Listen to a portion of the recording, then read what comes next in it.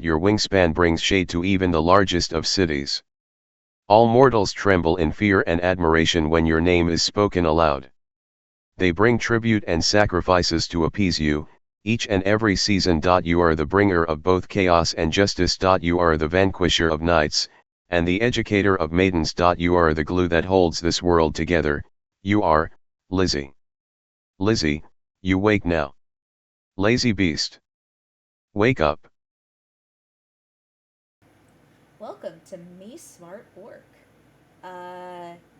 It is a choose-your-own-adventure game, written by Bill Riccardi, set in the world of Panos.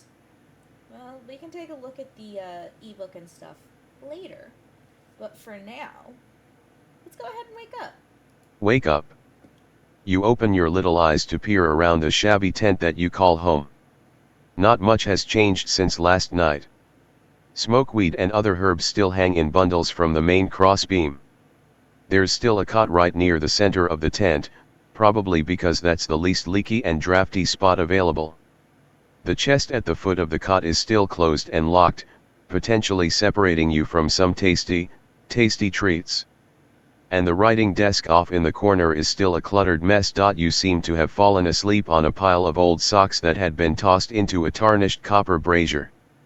The less said about that, the better. It's right about now that you need to come to terms with the nature of your reality. You're just a flying lizard, the mightiest flying lizard on all of Panos. You stare over at your master, Shaman. You're pretty sure that the look you are giving him conveys the full measure of your displeasure at being addressed in such a way. Then again, you're also pretty sure that he doesn't care to be rated on the quality of his wake-up calls. Look at Shaman. Stare at the map of Panos pinned to the tent wall. I'm gonna look at the map first. Stare at the map of Panos pinned to the tent wall. You pretend to be half asleep. In reality, you're staring at the crude, cloth map of Panos that has been pinned to the tent's wall. So big. So pretty. So ready to be dominated by your saurian wit and power, Lizzie. You listen now. You grumble and tear your eyes from the pretty picture of the world. Peer over at your loving master. Peer over at your loving master. Green-gray skin, pale green eyes, and a gruff exterior that always fails to hide his sincere kindness. That's your master in a nutshell. Shaman is the Jaiwafa clan's healer and lore master. Until recently, he was the smartest member of the tribe. In fact, your master was apparently a mage in his youth, though he only pursued magic use long enough to be able to learn the Enhance Intelligence spell. You only got to know Shaman after he started worshipping Confunk, the orcish god of swamps and battle. When Confunk became his calling, and he went the route of druidic prayer instead of magic. Eventually he gathered enough power to summon an animal companion. And he got the best and the smartest and the prettiest animal companion available. Hold on, has he actually been talking this whole time? Maybe you should pay attention. The world can focus on how pretty you are later. Listen to your master. I am quite pretty, to be very fair. Listen to your master. And then you gotta get him back here. You gots all dat. You hesitate before answering. On one claw, if you admit that you weren't listening, you're probably going to have to sit through another one of Shaman's speeches. On the other claw, it's a warm morning. It isn't raining. You could pretend to have heard everything, and spend the entire day sunning yourself on a rock. Admit you weren't listening. Lie and indicate that you understood everything. This is a good... Ooh, I am gonna lie. Lie and indicate that you understood everything. You're about to lie to your kind, wonderful master, but again you hesitate. If you're being honest with yourself, Shaman doesn't give you trivial tasks. Sometimes it can be a matter of life or death. And you never know when the fate of Panos might be at stake. For some reason, those kinds of world-shaking events happen around you on a semi-regular basis. So is it really a good idea to risk the potential destruction of the entire world, just so that you can bake in the sun for a while? Fine, admit that you weren't listening. Panos, Shmanos, it's sunbathing time. Ooh, this is a good question. What should we do? That is a very good question.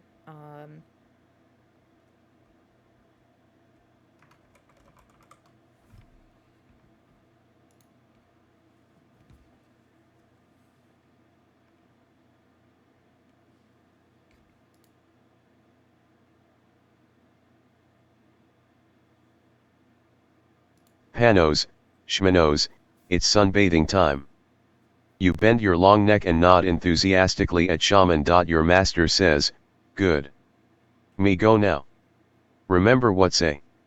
As soon as shaman walks out of his tent and up the northwest path out of Jiawafa village, you fly over to the very best sunbathing rock in the entire swamp. You spend all day absorbing warmth and catching dragonflies. So you weren't around when one of shaman's apprentices, Dunwart, was killed. You have little to no clue why shaman would be yelling at you about it either. Oh well. Bruised feelings wouldn't matter in a few weeks anyway, when the army of the undead overruns Panos and kills every living thing on the planet. Still. That was some awesome sunbathing. The end. Dunwart died, and so did all of Panos. Return to main menu. Dunwart died, and so did all of Panos. Return to main menu. Welcome to me Smart Orc, a CYOA text experience by Bill Riccardi. Here, Set. I'm gonna turn off the voice, because it's really fucking annoying. So I'm just gonna read everything, and that should be fine. Alright, let's start again. Lizzie, we wake up. Now, we're gonna look at shaman. Green-gray skin, pale green eyes, and a gruff exterior that always fails to hide his sincere kindness. That's your master in a nutshell. Shaman is the Jewafa clan healer and lore master. Until recently, he was the smartest member of the tribe. In fact, your master was apparently a mage in his youth, though he only pursued magic use long enough to be able to learn the Enhance Intelligence spell. You only got to know Shaman after he started worshipping Kenvunk, the orcish god of swamps, and battle, when Kenvunk became his calling and he went the route of a druidic prayer instead of magic. Eventually, he gathered enough power to summon an animal companion, and he got the best and the smartest and the prettiest animal companion available. You. Hold on. Has he actually been talking this whole time? Maybe you should pay attention. The world can focus on how pretty you are later. And then you gotta get him back here. You got all that? You hesitate before answering. On one claw, if you admit that you weren't listening, you're probably gonna have to sit through another one of Shaman's speeches. On the other claw, it's a warm morning. It isn't raining. You could pretend to have heard everything and spend the entire day sunning yourself on a rock. We're gonna admit we weren't listening. You shake your head briskly from side to side. Shaman heaves a long sigh. He explains the situation again. Me gotta go grab stuff from stash, then gotta head south to coast. Got big trade with Bluebriar, the pirate guy. Understand? You slowly twist your head until Shaman is nearly upside down in your vision. Then you hiss a little affirmative. Shaman finds himself tilting his head to follow your motion, but your neck is far more flexible than his. The orc eventually gives up and continues his instructions. You gotta watch Dunwart. He got the amulet today, and he gotta study. But you knows him, he crazy. So make sure he not blow up nothing. I gets back after sun go down. You do this for me, you get extra special treat. Ponder Shaman's offer. You mentally groan at the task being proposed. Normally, Dunwart was easy to handle because the goddess Omisuteth cursed all of orckind with stupidity if they dared use magic. Dunwart was usually limited to casting Enhance Intelligence around the tribe's voodoo engine. There was no net effect on the orc because the curse sucked away all of the gained intelligence. all of the gained intellect. The voodoo engine got fed by magic being cast around it, and the channeled power was used to mine, or farm, or smelt.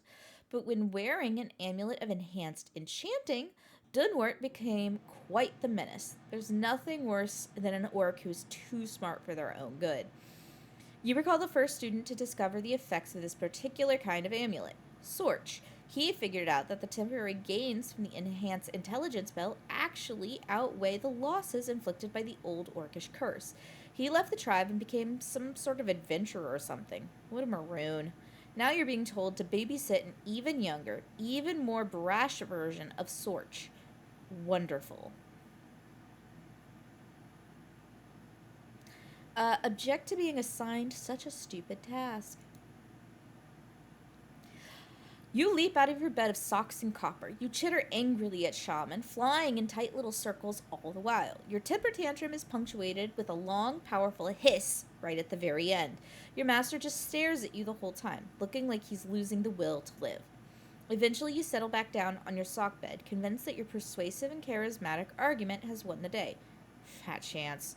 Shaman narrows his eyes and said, "Well, you do this, yes?" Looks like he wants a straight answer.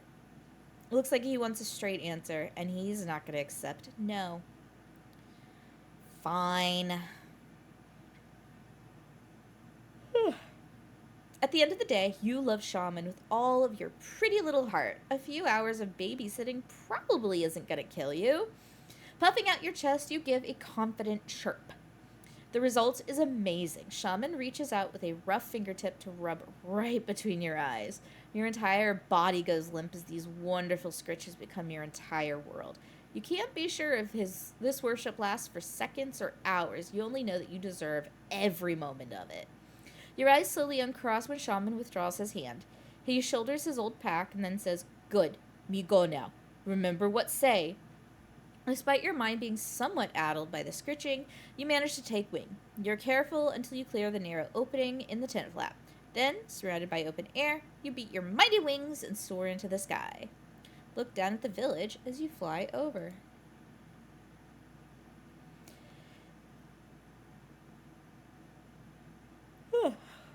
Jawalfa Village from the air is really no prettier than the view from the ground, but at least you get to see all of it at once. The terrain surrounding the village naturally funnels outsiders toward a southerly approach. There is also a path in from the northwest, but it is narrow and heavily guarded. The western huts and tents lay against a low foothill, mostly occupied by bashers, traders, and the chieftain's favorites. The eastern hovels are situated by a short but steep drop-off into the swamp. Excuse me. And are occupied by the families and tradesmen of the tribe. The line of northern tents is where all of the nobility are located. The chief's tents, shaman's tents, the hunt leaders, and a tent for honored guests. And sitting a short distance in front of the chief's tent is, of course, the voodoo engine. There is a ring of smart orc bedrolls and makeshift rain shields surrounding it. Your destination is a bit further inland, however. Fly to the old copper mine.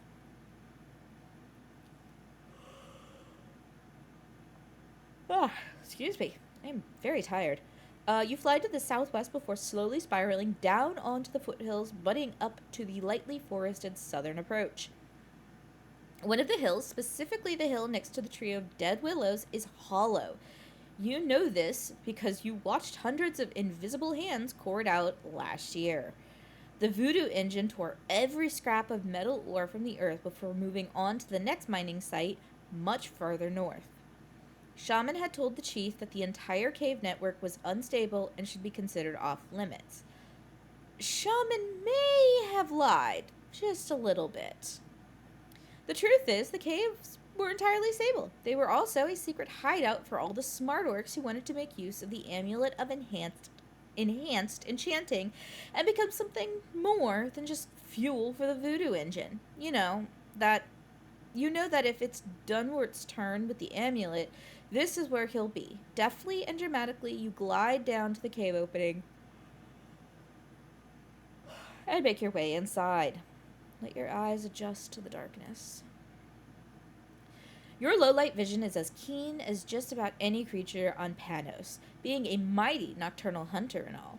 Once you allow the darkness to embrace you, everything snaps into crystal clarity. You see every fiber of the green and brown moss that is crawling across the eastern wall near the cave exit. You both see and hear the trickling of fresh groundwater along the south wall before it disappears into cracks in the cave floor. Most importantly, you see the glimmer of a light cantrip off to the east, centered on a round stone. Doubtlessly, the figure crouched next to the light with his head in a tattered spellbook is Dunwart. You try to estimate the distance between yourself and the young orc. Being a flying lizard, you estimate all distances in your own length from snout to tail tip. Lizards. Most sages agree that lizards is the most useful and accurate unit of measurement on all of Panos. Dunwart is about 30 lizards away. He seems completely distracted, and his eyes are adjusted to the light rather than the surrounding darkness. You can probably do whatever you like with him, from stealthy examination all the way up to scaring the crap out of him.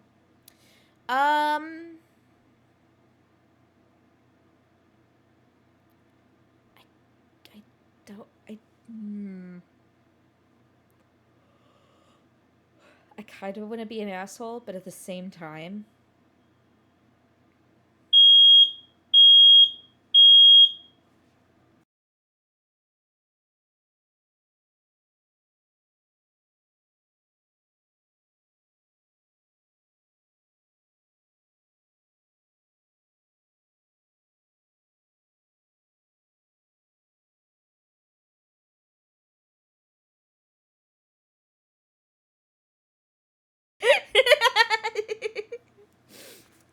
sorry. The fire alarm went off, probably because somebody's cooking downstairs, and I just watched my mouth going beep, beep, beep.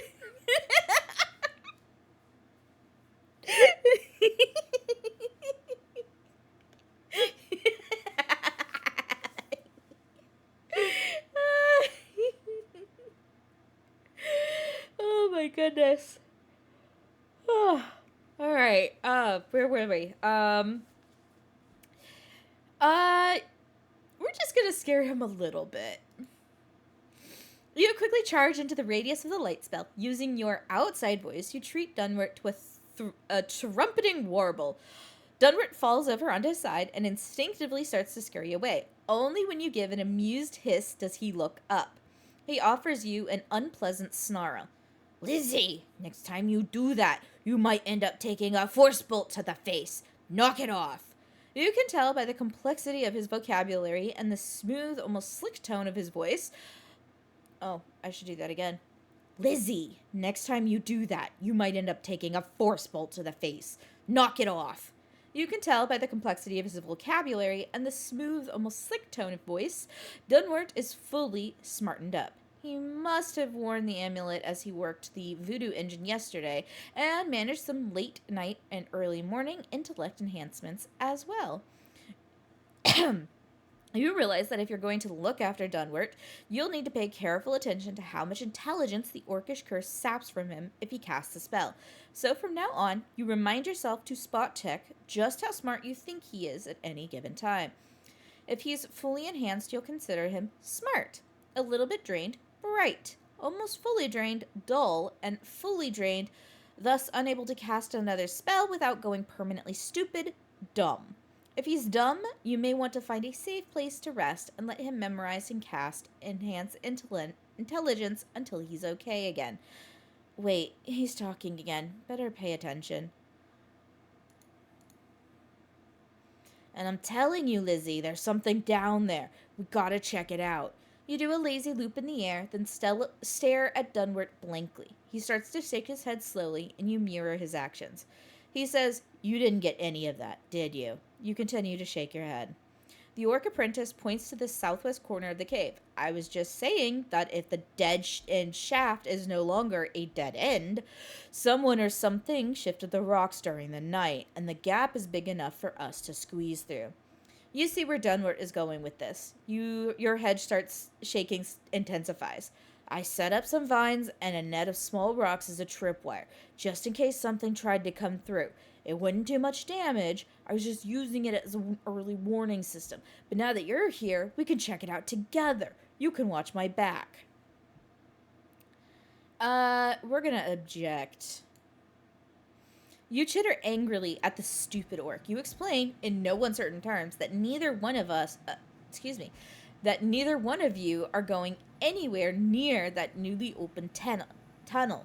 Dunwart starts nodding slowly, as if understanding exactly what you're trying to say. You chirrup and settle on the light stone, indicating that you're staying right there. Once you're done talking to the young mage, he smiles. Right, I agree. Let's go. As Dunwart lifts his glowing rock with you still on it, it dawns on you that he had no idea what you were saying. Or, if he did, he's playing dumb just to get his way. You hiss at him. He responds, No, I don't think you look fat.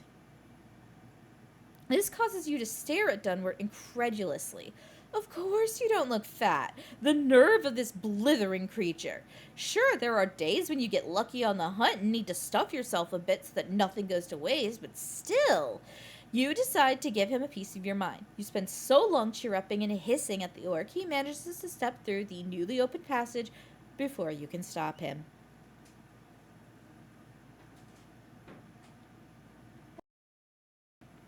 I have food, thank you. Food delivery. This is the best. I'm excited. Ooh, it smells really good. Thank you. Yep. Anyway. Oops. Inspect. Okay, I'm actually gonna turn on the voice again.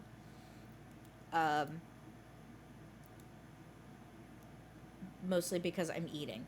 So, I need something else to talk for me. Inspect the new cavern. Dunwart carefully steps around and over his makeshift tripwires, and soon you're neck deep in the orc's new discovery. The radius of the light cantrip doesn't quite cover the entire volume of this chamber. Still, you see enough to realize that the walls are craggy rather than smooth. The voodoo engine had nothing to do with carving out this cavern. It's natural. Dunwart murmurs, how neat is this? You have some sharp replies ready for a question like that, but choose to keep them to yourself for the moment. Instead you flex your legs and launch yourself into the air. A quick circle around the chamber uncovers no immediate dangers. You do, however, catch a multitude of different air currents and scents coming from the darkness ahead. When Dunwart moves up to shed illumination on the northern walls of the chamber, you understand why. There are 3 distinct tunnels, northeast, northwest, and due north. The passage to the northeast is distinctly musky smelling. You think there might be some sort of creature or lair in that direction. It certainly isn't a place that you would blindly flutter into. The northwest passage has a strangely metallic scent to it.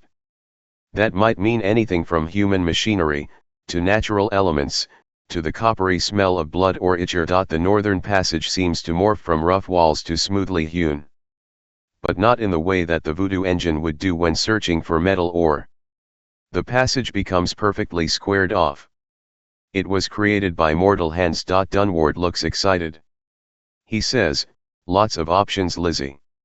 Which one first? Dunwart is currently smart. Check out the northeast passage. The northwest passage smells interesting. That northern passage looks safest. Are you kidding me? Urge Dunwart to go back home. I think we're gonna go to the north. I don't want to fuck with blood. And the one that smells like a creature is probably gonna get us killed. So. That northern passage looks safest. You fly over and give Dunwart's left earlobe a brief tug. He winces, and then follows your flight pattern with his eyes. When you wing your way over to the northern passage, the apprentice follows. There isn't much exploration to do, to be fair. About 15 lizards into the perfectly square hallway, a set of stone double doors stops you neatly. There are 2 keyholes, and you have a grand total of 0 keys with which to fill them. You'll need to get 2 more keys before you can progress in this direction. You can encourage Dunwart to try to break down the door with magic, but it seems impossible. Dunwart is currently smart. Yeah. Return to the cavern crossroads. Let's go back Return to to the cavern crossroads. You're back in the natural cavern that leads back up to the old mine, assuming Dunwart ever lets you leave. You see no immediate dangers. You do, however, catch a multitude of different air currents and scents coming from the passageways ahead. When Dunwart moves up to shed illumination on the northern walls of the chamber, you see all of your options. There are 3 distinct tunnels, northeast, northwest, and due north. The passage to the northeast is distinctly musky smelling. You think there might be some sort of creature or lair in that direction. It certainly isn't a place that you would blindly flutter into. You could head up the northeast passage right now. The northwest passage has a strangely metallic scent to it. That might mean anything from human machinery, to natural elements, to the coppery smell of blood or ichor. You could head up the northwest passage right now. The northern passage seems to morph from rough walls to smoothly hewn. But not in the way that the voodoo engine would do when searching for metal ore. The passage becomes perfectly squared off. It was created by mortal hands. Dunwart says, lots of options, Lizzie. What now? Dunwart is currently smart. Try the hewn northern hallway. Make Dunwart rest and enhance his intelligence. The passage is a fairly straight decline, with only the infrequent twist or turn. The smell of metal gets stronger as you flap your way towards an intense source of illumination. Your guess of human machinery couldn't have been more wrong. And although elements are involved, you very much doubt that they're here by happenstance. What you see before you couldn't be less human or natural if it tried. Perhaps the perfectly round, fully liquid pools of yellow sulfur, silver gray bismuth, and shimmering gray tin could have formed on their own. But the strange obsidian altar and dais at the far end of the chamber certainly aren't naturally occurring. Nor are the dozens of spirits in a seated position, lined up in perfect rows. It's as if the pews that they were once seated upon have long since rotted away, but gravity has no meaning to them. They seem to be facing away from the arrival passage, instead focused on a shadowy figure standing behind the altar. You can't make out any details from here, and given the metaphysical nature of the being, you aren't sure that getting closer would shed any light on the subject. Speaking of light, you aren't having any issues with illumination here. Several torches seem to hover next to the chamber's natural stone walls, perhaps once seated in sconces, but now defying the laws of nature. They glow with a bright blue flame. The potent scent is hellish, somewhat dizzying. You should avoid flying directly above, below, or into any of those pools. Dunwart says, Lizzie, this place looks like it was sacred to someone. We need to tread carefully. Yep. Dunwart is currently smart. Head back up to the cavern crossroads. Move deeper into the chamber to examine the altar and pools. Attack the shadow priest. Kill, kill.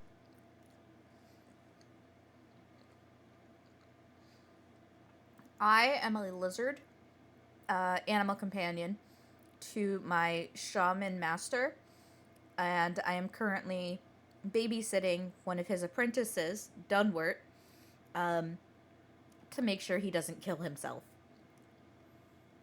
Also, I'm eating, which is why the thing is talking for me. So.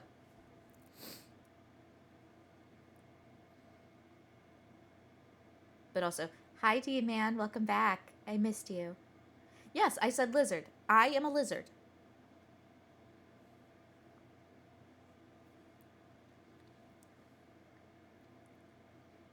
The apprentice is an orc, for the record. So. Move deeper into the chamber to examine the altar and pools. As you lead Dunwart deeper into the chamber, you start to hear the murmured prayers of the seated spirits. They all seem to be saying the same thing, in unison, over and over again. Delnekbenth, save us. It isn't a name you've heard before, or at least not one that you remember. But humanoids are strange creatures, particularly the dead ones that hang out near obsidian altars. You start to examine the black stone altar. It, and the shadowy figure standing behind it, radiate an aura of coldness. It is a welcome contrast to the heat of the elemental pools behind you. 3 hemispherical indentations grace the altar's surface, far left, center, and far right. Lizzie. Look. Dunwart's voice is muffled, and you see why as soon as you spin around in mid-air. The orc has fashioned a nose and mouth covering out of his spare undershirt. You can't comment on the intentional inhalation of orcish body odor, but it certainly beats the chemical scent hanging thick in the air. Warbling your approval of the apprentice's wisdom, you flit over to see what he has discovered. He's holding a pair of long steel tongs. Gripped in the tongs is a large, stained ceramic cup of some sort. Dunwart says, I guess they used the liquids for something. You examine all 3 pools, being careful not to get too close in the process. The bismuth pool is the hottest, followed by tin, followed by sulfur. Dunwart looks unsure of what the next move might be. He has tongs and face protection, which is certainly a start. He glances up at you. You could simply head back to the crossroads and avoid this mystical mumbo-jumbo. You don't really want Dunwart wandering around dangerous elements, particularly if his intellect levels get low. That's just a recipe for disaster. Or you could try to pour the chemicals into the hemispherical bowls in the altar. You could have Dunwart pour tin into the left, center, or right hemispheres. You could have Dunwart pour sulfur into the left, center, or right hemispheres. You could have Dunwart pour bismuth into the left, center, or right hemispheres. Dunwart is currently smart. I don't know this puzzle.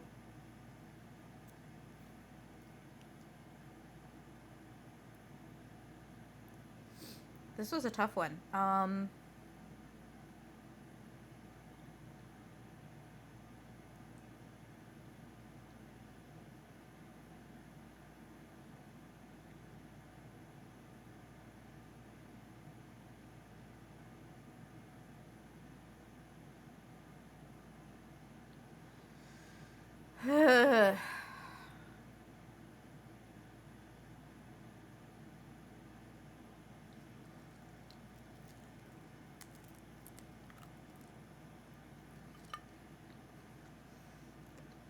I don't really...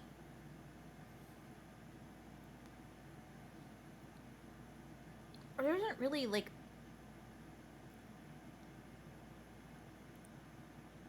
anything about this that tells me how to pass this puzzle.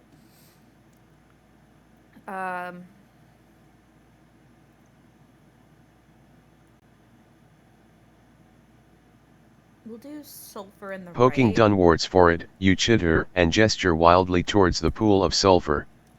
He seems to get the message. Using the tongs at their maximum distance, the orc fills the big ceramic cup with the liquid metal. You practically sit in the right hemisphere as you croon at Dunwart. He gets the message. As the apprentice approaches with the metal, you take flight again so you can watch from a safe distance. Carefully, Dunwart pours the liquid metal into the hemisphere that you picked out. Both of you look up as the shadow priest seems to stir. A ghostly voice intones, incorrect, and incorrect. Behind you, the unified congregation says, sin. The shadow priest intones, mistakes can be forgiven. The altar starts to radiate an intense heat. Soon the liquid metals boil away into nothingness. When the shadowy cleric is done with his cleansing, he bows his head. The altar rapidly cools down once again. You go back to the pools to ponder your options. Dunwart is currently smart. Okay. So sulfur does not go in the right. Does it go in the left? Poking Dunwart's forehead, you chitter and gesture wildly towards the pool of sulfur. No. He seems to get the message. Using the tongs at their maximum distance, the orc fills the big ceramic cup with the liquid metal. You practically sit in the left hemisphere as you croon at Dunwart. He gets the message. As the apprentice approaches with the metal, you take flight again so you can watch from a safe distance. Carefully, Dunwart pours the liquid metal into the hemisphere that you picked out. Both of you look up as the shadow priest seems to stir. A ghostly voice intones, incorrect, and incorrect. Behind you, the unified congregation says, sin. The shadow priest intones, mistakes can be forgiven. The altar starts to radiate an intense heat. Soon the liquid metals boil away into nothingness. When the shadowy cleric is done with his cleansing, he bows his head.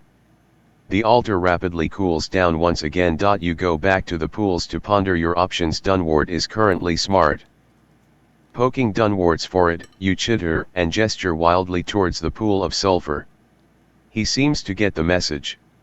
Using the tongs at their maximum distance, the orc fills the big ceramic cup with the liquid metal. You practically sit in the center hemisphere as you croon at Dunward. He gets the message. As the apprentice approaches with the metal, you take flight again so you can watch from a safe distance. Carefully, Dunward pours the liquid metal into the hemisphere that you picked out. Both of you look up as the shadow priest seems to stir. A ghostly voice intones, correct and incorrect. Behind you, the unified congregation says, sin. When the echo of that spiritual damnation dies down, Dunward asks, wait, which part was correct? The order of the metals, or the location for this particular metal? The shadow priest intones, mistakes can be forgiven. The altar starts to radiate an intense heat. Soon the liquid metals boil away into nothingness. When the shadowy cleric is done with his cleansing, he bows his head. The altar rapidly cools down once again. You go back to the pools to ponder your options. Dunward is currently smart. Okay. So, sulfur goes center. No. No. The swear jar is from the last time you used the no swearing on me. Though that stays. The tears shed is specifically for, I can just, because we don't need that right now. Yeah, the cry counter is not for anything. That's just for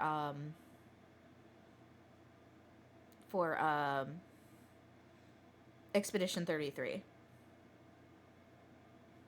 So yeah.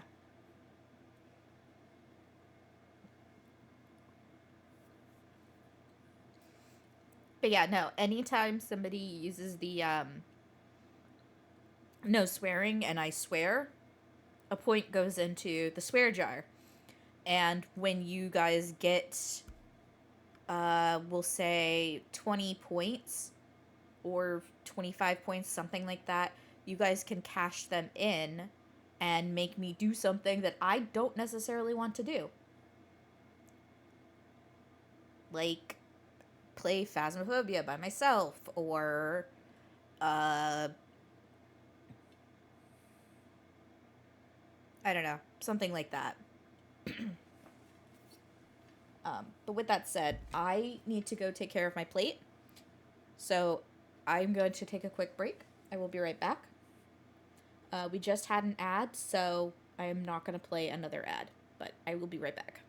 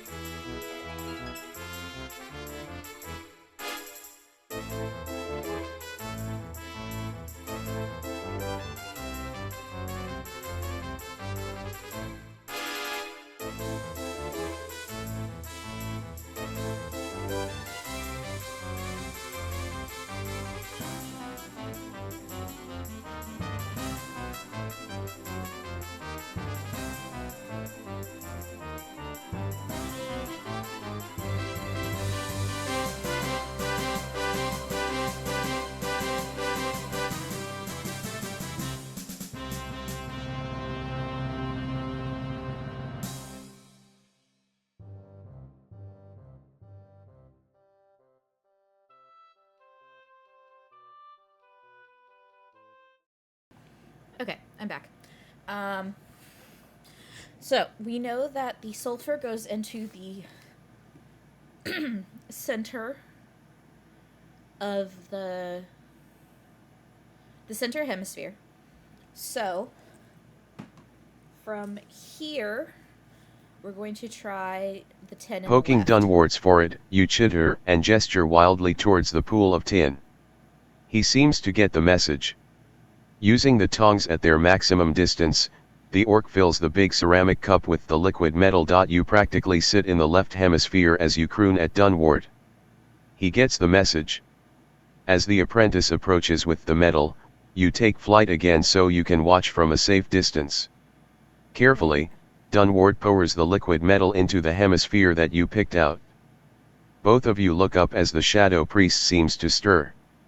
A ghostly voice intones, "Incorrect, and incorrect." Behind you, the unified congregation says, "Sin."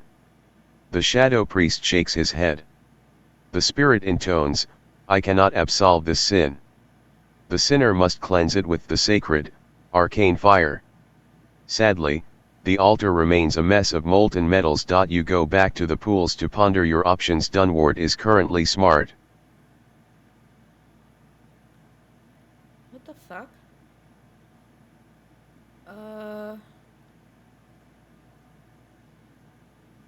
Poking Dunward's forehead, you chitter and gesture wildly towards the pool of tin.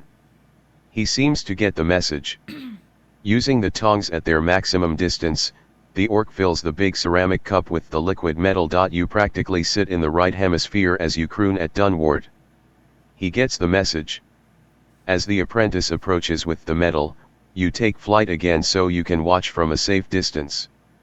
Carefully, Dunward pours the liquid metal into the hemisphere that you picked out. Both of you look up as the shadow priest seems to stir. A ghostly voice intones, "Correct, and incorrect." Behind you, the unified congregation says, "Sin."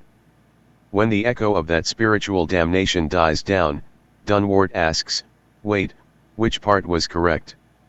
The order of the metals, or the location for this particular metal?" The shadow priest shakes his head. The spirit intones, "I cannot absolve this sin.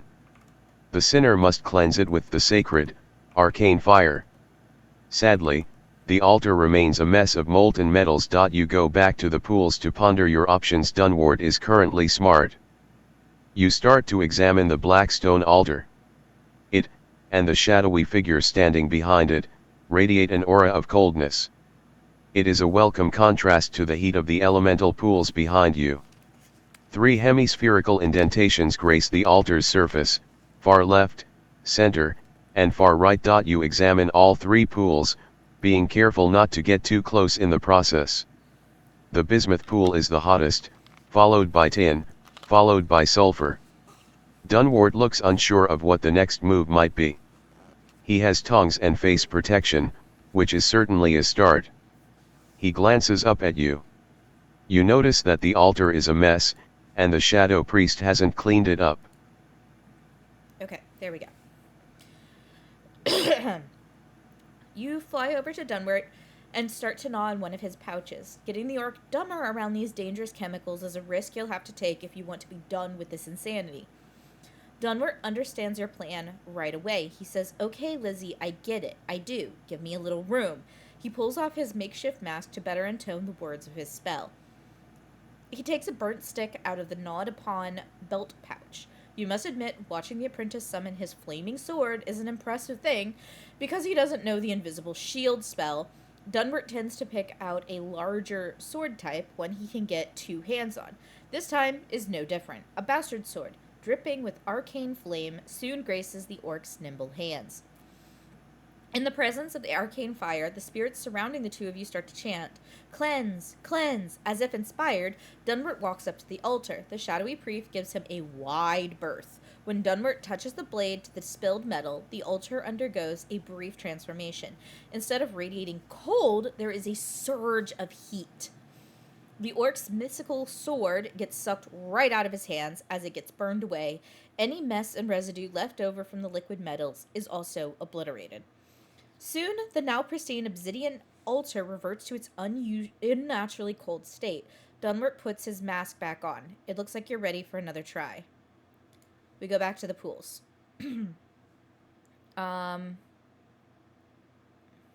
Okay. So, too far. Here we go. I want bismuth in the left. Perfect. Poking Dunwart's forehead, you chitter and gesture wildly towards the pool of bismuth. He seems to get the message. Using the tongs at their maximum distance, the orc fills the big ceramic cup with liquid metal. You practically sit in the left hemisphere as you croon at Dunwart. He gets the message. As the apprentice approaches with the metal, you take flight again so you can watch from a safe distance. Carefully, Dunwart pours the liquid metal into the hemisphere that you picked out. Both of you look up Both of you look up as the shadow priest seems to stir. A ghostly voice intones, "Correct and correct." You hurry back to the pools, hoping to press the advantage. There can't be many combinations left after you get that one right. Alright, so the question now is it tin or is it sulfur? Bismuth is the hottest, so it would be 10. So, we're going to go 10 to the right. Poking Dunwart's forehead, both of you look up. This shadow priest seems to stir. A ghostly voice and turns, "Correct and correct." All right. There's only one left, which is sulfur in the center. A ghostly voice intones, "Correct and correct." You trumpet in celebration. Dunwart drops the tongs and wipes his brow. The entire spirit congregation starts to sing a haunting tune in a language that you don't understand. It makes you think of wild woodlands, summer showers, and open skies. All three of the molten metals seem to freeze in place. Then the obsidian altar starts to crumble. There's a blinding flash of light. You need to rub your eyes to clear the bright spots. When the bright spots fade, the room seems entirely transformed. The congregation has moved on, your ritual providing the last grace that the followers of Del Nekbenth needed to be saved. Their god has taken them back into the fold. The suspended torches all along the cavern wall start to fade and drift to the ground. Only the shadow priest remains. As the three metallic elements cool at an unnatural pace, the figure before you intones, "I know what you want. With sanctification comes satisfaction. Del Nekbenth's blessings upon you." And with that, he fades away into nothingness. The metals seem to solidify all at once. As you poured them in the order of how hot they were, you can't help but think that things were engineered this way. Clever little ghosts. The chunks of bismuth, sulfur, and tin seemed to be too much for the altar. Room temperature now from the effort of cooling all of that metal. Shards of black stone start to sloth from the spent altar. Soon it is a pile of rubble at Dunwart's feet. But you already know the mantra. Looting time! You and the orcish apprentice shift through the rubble until you find what you're looking for. A perfectly formed stone key. Quickly, the two of you head back to the cavern crossroads. As the only things left in this place are molten pools of dangerous metals, you have no reason to come back.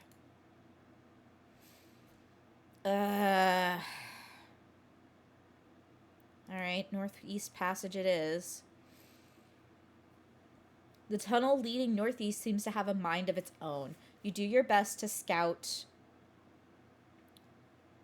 things out, but it's hard. The passageway twists and dips chaotically to such a degree that Dunwart often leaves you in the dark as he struggles to catch up. Any retreat would be difficult for the orc to execute with any kind of rapidity. You chitter at him harshly, but at the same time, slow your own pace. That musky smell is getting stronger, and you want to present a unified front. As the passage finally opens into a broader cave, you're finally able to place that smell. dire meerkats. These creatures have grown beyond the cute stage and picked up some rather brutal, cruel habits. They're easily 3 lizards from toes to ear tips. The burrowing predators feed on whatever animals they can get their grubby, sullied little claws on. As Dunwart's light spell washes through the cave, you see one of the evil things off in the corner. It's gnawing at half of the flesh and bones of a baby bear, lightly caught during hibernation. Oh, poor bear. A blood trail leads to the far wall of the cavern and right into a narrow oval passageway. That part of the cave is no longer made of solid rock. The material is mostly sand and gravel. Beyond your sphere of illumination, a second set of eyes glow. As the nearest feral creature looks up from its kill and snarls, Dunwart says, "Rather fight 1 than 2, what do you think?"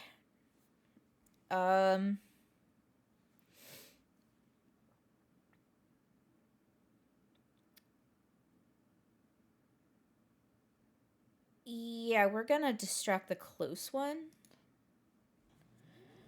You opt for distracting the closest creature so that Dunwart can use his magic to cut this dire meerkat off from its companion in the far chamber. You flitter over and hiss right in the creature's face. It takes a feral swing at you, which you just barely manage to dodge.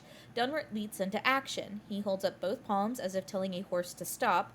The incantation is rapid, but then again, so are dire meerkats. Luckily, the orc finishes his force bolt spell before the evil beast can make it to the narrow oval passage. Sand, gravel, and rock tumble down, closing off the far chamber. You give Dunwart a little roar of approval. Now you just need to deal with one angry, deadly, mutated beast. You circle around the head of the lone dire meerkat just out of reach. You think that you have some time now, but you don't have forever. Meerkats dig. Eventually, the other one will make it through the rock slide that Dunwart created, and it might even bring friends. Having witnessed Shaman's training, you know that Dunwart has different offensive options based on his range of the target. If you can lure this dire meerkat to the right range... fuck. He's starting to get really dumb. He can't really cast too many more spells. But can't really help it. You decide to play a little safe and hope that Dunwart remembers his training. Rather than lure the dire meerkat closer or further away from your charge, you keep the creature circling.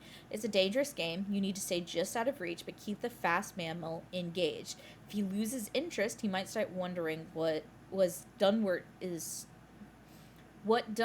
doing, pulling a burnt stick out of his belt pouch. The orc apprentice recites his brief chant, and suddenly the burnt stick is no more. In its place is an impressively long two-handed sword made of fire. Dunwart never mastered the more defensive shielding spells, but Flameblade is one that he knows well. Although mages shouldn't rely on their melee prowess, at least this formidable weapon gives the strong apprentice more than half a chance. Probably around 2/3 of a chance. Your gambit seems to be playing off. Dunwart's swordplay is on point. The stress of being thrown into melee hasn't taken a toll on the brave young orc. Every time you create an opening, Dunwart delivers a scorching slash to dire meerkat. When the creature turns to try and attack Dunwart, you swoop in and gore its hide with your sharp little claws. Eventually, Dunwart ends the threat with a single decisive thrust. The flaming sword pierces the evil meerkat's breastbone and burns out its heart in an instant. The entire creature suddenly bursts into flame, causing both you and Dunwart to hop back in alarm. Though you're in the air, so it isn't really a hop such as... You get the idea. Dunwart sinks to one knee, completely drained. As he recovers, you start the most important part of the adventuring experience, to search for loot. By the time your charge has caught his breath, you have something to report. You chitter happily and drag him over to the dung pile.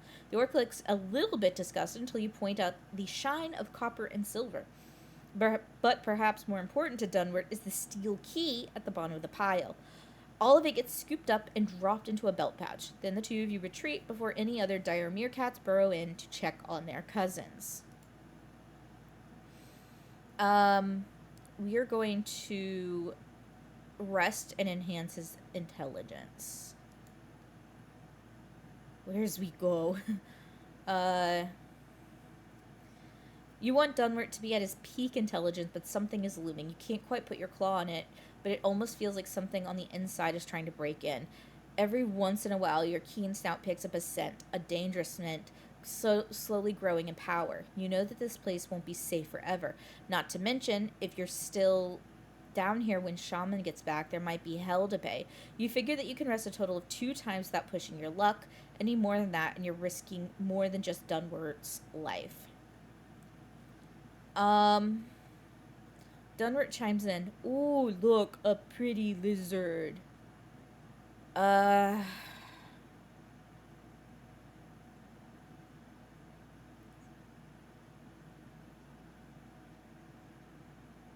No, we need to make camp.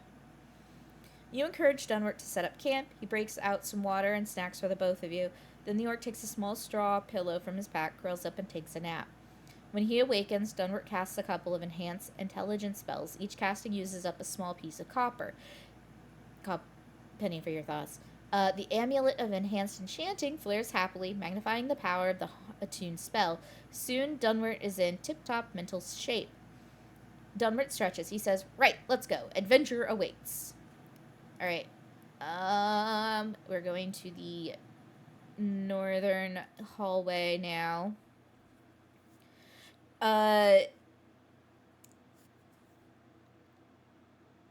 Each journey makes use of the keys. Here we go. About 15 lizards into the perfectly square hallway, a set of stone double doors stops you neatly. There are 2 keyholes. Luckily, you have 2 keys, which should be plenty. You chitter at Dunwart so that he'll make use of the keys that you found. Dunwart says, "I understand, Lizzie. Let's unlock this thing." The orc produces 2 keys and makes short work of the locks. After a loud click, the twin doors slide open with very little fanfare. You peer into the chamber beyond, but the light cantrip's radius is too small.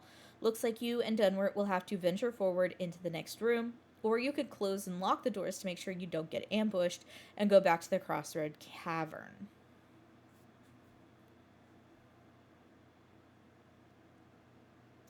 Go into the next room. You fly forward with caution. Pausing every few seconds is the only way you can listen for any kind of unpleasant surprises. Because when you stop, your orc companion stops shuffling his big, noisy boots for a while. Why couldn't Shaman have asked you to look after a nice little were-rat or a halfling? Nevertheless, you aren't dead yet, and that's saying something. Neither is Dunwart, and that's an outright miracle. The pair of you creep up to the perfectly hewn stone hallway until there is absolutely nothing in front of you to either side. You stepped into a massive void of some sort, and Dunwart's light spell isn't reaching any walls or the ceiling. You quickly flit to one side, and Dunwart squares left, making sure to keep you in his sights. Looking up and behind you tells at least part of the story. Carved into the rock are several rows of stone benches. Each level is separated by 2 steps. An arena. You are in some sort of arena. Dunwart murmurs, "Look at all the dust. This place hasn't been used in a century or more, I'll wager." You ponder your options. You can head back to the cabin crossroad to rest if you think it's safe and necessary. Otherwise, there's really nowhere to go but forward. Here we go. The 2 of you move deeper into the arena, keeping the border wall on your left. You, as an awesome flying beast, could easily get up... could easily get up into the stands, but Dunwart would have trouble. The wall is easily 7 lizards high, and that's too much for the average orc to climb. Soon, the southern exit is outside the radius of Dunwart's light spell. He often glances back over his shoulder, but there's nothing comforting or familiar anymore. There's only his footsteps in the sandy covering of the arena floor. Seeing that your charge needs reassurance, you perch on his head. Oddly, he looks more annoyed than comforted. "You asshole." Because your head is bent, staring cross-eyed at Dunwart's face, you miss the early signs, but the apprentice doesn't. He lets out a low hiss that would make any flying lizard proud. Alerted to his concern, you peer out into the distance. 2 blooms of light have appeared from somewhere to your northeast. Your keen, saurian eyes catch hints of a second passage, likely opposite the one that you entered from. The distant torchlights flicker, unlike the cool, constant illumination that Dunwart carries. But the real concerns are the bearers of those light sources. One of them is literally nothing but bones. The bleached white skeleton holds a torch in its right hand and a rusty short sword in its left.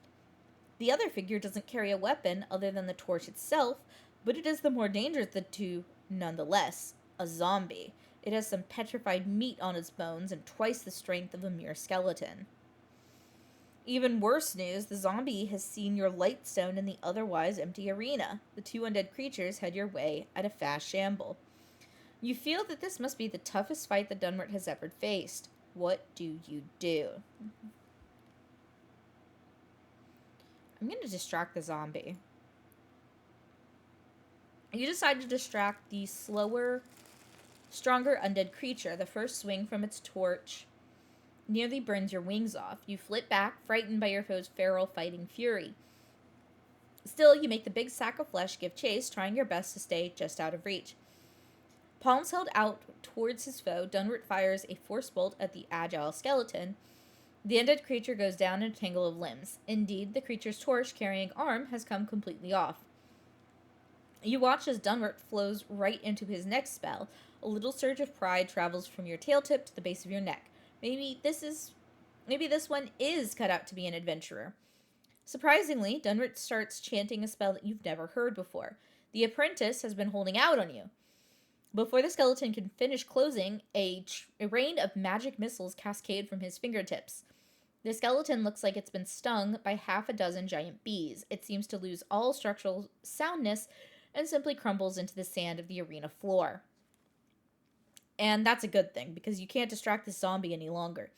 You trumpet a little warning, then flap your way over to Dunwart's side. The burly undead creature shambles after you, torch held aloft. Dunwart pulls a burnt stick out of his belt pouch. The orc apprentice recites his brief chant, and suddenly the burnt stick is no more. He's opted to shape his flaming sword into a two-handed khopesh. It's time to bring the fire. As soon as the zombie is within 3 lizards, Dunwart bellows and lunges. Dunwart must have practiced with the khopesh because he is an absolute terror with that thing. Swordplay might not be the mage's strong area of expertise, but in a battle, you certainly wouldn't turn your back on Dunwart. He rains in several hacking, burning blows against the zombie. A small torch isn't enough to fend off those kinds of strikes. Soon the torch has been dropped, and the undead creature is down to fists. The dead man's lumbering counterpunches never get close to landing. In battle, momentum is a very real thing. The orc apprentice lands an overhead slash that takes off the zombie's left arm. For once using his lack of intelligence to his advantage, Dunwart executes his combat drills without overthinking things. The flaming sword soon finds the zombie's gut, setting the mindless thing alight. When the creature suddenly bursts into flames, both you give it some distance. The blistered, charring entity makes a couple more feeble attempts to stand, then it gives up the ghost, figuratively speaking. Dunwart falls to both knees, mentally drained and physically exhausted. As he recovers, you keep watch over him, just like Shaman told you to do in the first place. As Dunwart recovers, you perch upon his head and keep your sharp eyes moving. Your charge has given his all. Now it's your turn to do everything necessary to keep him safe. With luck, the sounds of combat haven't attracted any unwanted attention. Oh, who are we kidding? Since when has luck ever been on your side? Across the arena to the north, you spy a single faint light. Then another. Soon there are countless torches dotting the far side of the arena. Okay, technically you could count them, but it would be pointless. Even one group of undead is more than enough to take the both of you out in short order.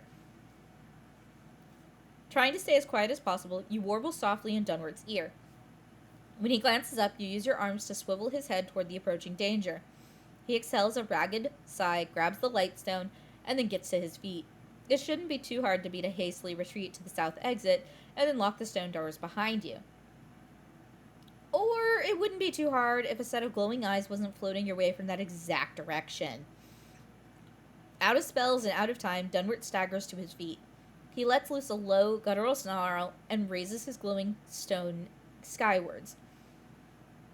You appreciate his willingness to bash someone's head in with a rock, even if he's in no condition to do so. Prepare to destroy this new threat.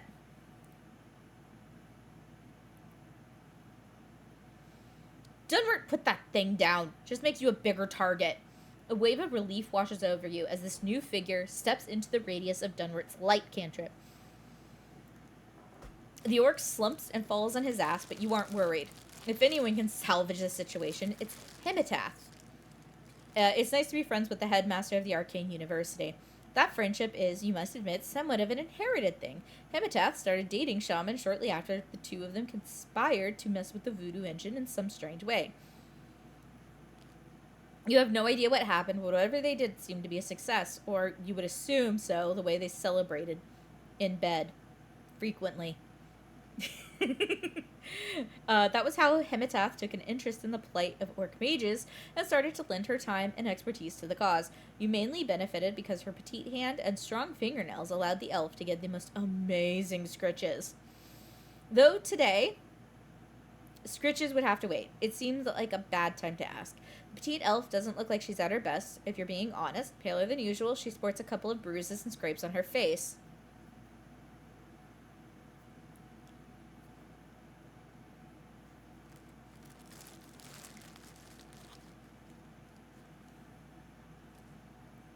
Thank you, Whisper.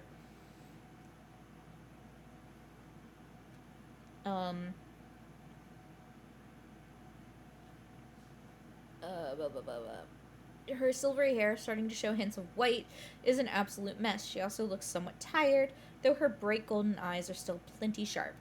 Unlike the orcs of Panos, elves don't suffer from drained intelligence when using magic. You immediately launch yourself from the top of Dunwart's noggin so that you can explain this whole mess to Himatath. This involves flying in small, tight circles and chittering angrily about all of the things that Dunwart did wrong and all of the times that Dunwart didn't listen to you. The elf stares at you while you plead your case. After a few moments, the Archmage says, "Hold that thought." She turns and starts murmuring something that you don't recall hearing before. The massive fireball drifts out to the far end of the arena and expands to the size of a dozen lizards. There's no explosive force behind it, only a brief, intense burn. You see the silhouettes of several undead creatures ignite and then fall over, permanently dead. Their roasting corpses illuminate the north wall of the arena. Then the scolding could begin in earnest. What were the two of you thinking? You were supposed to be studying. Did Shaman's instructions say anything about a field trip? Dunwart sighs and shakes his head. Rather than defend himself, the apprentice asks, "Dutch? You are curious about that yourself. Dutch is Himatath's animal companion, a huge emerald tree boa. You know from your expert observation that Dutch is at least 1 snake long." That's funny. Himatath absently rubs her bruised cheek. She explains there was a large ape trying to get into the cave. Dutch and I had to dispatch it, though not without incident. She's guarding the front entryway for us. Dunwart grunts and gives his mentor a tight nod. The elf reaches down and tenderly stroked her apprentice's muzzed hair. She said, "Go ahead, back to the chamber. Lizzie and I will hold them off."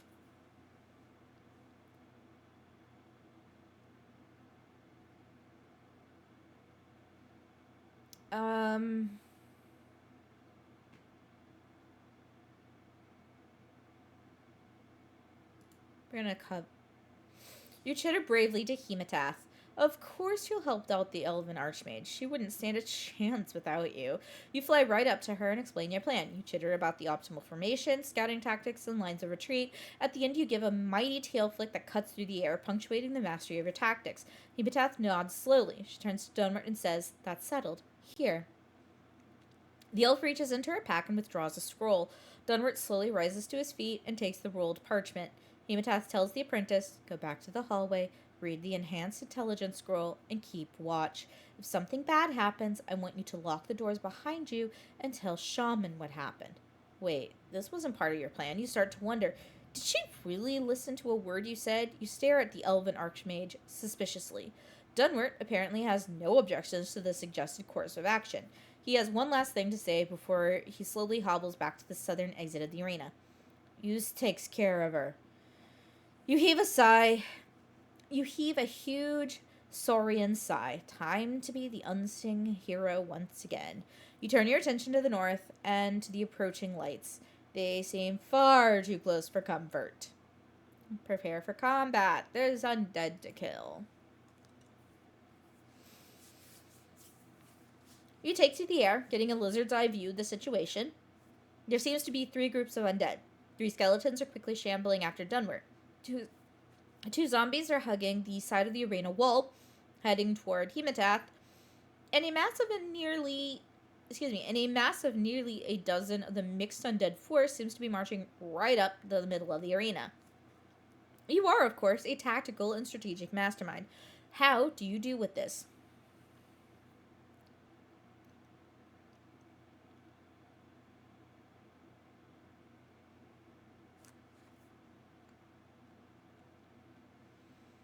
I'm going to focus on the skeletons because I want to keep Dunwart alive.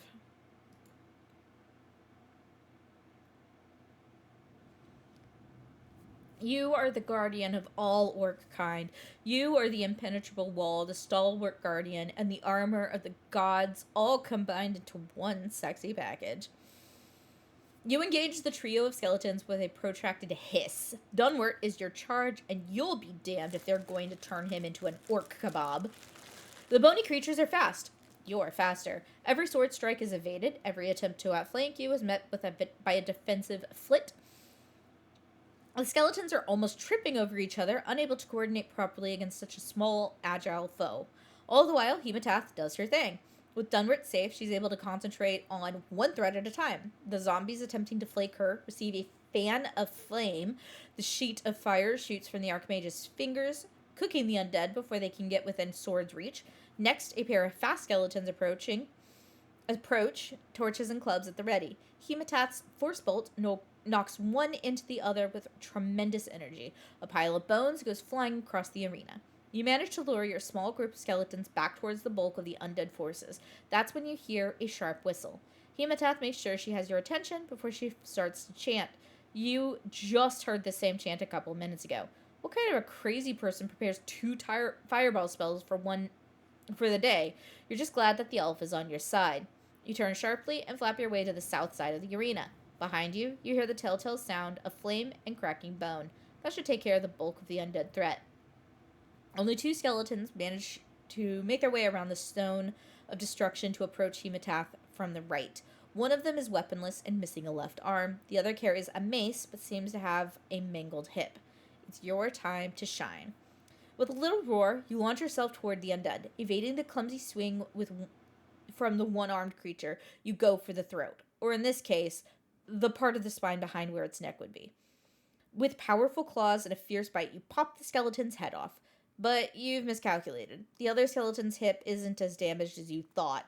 With surprising agility, the undead creature grabs you around the torso, pinning arms and wings in its bony grip. You watch in horror as the skeleton raises its mace skyward, intent on flattening you for your impudence. Man. Just as you've accepted your fate and prepared for the afterlife, you feel a sudden, bone-jarring impact. Soon you're tumbling through the air, still in the grip of a bony hand. You see a skull shooting past and a ribcage tumbling in the air next to you. Only when you skid to a halt on the sandy arena floor are you able to see your savior. Dunwart! He must have read Hematath's scroll and then peeked through the southern entryway to the arena to keep a protective eye on you. You see him propped up against the hewn stone wall, hands still held out in the stop gesture associated with casting a force bolt. The orc had just regained his intellect, but chose to immediately spend it once again on you. You roll this fact around in your mind while looking at the exhausted apprentice and prying the dead bony digits from your torso. There's only one reasonable explanation for such a selfless act from Dunwart. He loves you. Of course he loves you. Who wouldn't? But maybe, yes, perhaps this is the one. No more searching all of Panos for someone worthy of your grace and beauty. No more sunning yourself on rocks all by yourself. You will graciously allow the charming young apprentice to woo you, and after a sizable dowry is paid, make you his wife. Oh, you know that it won't always be perfect. There will be challenges, big challenges, but as long as he's willing to take you to every romantic beach on Panos, you're sure that you can overcome any hardships. The honeymoon will be on the shores of Eastern Hook, of course, where the legendary grapefruits are the size of... Hey, dumb lizard! That motherfucker. Dunwart's guttural shout shatters your romantic daydream. You burst free of the dead skeletal hand, fly over, and hiss in his face. Hematath wanders over to the pair of you, looking weary. How about the two of you stop squabbling and make yourselves useful? Anywhere there's a dropped torch or a body on fire means potential treasure. Go. Gather. The loot! How could you forget about the loot? The three of you pick up anything shiny or in good condition. There isn't much, truth be told, but a silver chain here or a copper ring there can certainly help in the grand scheme of things. There's even a petite silver earring with a small emerald in it. That might fund some apprentice activities for a while. Dunwart wants to push on, but Hematath vetoes the idea. The Archmage says, we need to seal these chambers off. Our cave is one of the few secure spots that you can practice without discovery. Come on, you two. Playtime is over. Sullenly, Dunwart plods southward towards the cavern crossroads. You must admit you would have been up for a little more adventure yourself, but Shaman is likely back before long, and you'll be in real trouble if you manage to get Dunwart killed before then. Head back to the mine. Hematath demands all of the keys, and Dunwart hands them over. The headmaster locks the big stone door after allowing the orcish apprentice to use his superior muscles to tug them shut once more. Before doing anything drastic, the two humanoids do a final check of their belongings. Dunwart has his knife and his rock, so he's happy. You all proceed back to the open rift that started all of this nonsense. After disarming Dunwart's early warning mechanism, Hematath has a look at the rift.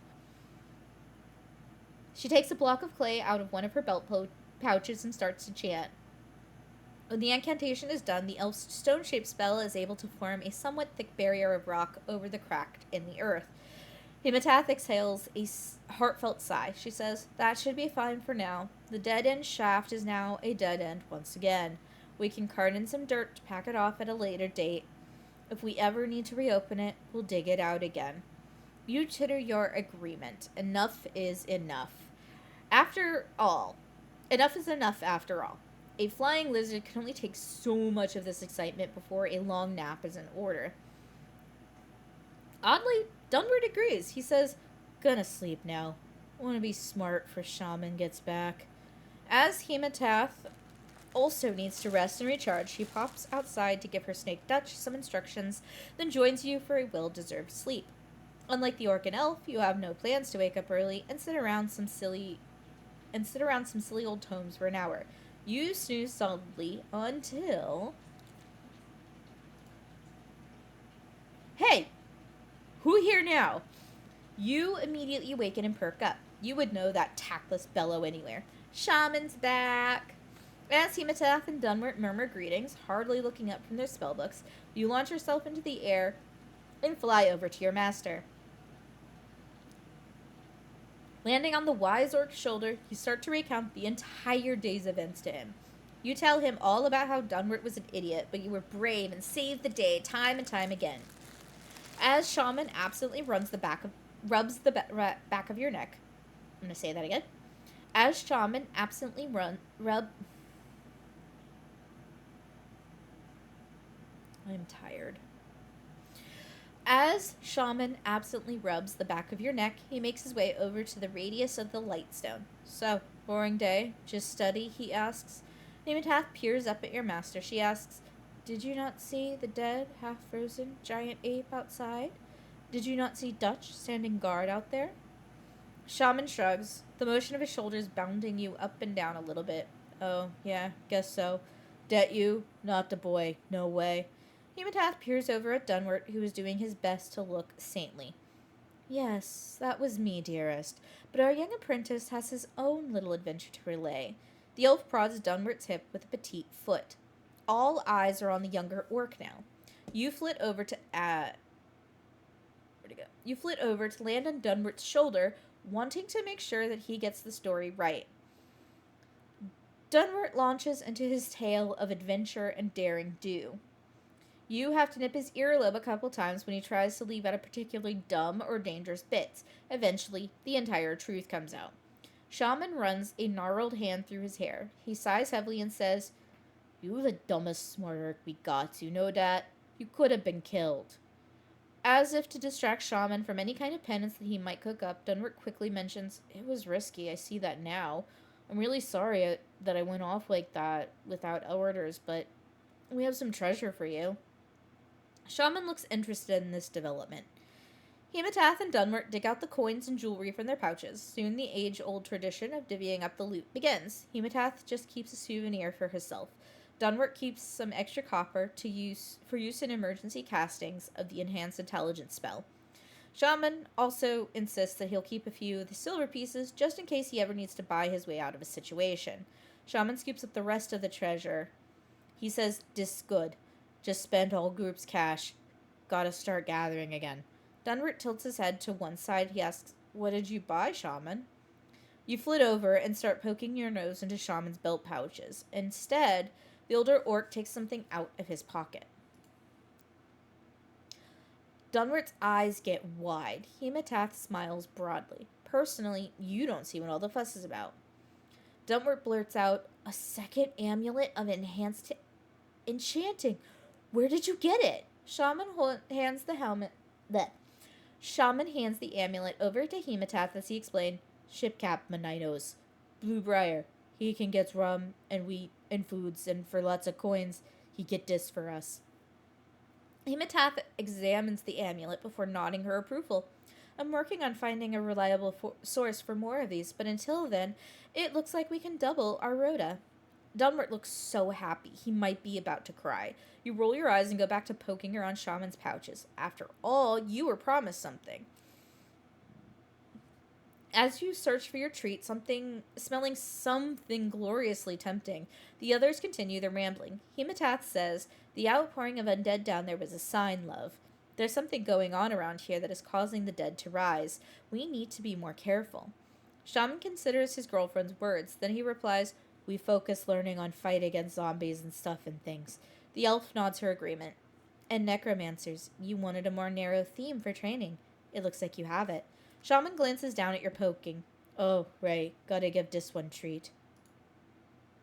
Shaman asks, "Was Lizzie good today?" Dunwart frowns a little bit. He says, "Well..." The apprentice looks to his elven mentor for help. Hematath chimes in, "She was..."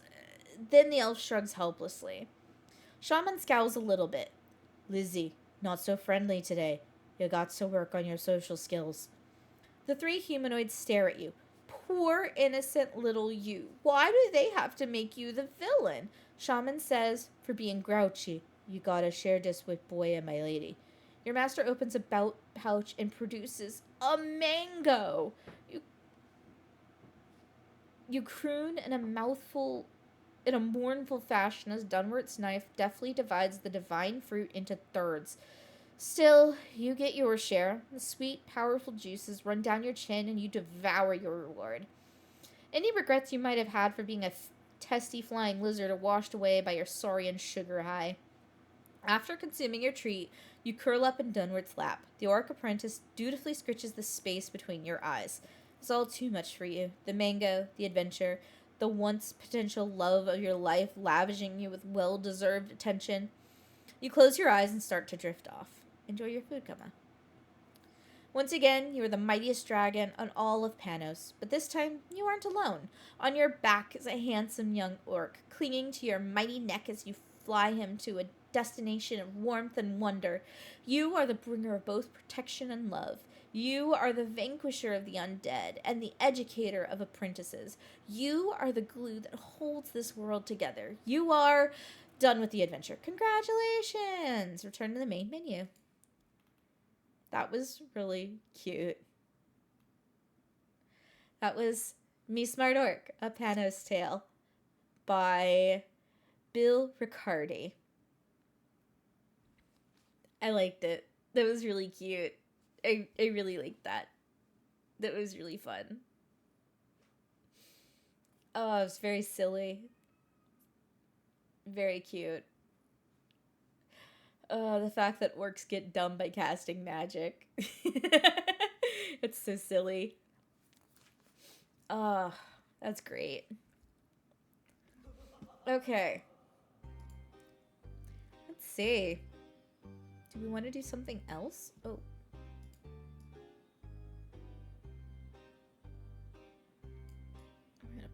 here? I evidently got everything ready. There we go.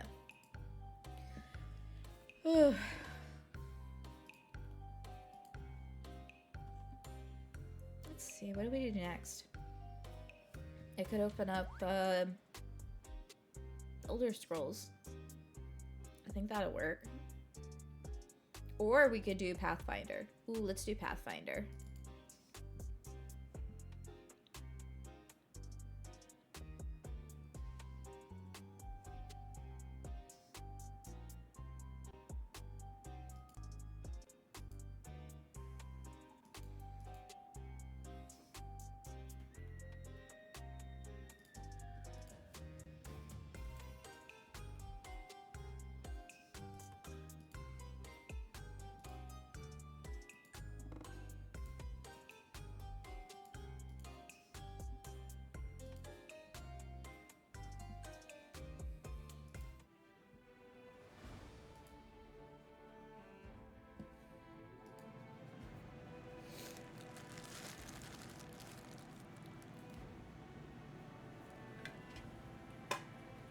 Okay.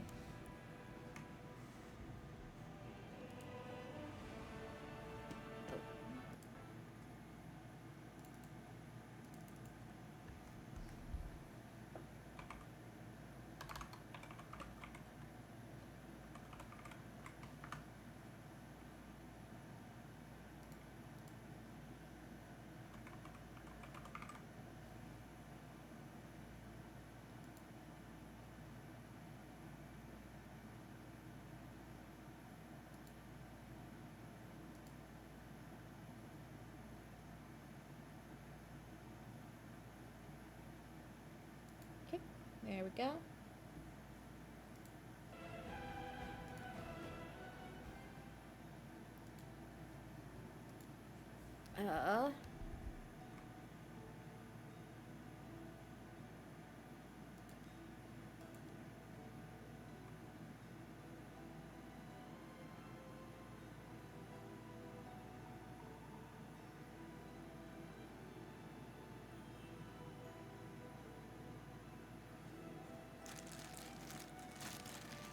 Oh, I kind of don't want to deal with, like, death right now.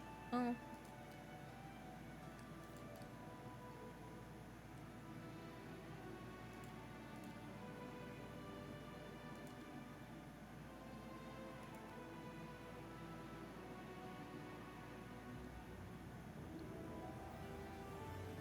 Okay.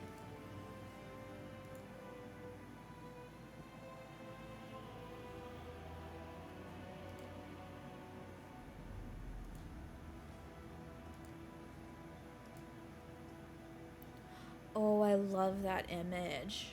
Oh, that's a good one. Oh.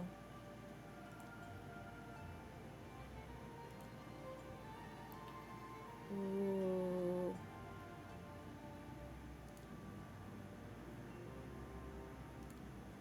That's great too. I love this. This made me so happy. Wait, can I do a custom? Nah, let's just do this one. I don't want to play an alchemist. Wait, is this an alchemist? No, that's a warrior. I'm gonna play a fighter.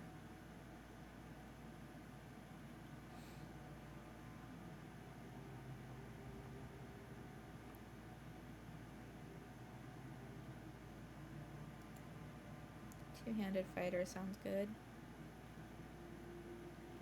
Although, maybe an inquisitor would be fun. Nah. I would like to play a paladin. Paladins are fun.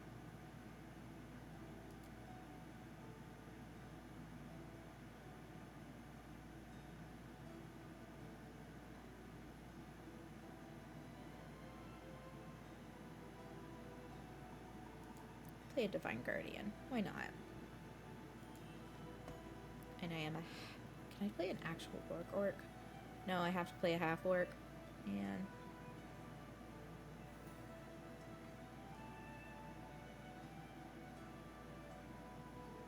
If I'm a pally, I probably want Wiz. Oh.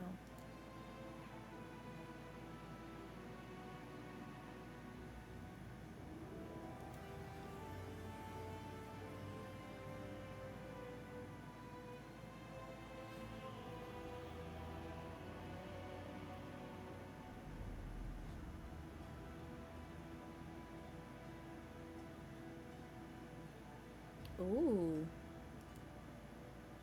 That's pretty cool.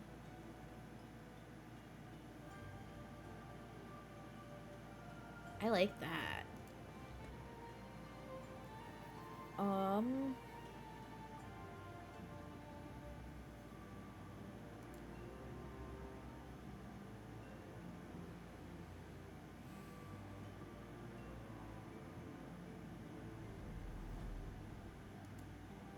I'll be a hunter. Although I could be a warrior.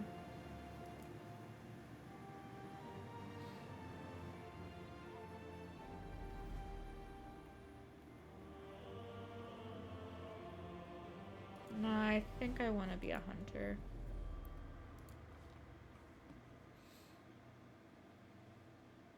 Okay, so 25 points to spend. Charisma.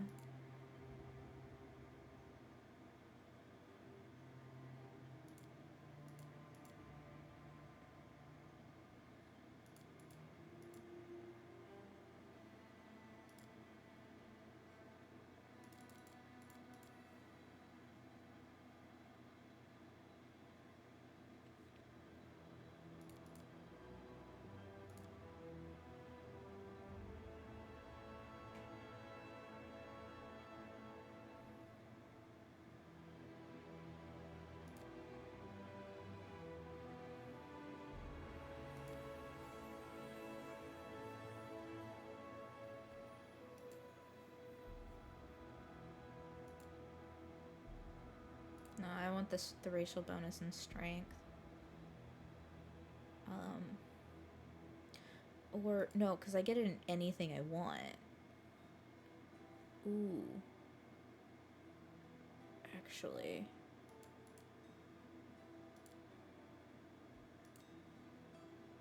Getting that 18 cob really is very nice. Although I could drop it to a 17, give myself 3 more points to drop into, well, I guess I only get the 1. I think I want the dex. Okay.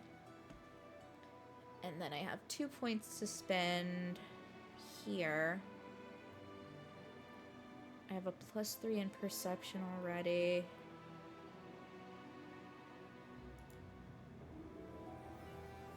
Give myself a +7.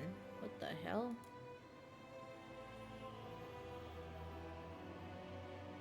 Oh. Well, shit. And then I want athletics.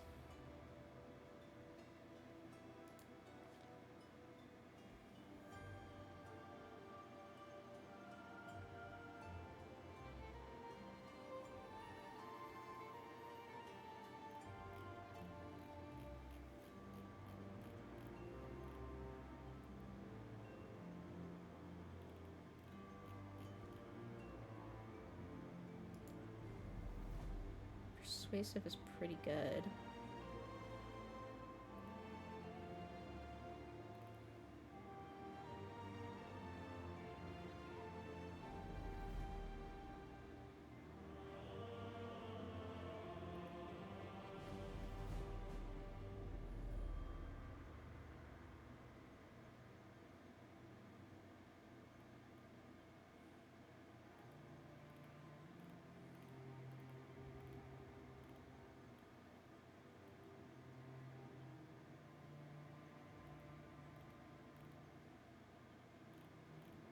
None of this is good. Oh, I don't have the prerequisites for this. Okay.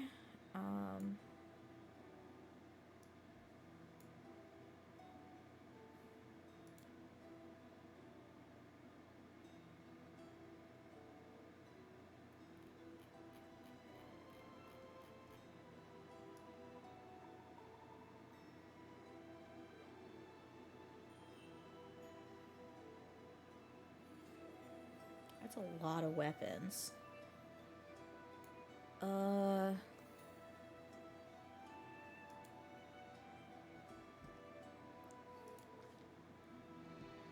Ooh, I get to pick a deity now. So I am lawful good.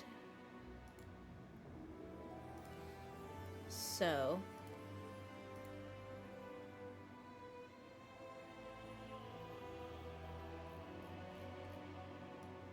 and I have to have a lawful good god.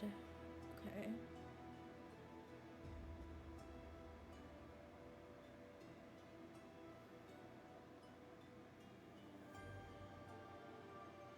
That's pretty good.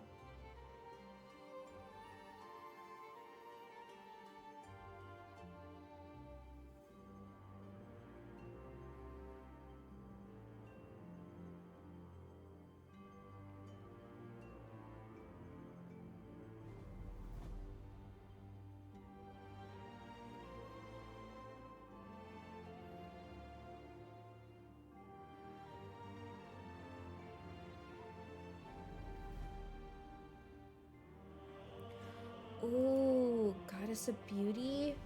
That's kind of cute. I kind of love that. Oh, I love that.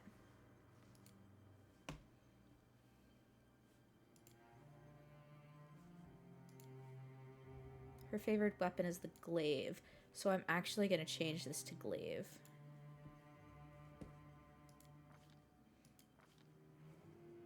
I am lawful good.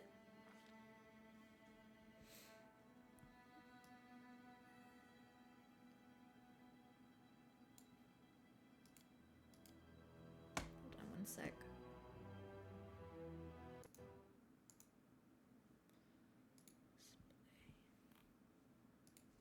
Okay, now I can actually see colors.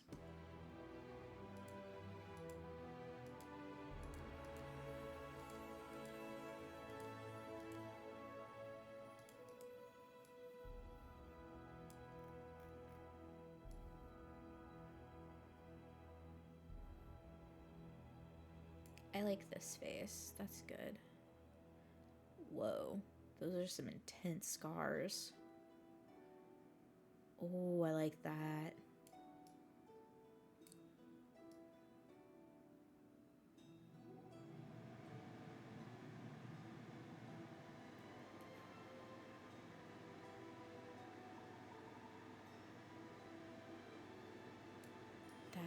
That's intense.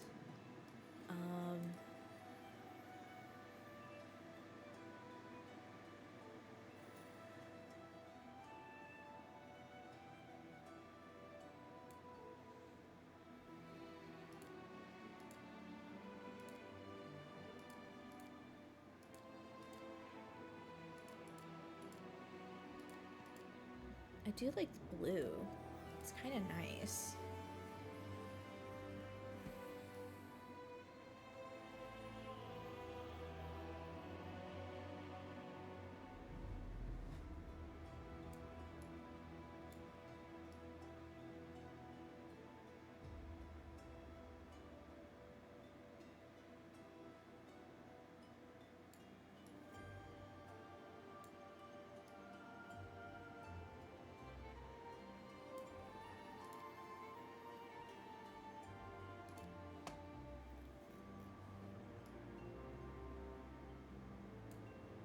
This one, because it matches the portrait.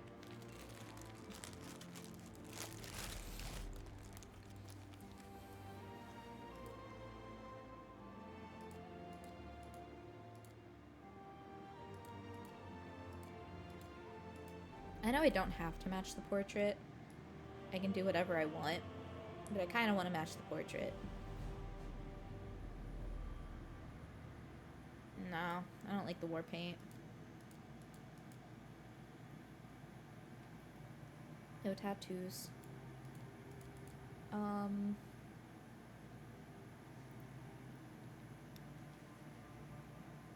So just color.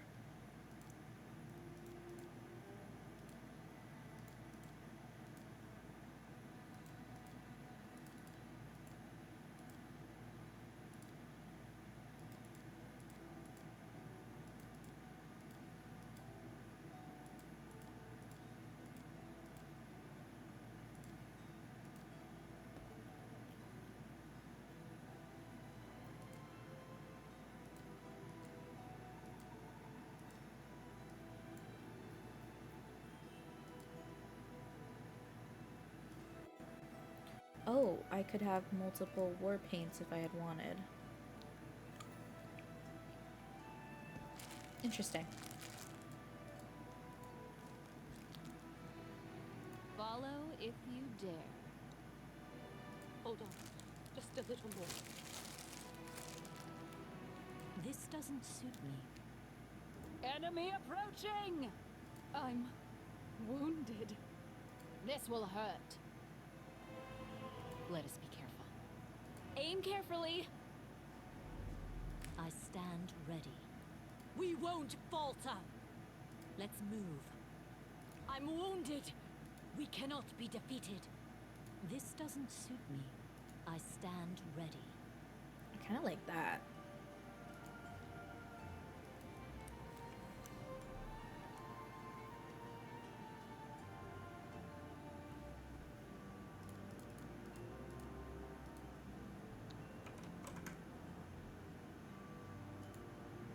Strike with all your might.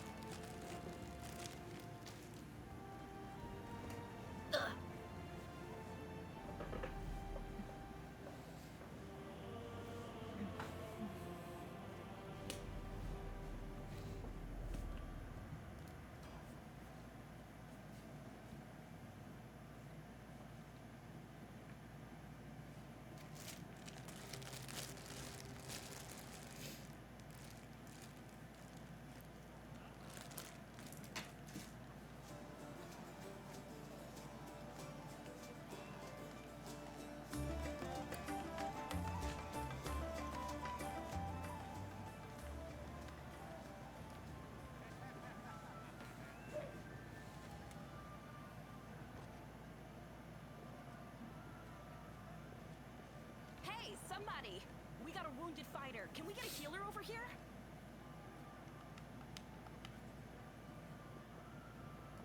My, would you look at this? But why would you drag a wounded fighter into the middle of the festival square? Couldn't she be carted off somewhere else like, oh, I don't know, an infirmary? Or an accommodating ditch?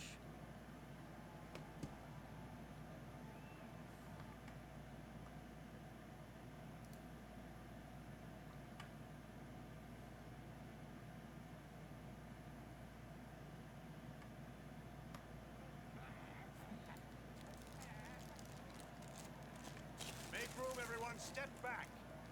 Now, what's the matter? What happened to her? Wound looks nasty. Who did this to her? Demons, Prelate. We found her barely alive outside the walls of Canabris. Walls, you say? Enemy doesn't usually stray so close to the city. Must fortify the defenses.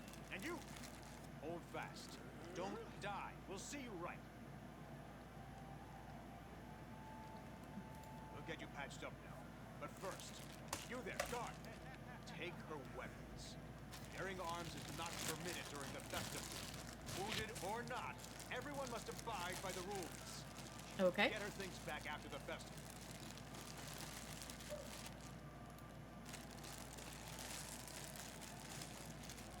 Owen Harrison, leader of our troops, the sharpened edge of our blades and the unyielding strength of our armor. Iomade, I beseech you, grant your mercy. Heal her wounds. The magic envelops you, but your pain lessens only slightly. Grit your teeth in silence. My powers are not enough here. Someone call for Terendelev. You there! Yes, you! Stop dithering and gawping and make yourself useful! Go and get Terendelev!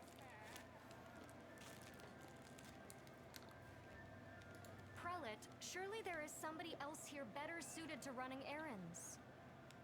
I'll get her! Terendelev! Has anyone seen Terendelev? Be quick about it before it's too late! Now, who are you? I don't remember seeing you before, and I have an excellent memory for faces. I'm a crusader. I came to fight demons. Oh, Iomade saved me from Greek recruits. They come without planning, without preparation, and they die before they even see their first real battle. I don't know whether to laugh or cry at the utter waste of it all.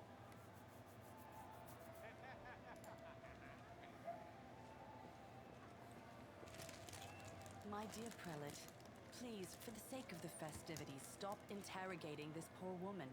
She's been through enough already. Go on. I'll take care of her. All right, as you wish. You are our protector, and a dragon at that, so I shall defer to your wisdom. But be on your guard. I've been informed she was wounded near Canabris. That means the demons are prowling just outside the walls. And the city's crawling with their spies. Others may be able to relax on this holiday, but not you or I. Not the defenders of the city. Muttering discontentedly, the old man walks off.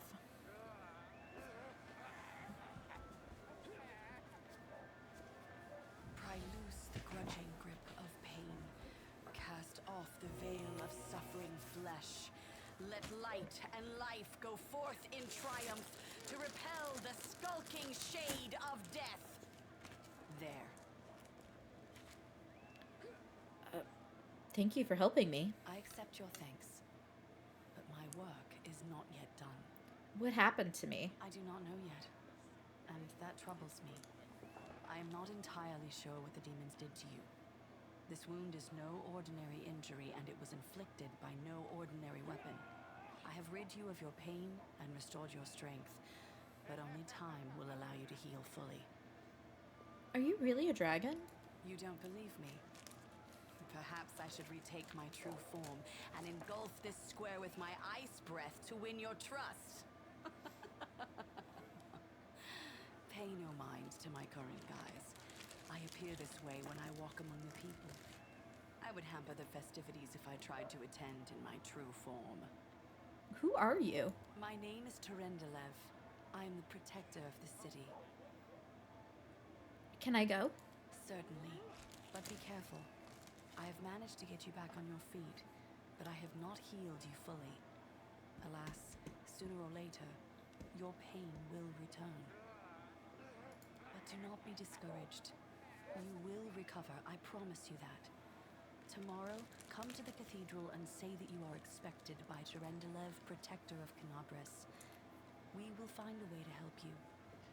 But for now, put this out of your mind and enjoy the festival. They are all too rare in this time of war, and merriment is one of the best medicines. That is very true.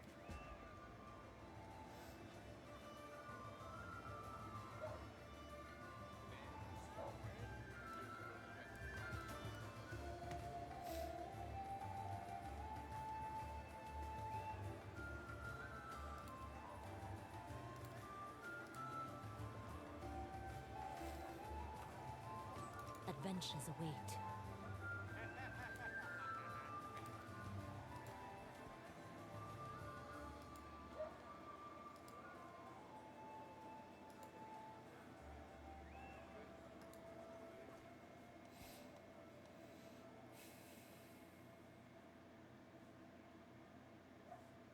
Okay.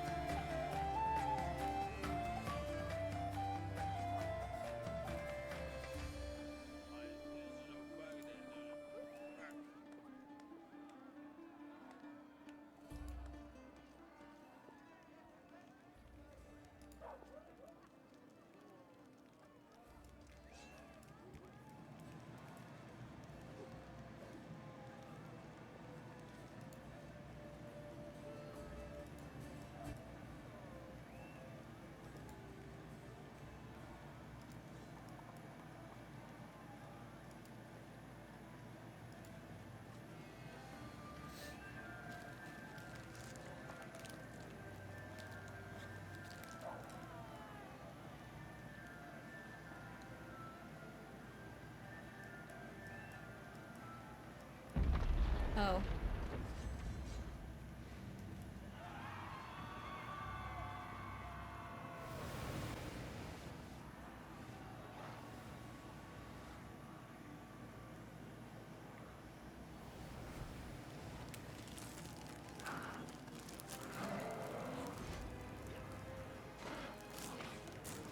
Oh no.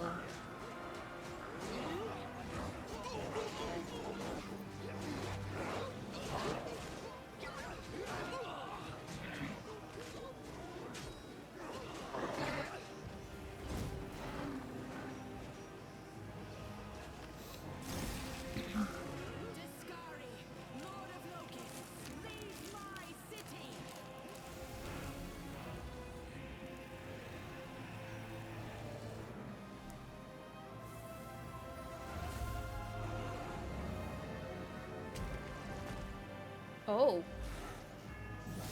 Let the feast begin. Jesus.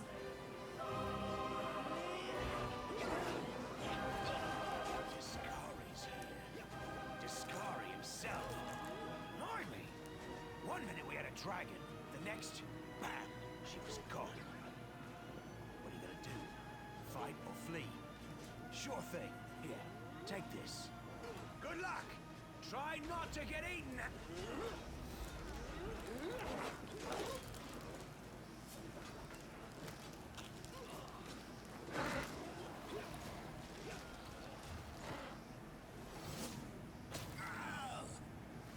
A mortal gnat snaps its jaws at the Lord of Locusts.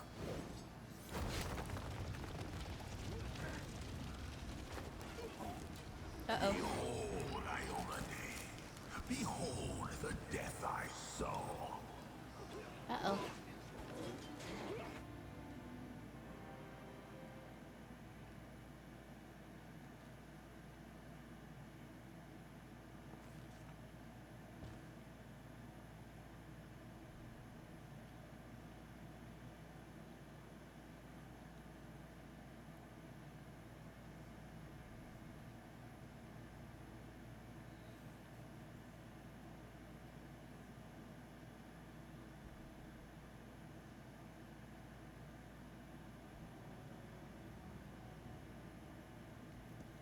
Oh. I forgot to open up, mix it up. My bad. This entire time. Did not have it open.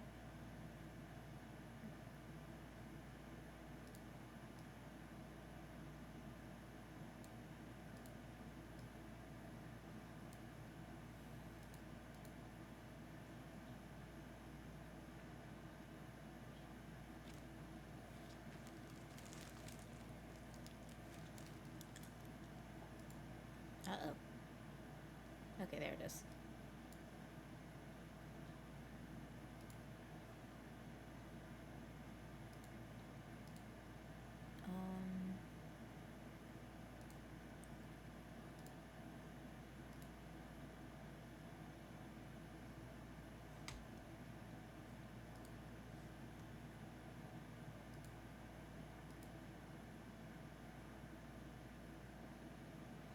Oh, you know what? It's gonna be on the wrong side.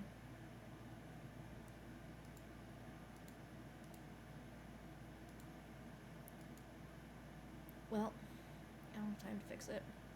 It's not working. None of them are working.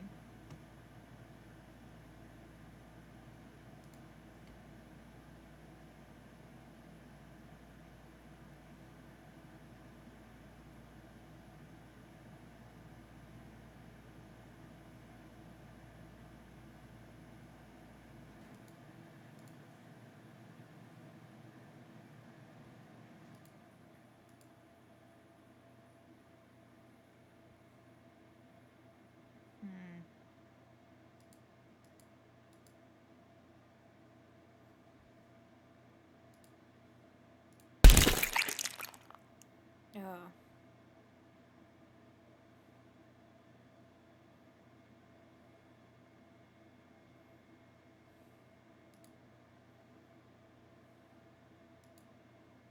There we go.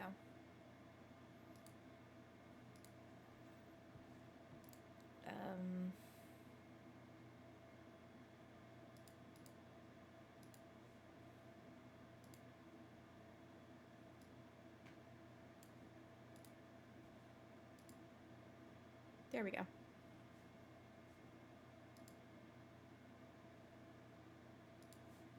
Okay, fix that.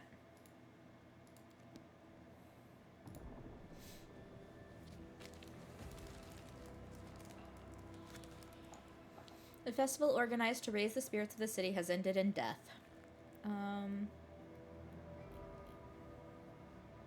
Let us be off.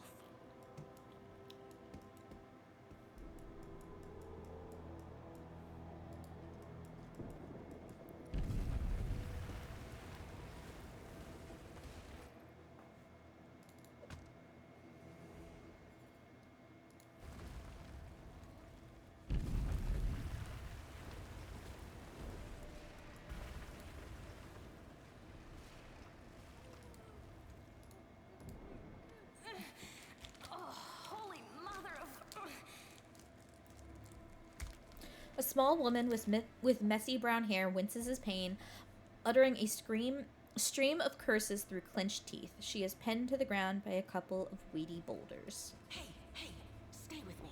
You actually got pretty lucky. You fell down into a black hole. But at least you're not on your own.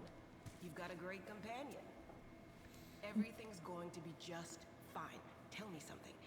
Can you feel your legs? I feel them all right. When say no to a little less feeling in them. My ankle's killing me, but my back seems to still be in one piece. My head, too. That's all that matters. Now, we're going to... Hey! Fancy meeting you down here. You're the one that Turendelev healed today, right? You aren't injured, are you? Will you help me get her out from under the boulders?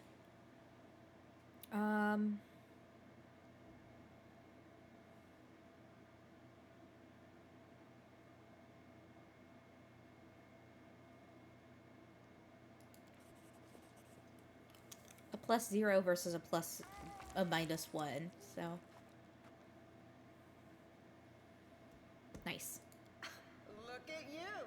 It's good to meet someone who uses brains first and brawn second. Damn it all. I think it's broken. Oh well, I've had worse. I'll just make myself a splint out of something. Thanks for the help. I wouldn't have lasted long on my own stuck under there. I'm Anevia Tirabade, of the Eagle Watch. I was overseeing security at the festival square. I thought maybe spies or demon worshippers might have something nasty planned. What actually happened, though, now that I did not see coming. I don't think anyone could have been prepared for that. No, I don't think so. Well, I'm Sela, paladin by the grace of Iomade. I crossed the whole continent to come to Mendev and fight demons. And well, I've been fighting for a while now. I don't even want to think what might be happening up there in the city. Canabres has lost the protection of Turendelev, and of the Wardstone too, looks like. It's a relic without equal. It was placed here personally by Iomade's herald, with the goddess's blessing. I really wanted to go see it, to pray before it.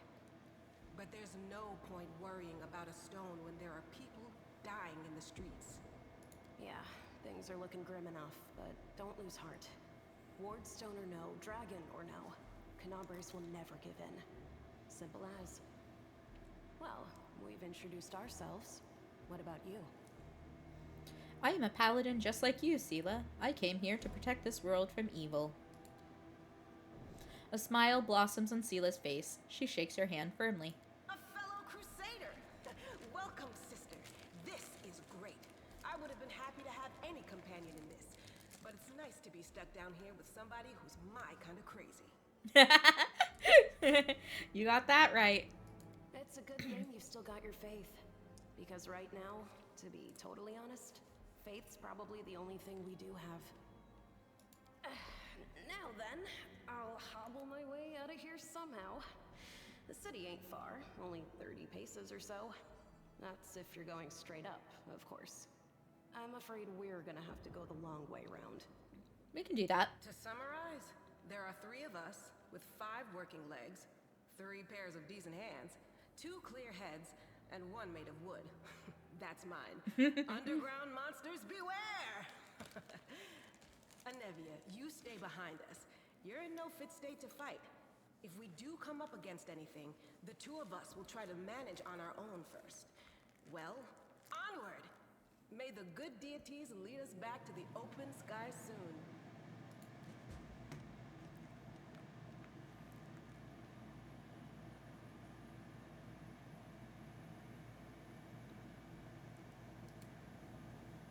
We should move. Okay.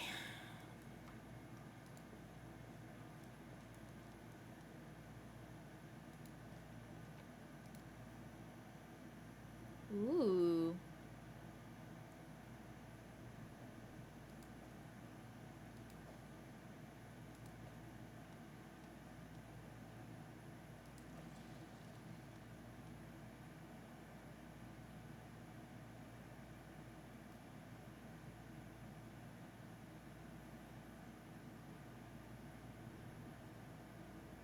The thing is I don't know how often we're gonna find, like, traders and stuff.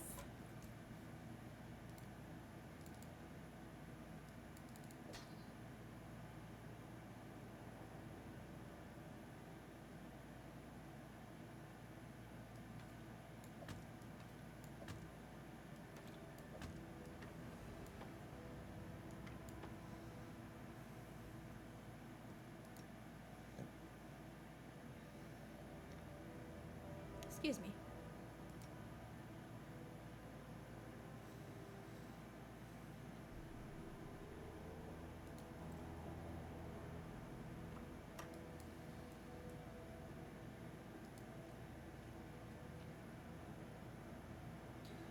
Oh.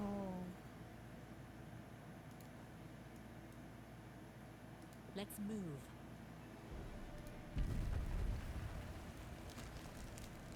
Who's there? The fine apparel of this young half-elf woman is torn and stained with blood, dust, and dirt. However, she holds herself with such dignity that you would be forgiven for thinking you were at a high society party and not in the dank catacombs under the city. Her fingers grip her rapier hilt with confidence, ready to draw it at a moment's notice. At her feet lies a dead body, so mutilated that at first glance it's hard to tell if it's animal or human. Relax, friend. We're not demons or cultists. Don't poke my eye out with that thing, all right? We fell down here during the attack. I'm Sela, that's Anevia, and this is our new friend. We're looking for a way back to the surface. Really? I'm so ever glad to hear it. Allow me to introduce myself. I am Camellia. I was also in the square when... I can scarcely believe it. How did all those demons get into the city? I thought, naively it now seems, that the Wardstone protected us from attack. And Terendelev, I can't wrap my head around it. Do you want to join us? Certainly. Survivors should stick together. It's only sensible. Who knows what else could be prowling about in these caves? Tell me about yourself. Who am I? Just an ordinary citizen who decided to take a stroll through the square on the day of the festival. But that's not what you wish to know, is it? You most likely wish to know whether I'll be a burden should you ask me to join your group. No need to worry about that. I can assure you that I am skilled with a rapier, and I also possess some knowledge of magic. She touches the polished snake skull amulet that hangs around her neck. What happened to this poor man? Who is he? I don't know. He must have been in the square when disaster struck. I tried to revive him, but he was already dead, sadly. He didn't get these wounds from the fall. Be on your guard. Whatever killed him likely hasn't gone far. Hang on. I think I know him. His name's Aravashniel, the egghead from the library. He was a good lad, even if he was kind of stuck up. May his soul rest in peace. Huh. That's right. It would be the the height of foolishness to survive a demon attack only to perish under a pile of rubble. Let's see if this poor bloke has anything useful on him. Not to sound like a heartless brigand or nothing, but we kinda need all the supplies we can get right now.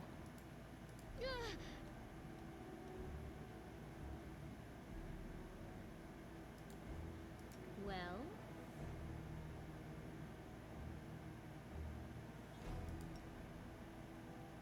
Magritium Turinos. I'll make my own legend.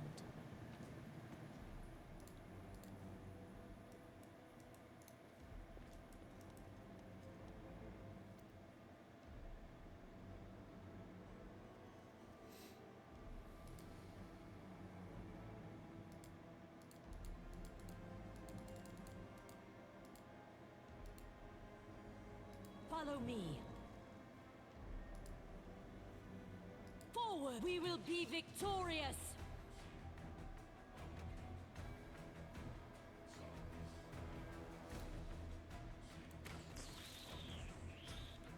Oh no.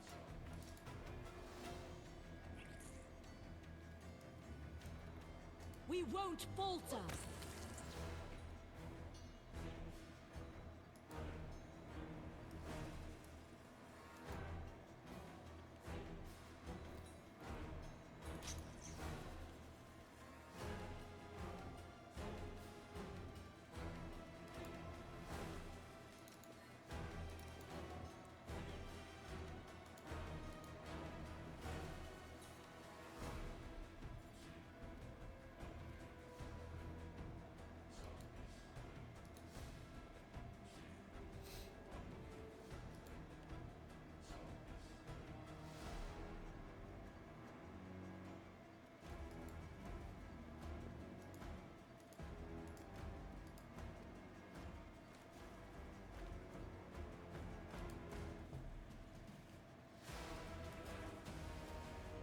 Strike with all your might!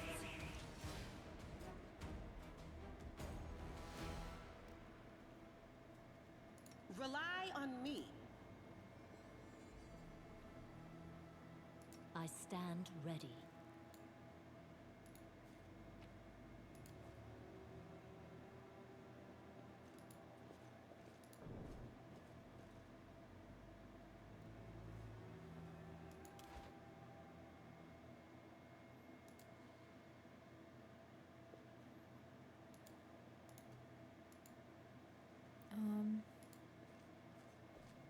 There we go. March on.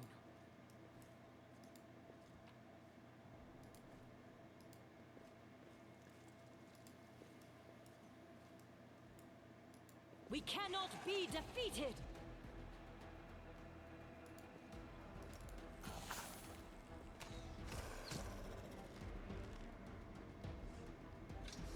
Oh, I want turn-based mode. Onwards.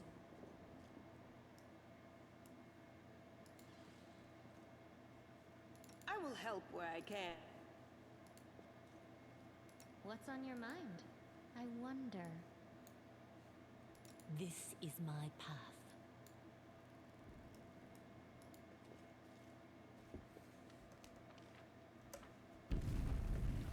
Let us be off. Charge!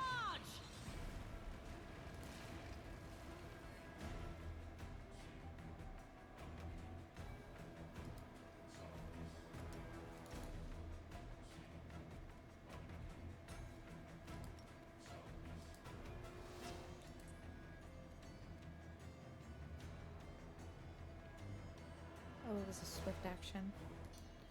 Okay, well.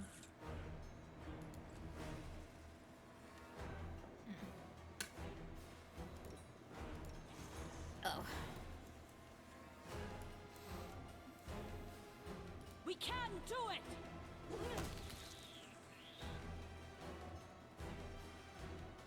The Inheritor, guide my blade! I tire of waiting. Adventures await.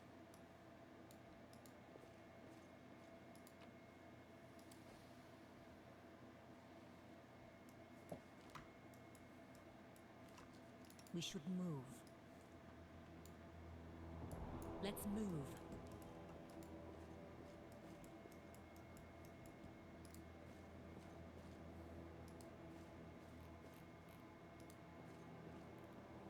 Follow me.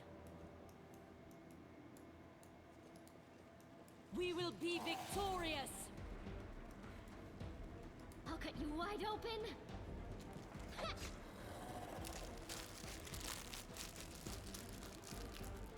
Into the fray!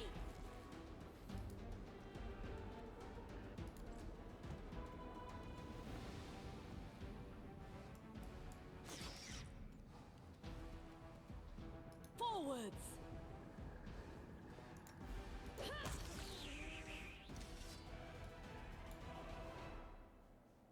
There is no greater satisfaction than in overcoming a challenge. That is, of course, until one day the challenge overcomes you.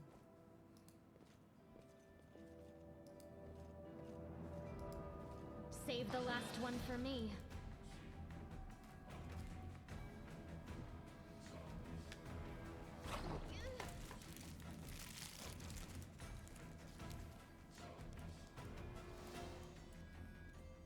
No glory without risk! Oh, missed.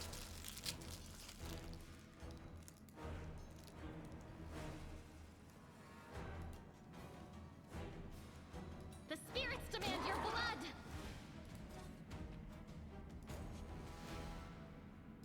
Damn.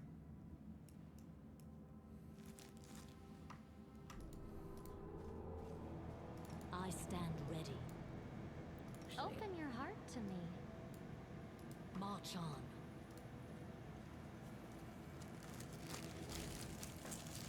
No, I can't just walk away. It's got to be here somewhere. You struggle to make out the man's features in the gloom. As soon as he steps into the circle of light, however, you realize that you have never encountered a creature like this before. The stranger looks like the work of a vivisectionist who attempted to stitch together a lizard and a man. The man notices you and freezes. The curling horn protruding from his head casts a malevolent shadow on the cave wall. Lan, did you find it? Who is that? The do-gooders here to save our mongrel souls, no doubt. Wait. They might know what's going on up there.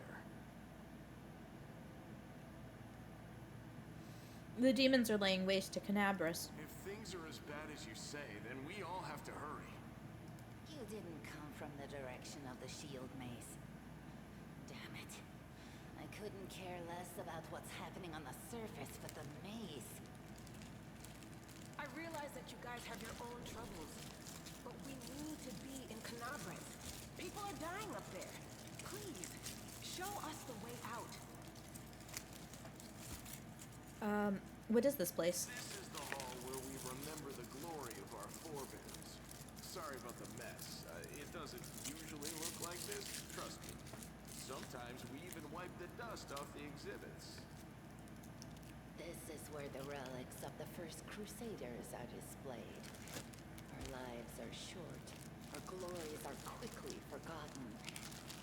This place helps us to remember that we are just as worthy as anyone else. And that our lives are not lived in vain. I like Window. The first Crusaders? You've been down here that long? That's crazy. What are you doing here? That's none of your business. We're looking for a holy sword. It was here, in the center, sticking out of a rock. The sooner we find it, the better. Some kids from our tribe took off for the shield maze. They figured it had collapsed, and now it's their time to go up to the surface, like all the legends foretold. Except they don't have a clue what's waiting for them up there. They're not fighters. And Saul, the chief of our tribe, is dead set against it. He says that now isn't the time for the underground crusaders to take up arms. If we get the holy sword, we might be able to change the chief's mind.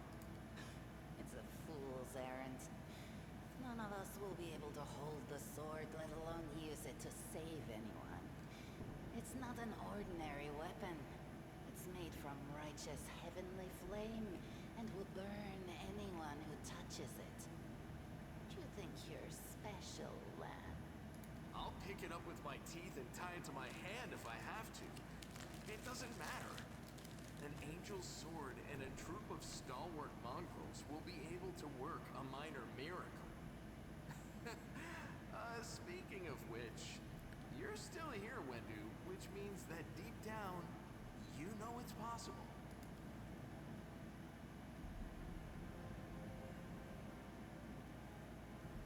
It came here with its owner a long time ago. 50,000 gongs, to be precise. 70 years ago, in Uplander time. 50,000 gongs ago, our forebears found a dead angel here, along with the bodies of his comrades. The tribe gave them a dignified burial, and they were laid to rest with their weapons. But the flaming angelic sword was stuck in a rock, and no one was able to pull it out. It burned to the touch, like real fire. So the rock was placed over the angel's grave. It should be here somewhere. Maybe the angel will dig himself out and find the sword for us. That might be our best shot in this chaos. Lan, watch your tongue. We'll find the sword faster if we work together. I'll help you. Thanks. An extra pair of eyes can only help. This sword will be easy enough to spot. It looks, swordy. Help us, and in return, we'll get you out of here. Now we're talking. Let's get to work. It's a good thing we all bumped into each other, isn't it? What? You want to find the sword quickly, so the underground monsters bring you back to the surface. So be it.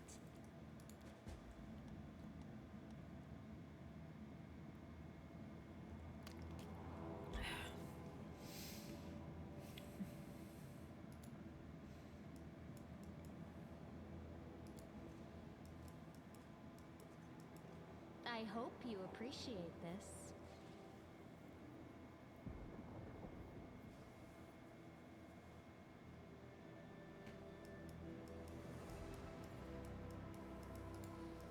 Now, what is that?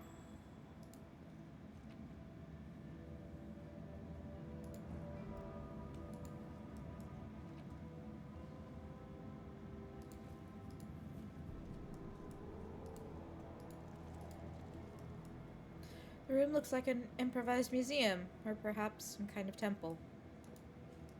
What do we have here?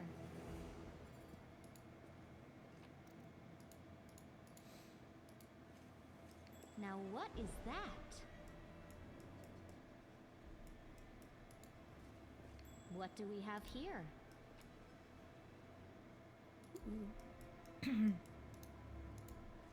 Now what is that?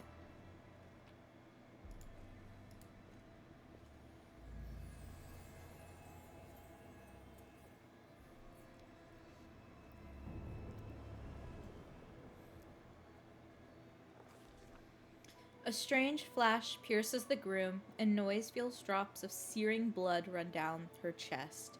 The wound healed by Terendelev reopens and weeps scarlet, but there is no pain or weakness. A hazy scene appears, a cave chamber. This one or another one entirely.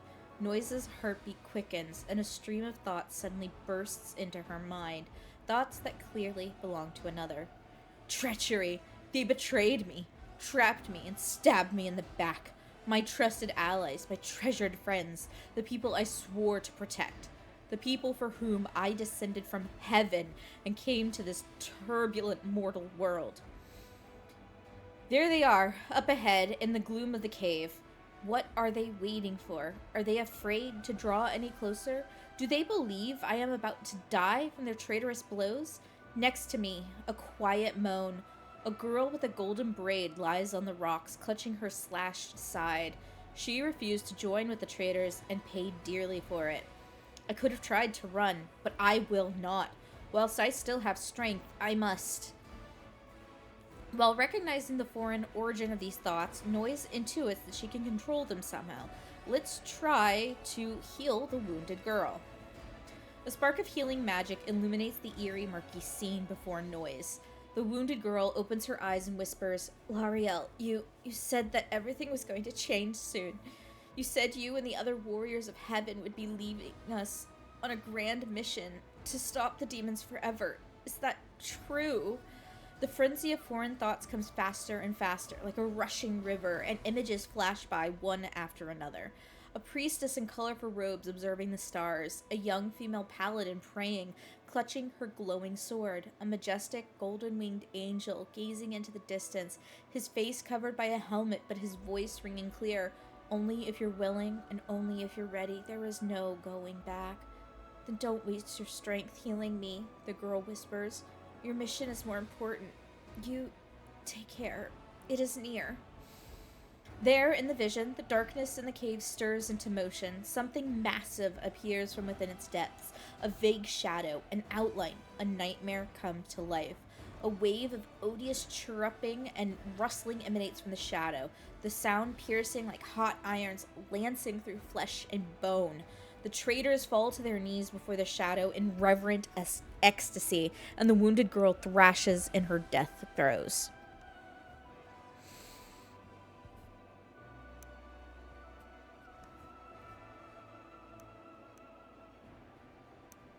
Oh yeah, I just need to roll a 4.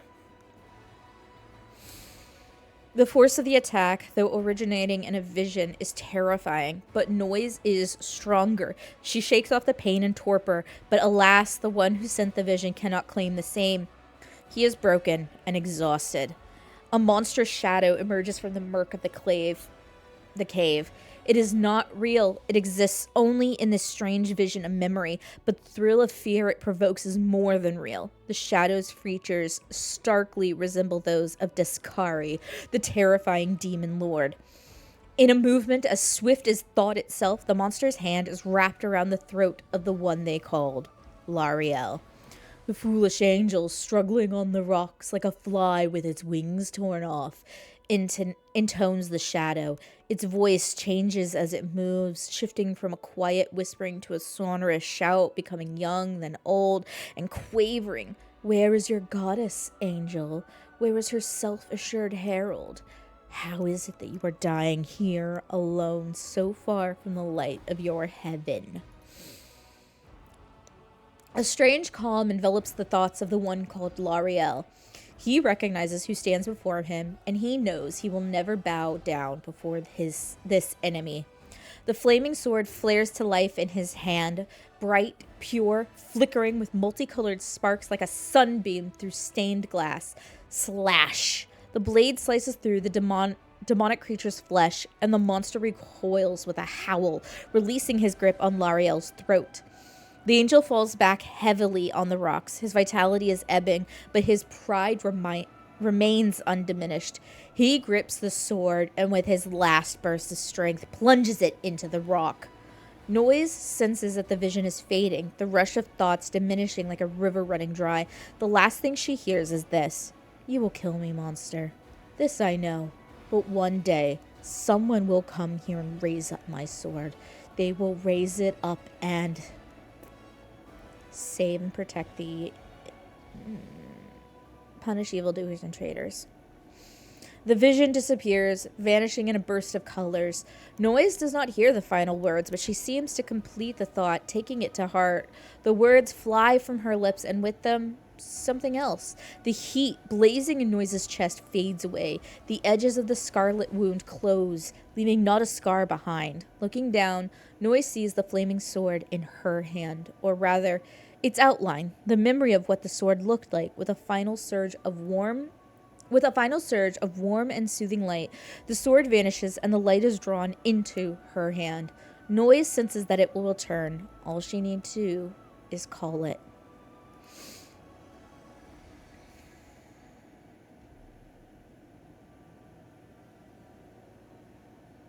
Hey, are you all right? You were kinda glowing just now. Sela kneels before the light, offering up a prayer to Iomade. That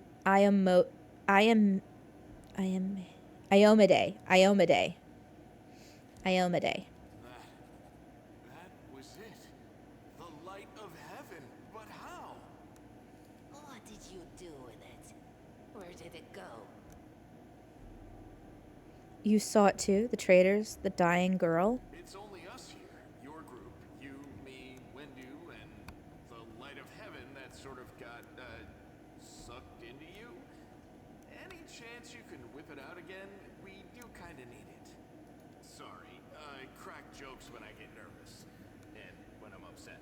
And when I'm happy. Anyway, what I said, it came out wrong. We need to bring you to Chief Sum.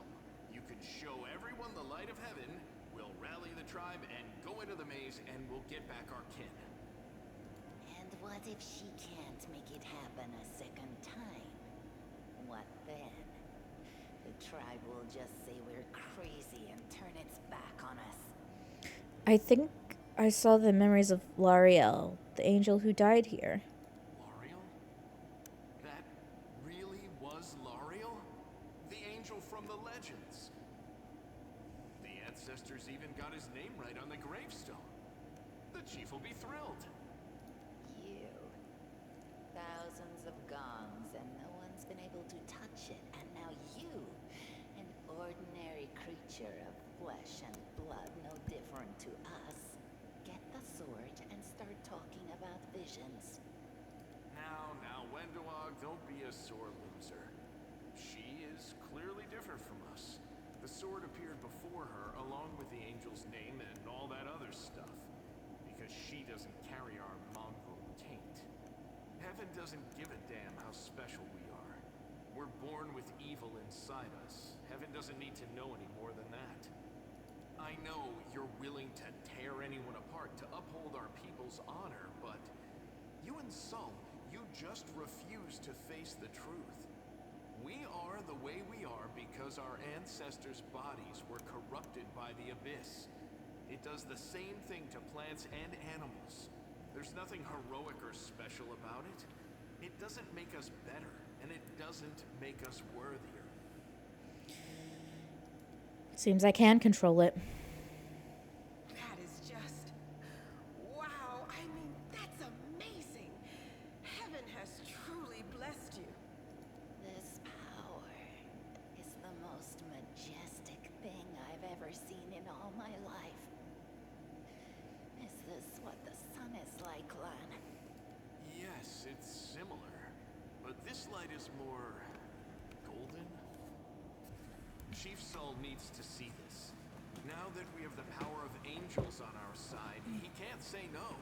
He'll have to assemble a troop to storm the maze. You Uplanders care about your kids, right? Help us save ours. Without them, we won't survive. And then, the perils of the maze won't be so bad if we go together. We'll make our way through it and find the way to Canabras. Lead us to your chief and I'll decide if I'm going to help you or not. Let's go. We'll take the short route. Well, the only route, really.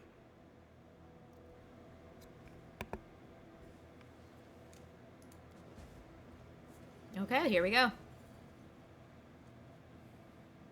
What do we have here? Ooh.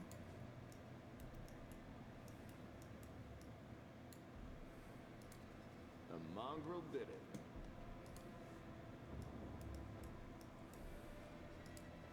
Yet another obstacle.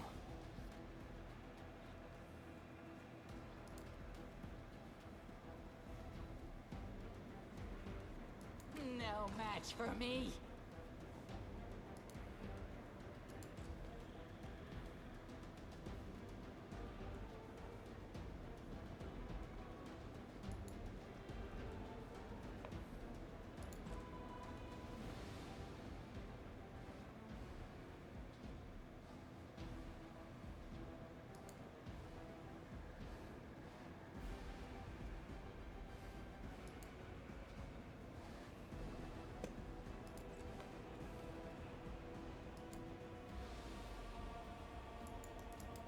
Oh, well. The light. Take you. Oh.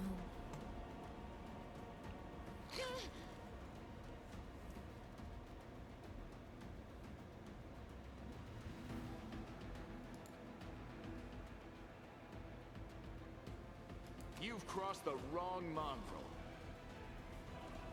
I heed the voice of the spirits. Onwards. No, no, no, no, no, no. You can trust me. I crave your commands. Well?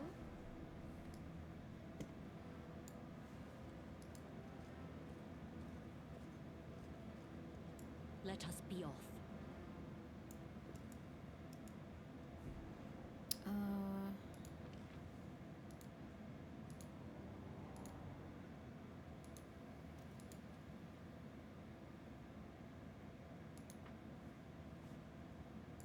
Let's move.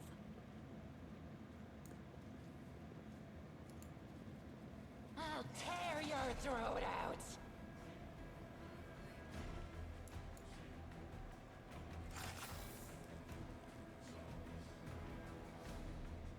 They'll beg me to stop.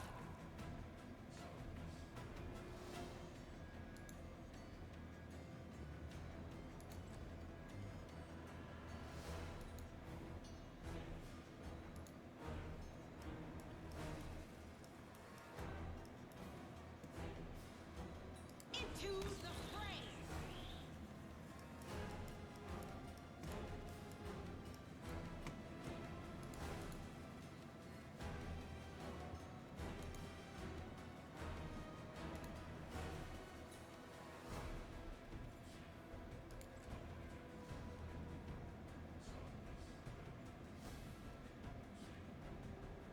You won't survive me.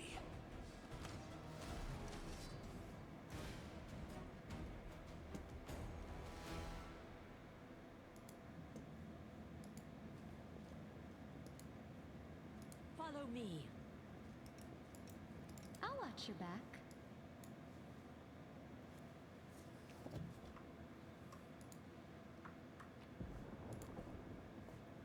I'll make my own legend. March on.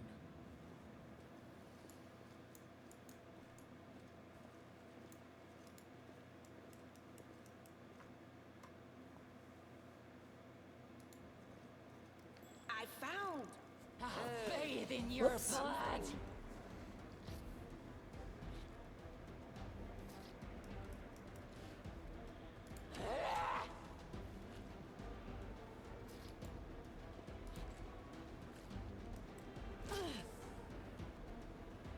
We won't falter!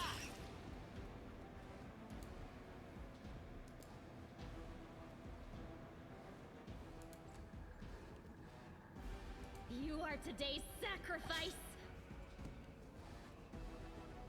The Inheritor, guide my blade. No reason to pause. This is my path.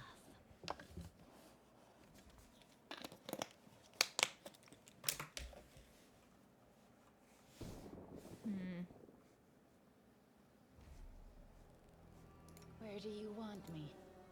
Are we in trouble yet? Open your heart to me. We will win this war. Adventures await. We should move.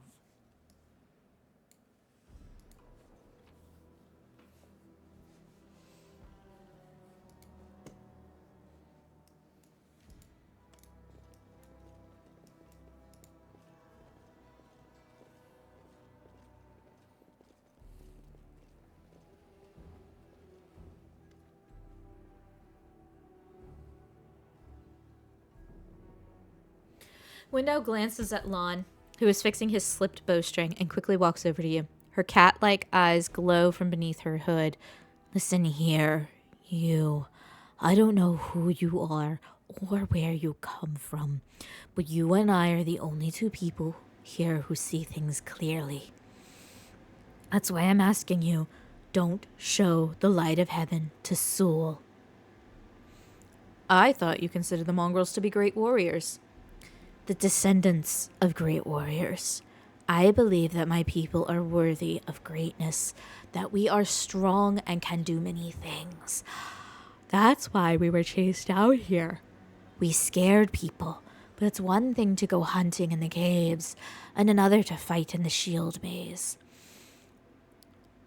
Windueg leans closer, her pupils dilating. I've been there. I've spent my whole life training so I can make it through all the way to the end. There were more of us trackers at the start. We were young and stupid. What's a couple of monsters when there's a whole world out there waiting for us? That's what we thought, but we weren't prepared. The maze isn't just a physical challenge. It's cunning and full of traps. It's dark as the primordial night, and if you close your eyes and listen, you hear whispers right behind you, and soft singing in the distance that seems to rise and fall with the beating of your heart. Windueg looks away. I had to learn from all my friends' mistakes. I had to step over their bodies and go further. I don't want to have to do that again. And it will happen again if a crowd of ill-prepared fighters burst into the maze with no idea where they are going. All because Lan believes that a glowing sword will solve all of our problems. Don't you want to save the kids lost in the maze? I do want to. But I'm not going to risk the future of the tribe for the sake of a few stupid kids. Chief Soul is hesitant, and for good reason. He also understands how dangerous this is for the tribe. Lan's the only one who benefits from these childish games of heroism. I'll go alone if I have to and find them, or whatever's left of them. Without any heroics, relying only on myself, risking only my own life. Windueg slows. You and your friends, you can come with me. Perhaps we can make it to the end of the maze together and find the way out to the surface. Lan is sure that the light should be shown to the mongrels. Lan. Windueg grimaces and a guttural husky snarl unfurls in her throat. He wants to play the hero. His first idea, if you remember, was to grab the sword and run headlong into the maze. Does that sound like a plan to you? To me, it sounds like suicide. The worst part is that the tribe might actually take his words to heart and follow where he leads. I'll think about it. Let's go. Windueg nods. Don't show the chief the light, and I'll lead you through the maze to the surface. I swear it.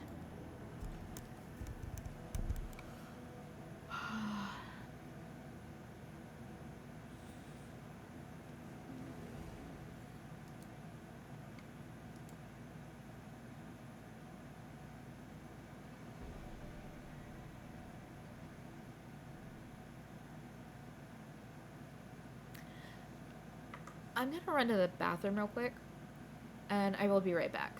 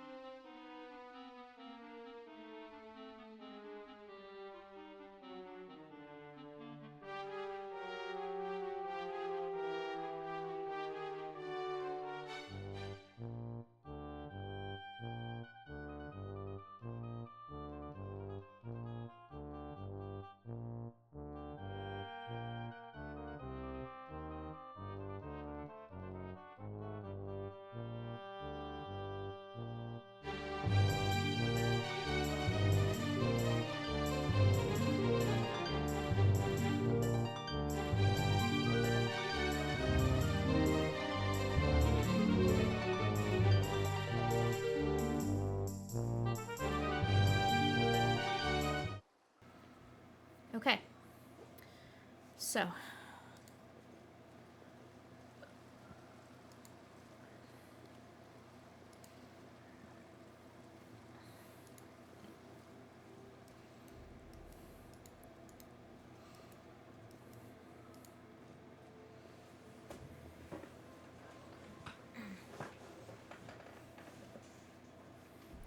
Your first impression of the mongrel village is of a squalid dump with the odors to match. Unblinking, glowing eyes watch you from the gloom, and deformed shadows slope between the huts. You see some mongrels gutting white, eyeless fish, while others are repairing fishing nets. All the signs of normal village life. Excuse me. But tense expectation hangs in the air. A heavy-set, aged mongrel slowly shuffles his way towards you. The hair on his head grows in limp, wispy strands, and his face has a distinctly rat-like appearance, with the pronounced teeth, and you hear a rattling sound in his chest with every breath he takes. One of his eyes is white, fully scarred by cataracts, while the other gleams with moisture. Uplanders, eh? In time sure upon us, indeed. Chief Soul, we found the angel's sword, and we found the one who can wield it. Lon points at you. She had a vision, and now the angel's sword together with the light of heaven are somehow inside her. Gather the tribe, anyone who can hold a weapon. The young ones are still alive. We can go save them. Soul raises his hand with ragged, broken fingernails. Lon, always streaming, always talking. You're too hasty for your own good. It's going to get you in trouble. Soul eyes you up and down. An uplander with the light of heaven. That's too good for us. Our kind don't have good things happen. There's always a catch. Lon trusts people because he likes to believe. Isn't that right, Lon? I'm the chief. I don't work on faith. Show the light. Winduag stares at you intently, like a cat watching a bird, and shakes her head in warning. She can options versus this.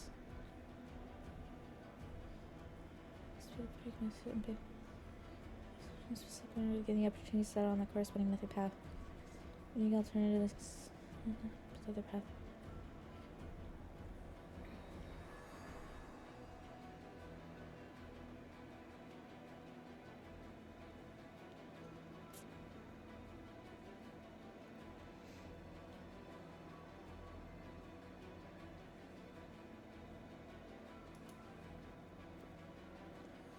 I can't choose the chaotic route because I'm lawful I'm lawful good.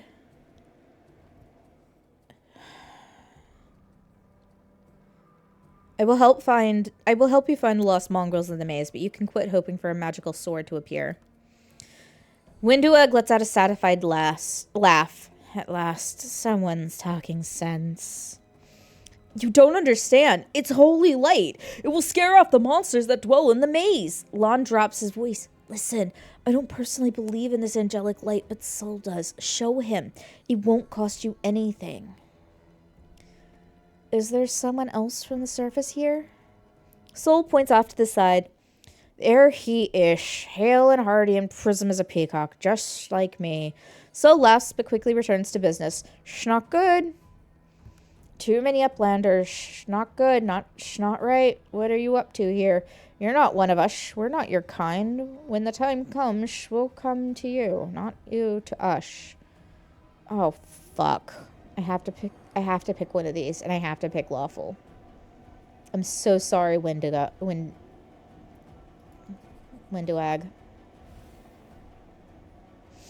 The heavenly flame flares to life at your unspoken command, a bright, pure dancing with multicolored sparks like a sunbeam passing through stained glass. The mongrels abandon their task and stare, transfixed. The light is bright, but not blinding. It is warm, but its warmth is soul deep. You performed an action that was lawful. Soul is silent for a while. Tears are streaming down his wide, pale face, but the old man doesn't even care to wipe them away. So it's true. The angel did not forsake us. No, he came. Back from the dead, he came to save our children. Lon gives you a nod of thanks. The scaled half of his face is indifferent, but his human half is visibly relieved, as if he wasn't sure all this time that you would support him. Windueg hisses at you like an angry cat. See these fishermen and these hunters, these Huska men and women? Their blood will be on your hands. I'm not responsible for others' decisions. Windueg snarls in fury. And why are they making these decisions? Because of you. You've sealed their fate. You're a murderer. You always think the worst, Windu. We're not on our own in this anymore. We've got allies. Well, a couple at least, but one good fighter's worth 10 bad ones. You have the right of it, Lon, but we're nethers. We're going to wait. I sent a messenger to summon all of the tribes. It will take time, yes, but they will all come. They will all come for the light. Wait, Lon. Wait, Uplanders. Rest a while in one of our huts. Our home is your home. Lon sighs. All right, Chief. Understood. Let's hope that a few hours isn't the difference between life and death for those kids. If they ask me what took us so long, I'll tell them it was your decision. Windueg only grits her teeth in silence.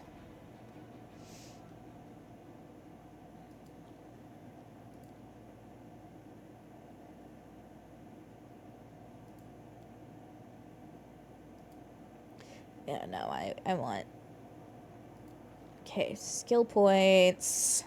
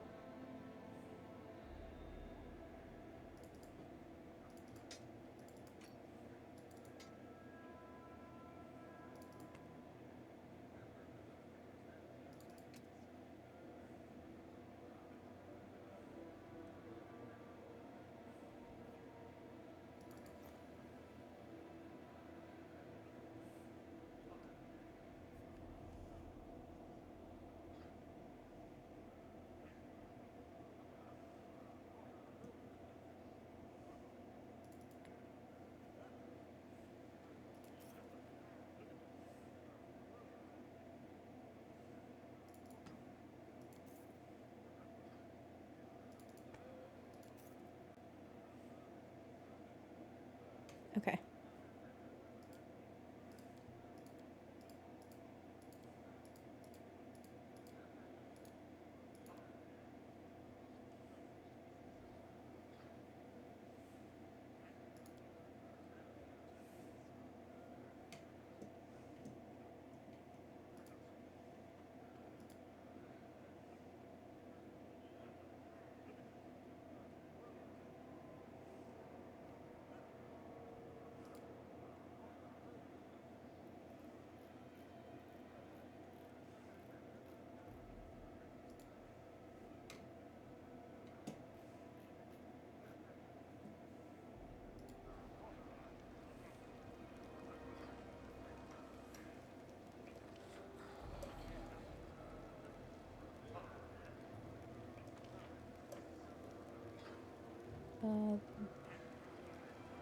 There's the loot.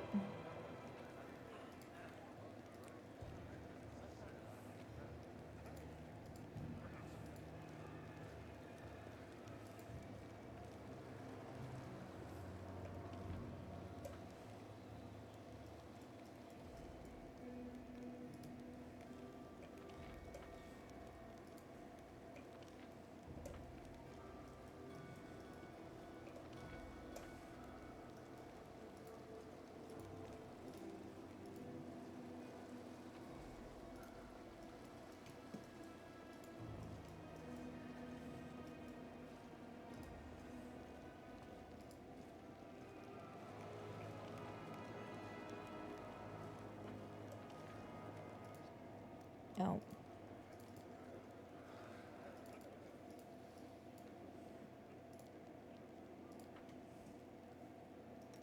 I stand ready.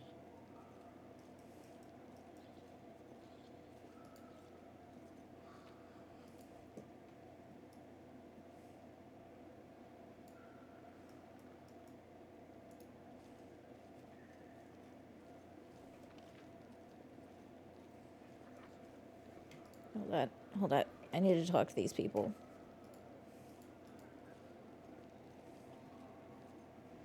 Wait, I already talked to Chief Soul.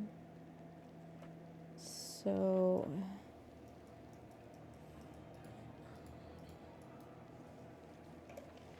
I talked to those two, yeah. Talked to Dira. Okay, so yeah, the last thing I need to do is go to the hut. Alright. Onwards.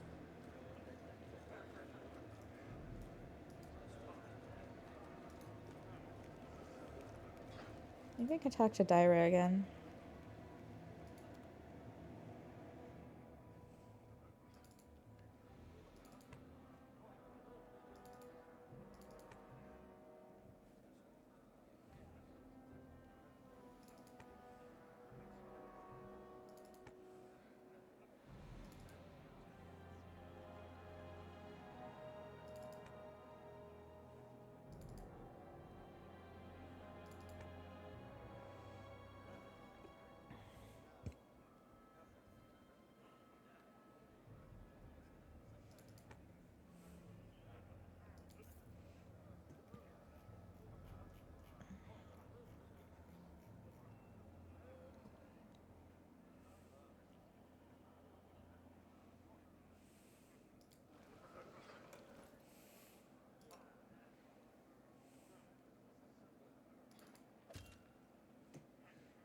Doesn't stack. Understood.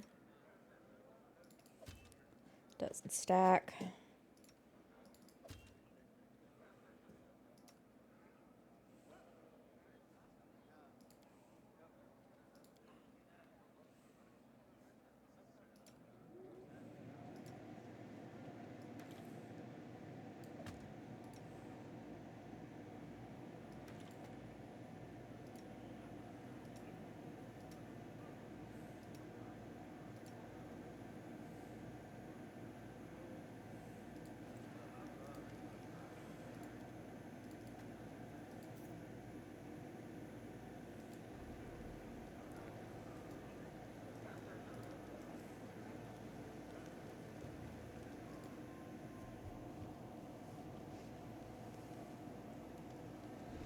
The messenger returned. The tribes are gathering at the entrance to the maze. Our people have already gone there.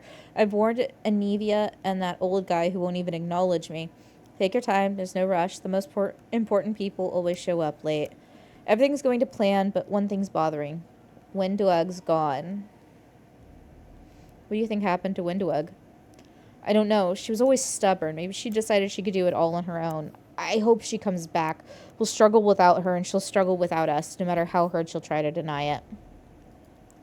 By mongrel standards, yes, but don't be too disappointed when you see the reality. There aren't many of us who can hold a weapon, and fewer still who can do any damage with one. Once we've cleared the maze, the way ahead will be safe. Anivia's in no state to fight, and that Horgus guy, he doesn't like he'll shift an inch unless we roll out a red carpet on the way to the exit.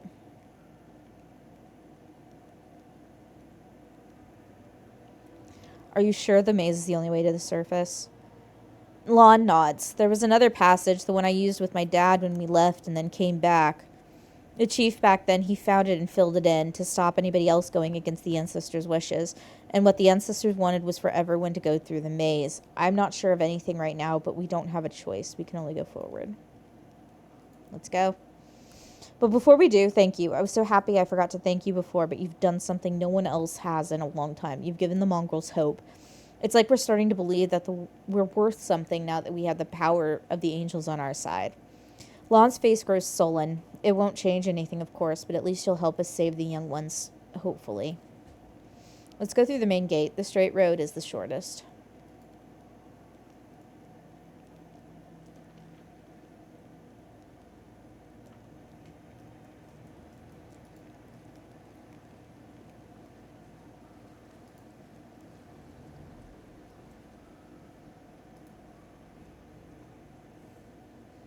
Has the maze really collapsed?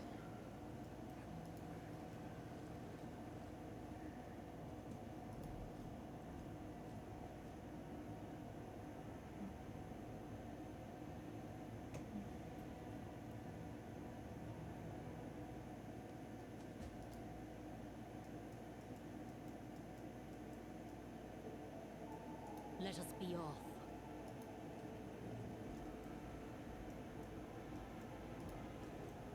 Yet another obstacle.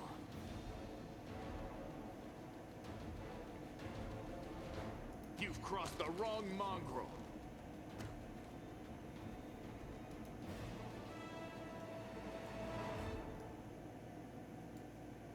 I tire of waiting.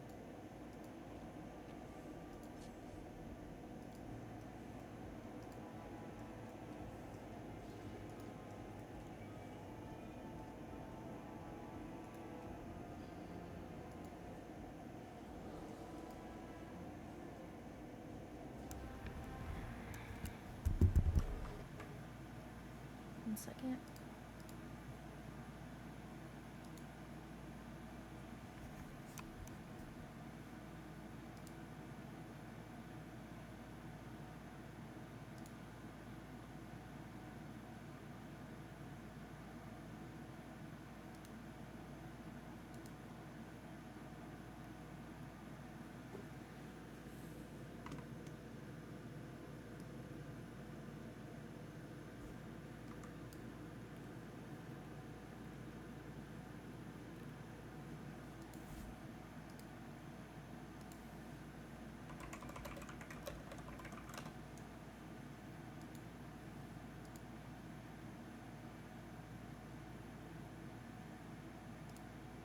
Okay.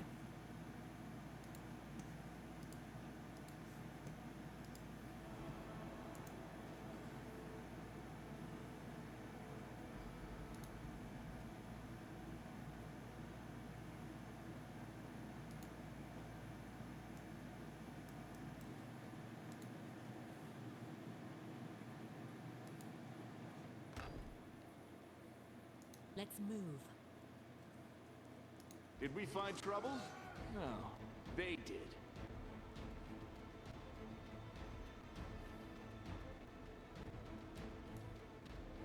You won't survive me.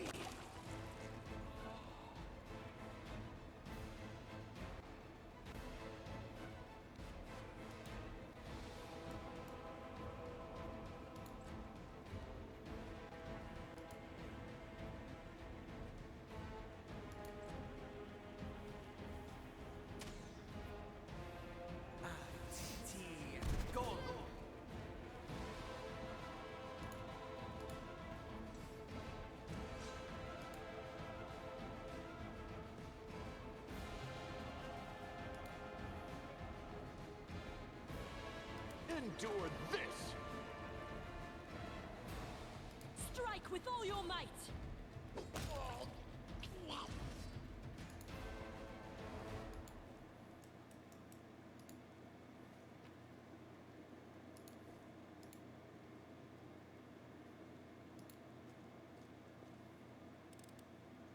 I hope you appreciate this.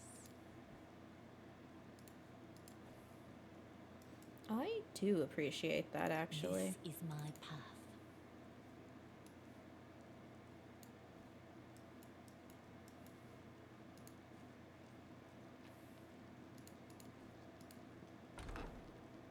Follow me.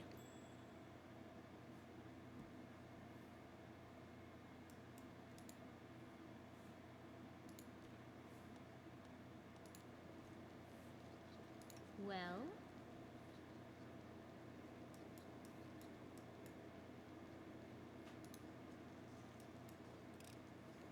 I am helpful, am I not? Adventures await.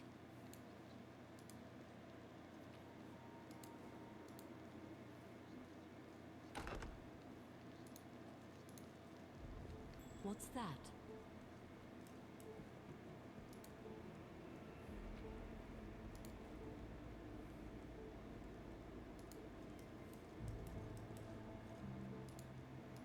We cannot be defeated.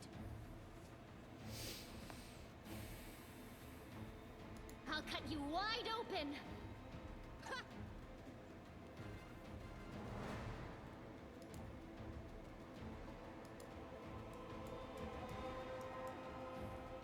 We can do it!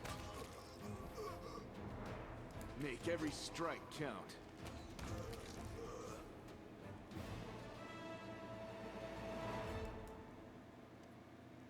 Lon stares at the dead mongrel with sorrow in his eyes.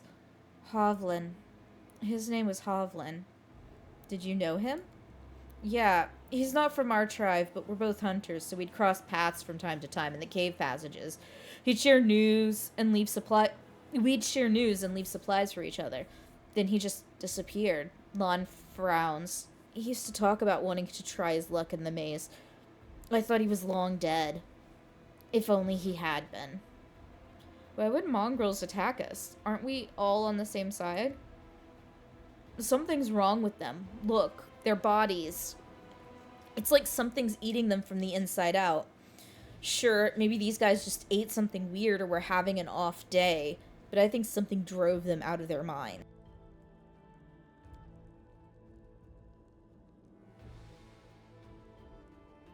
Or someone.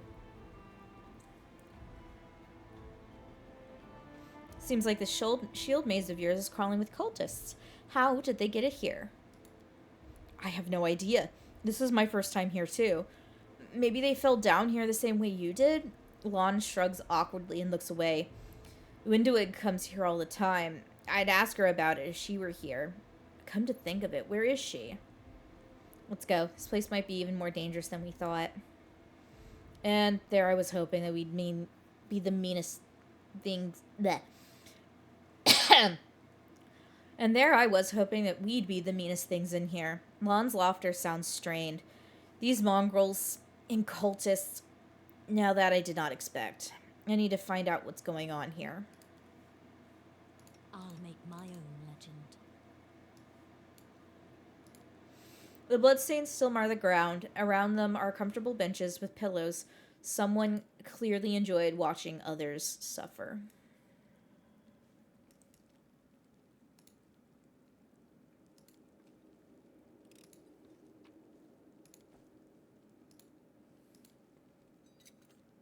I am helpful, am I not? You are.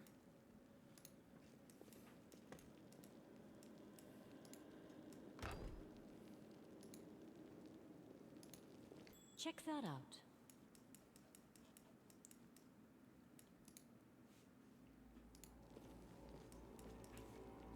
I'll watch your back.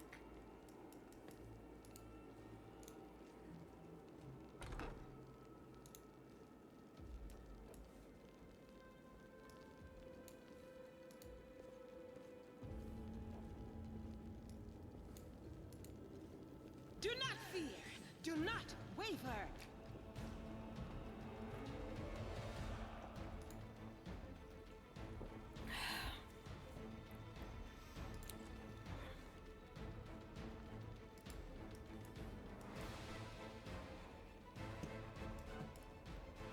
You've crossed the wrong mongrel. The spirits demand your blood.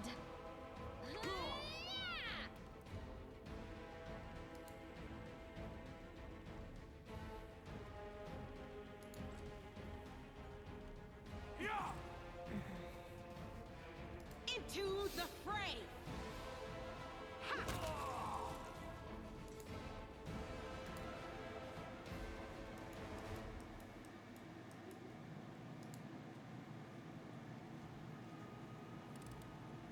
I hope you appreciate this.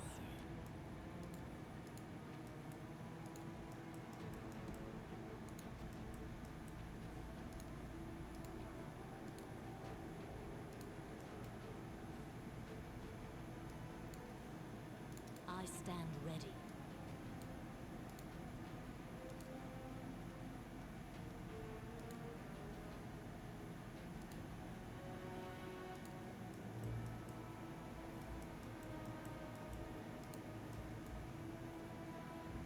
March on.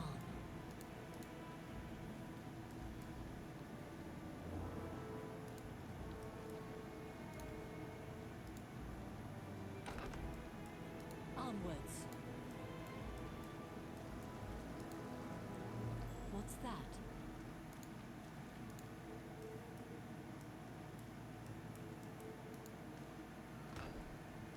Let us be off.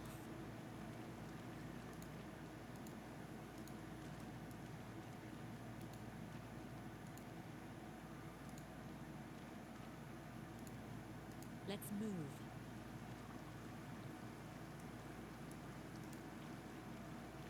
Canabra's system of aqueducts channeling water from the river into the city. It was seriously damaged in the earthquake.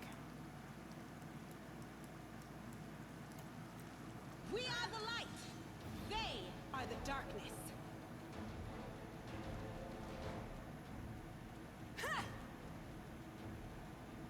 You are today's sacrifice!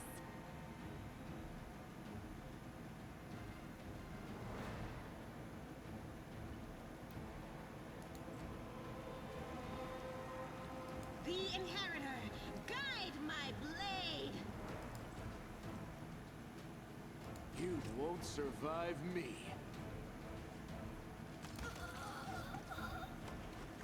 I tire of waiting.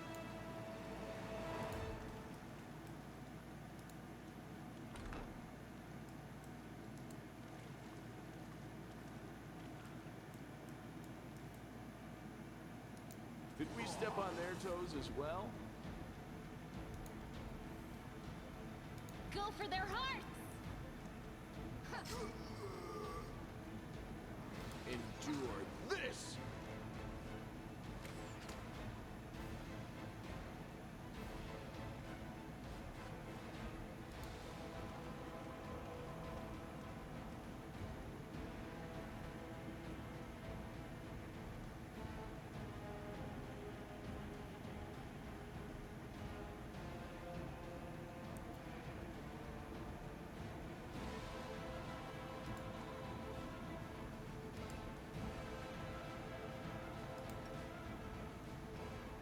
I can't cast it like that.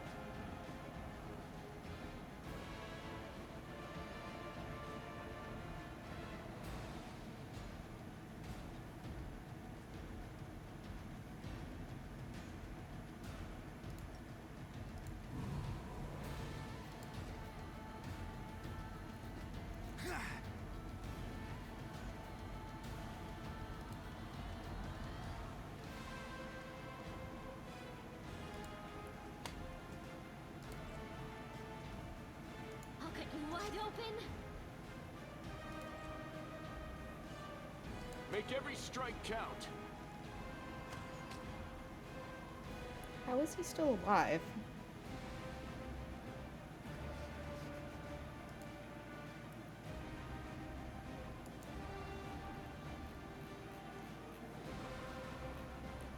Oh.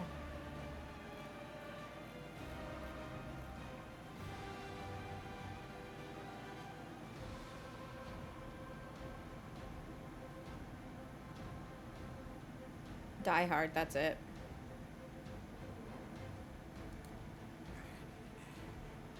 Forwards!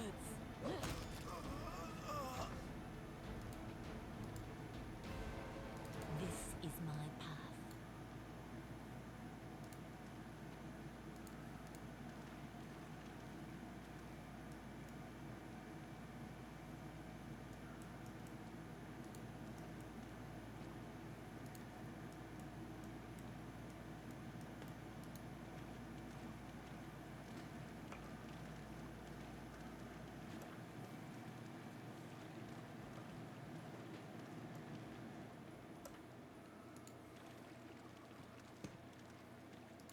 Charge!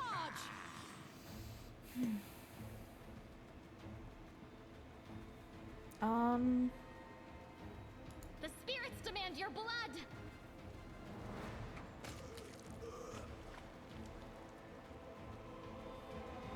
No glory without risk!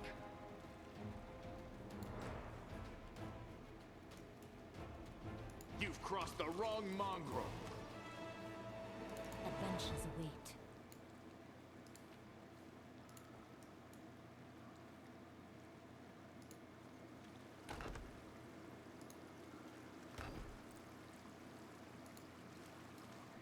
Now what is that?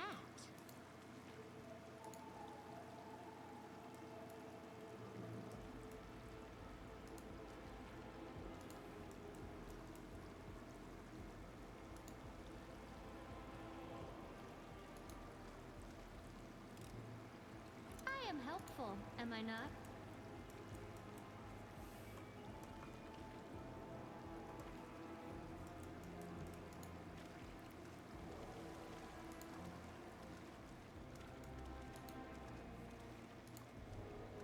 Go back just a second. I apparently missed looting something. There it is.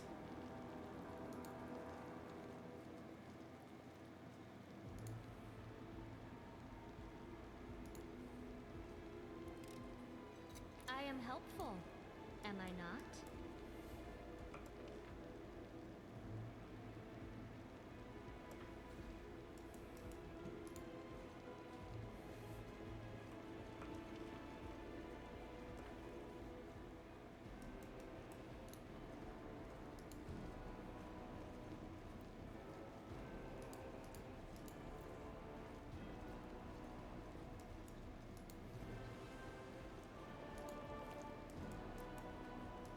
Yeah.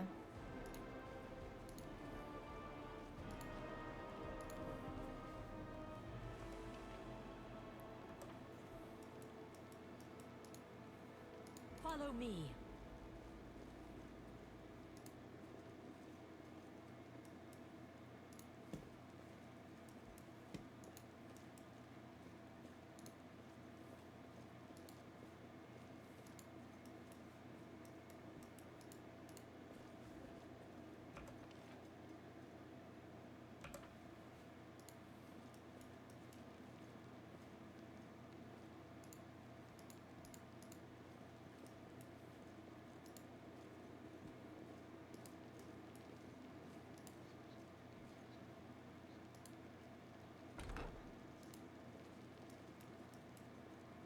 Do not fear.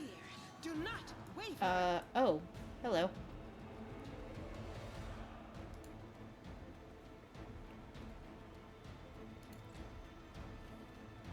You are today's sacrifice!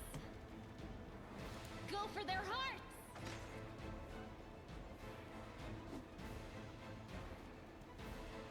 You won't survive me. I'll make my own legend.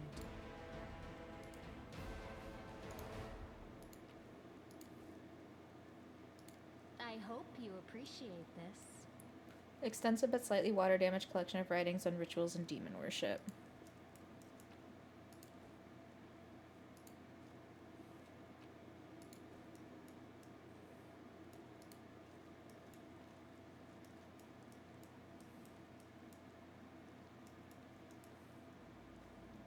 March on. Can't hide from me.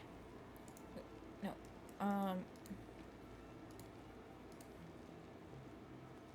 Oh, I got it all. Okay.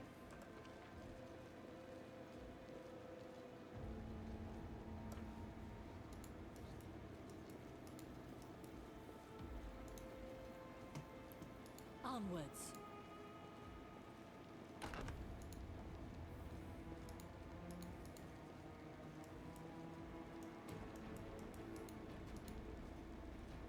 They will break against our resolve. Endure this!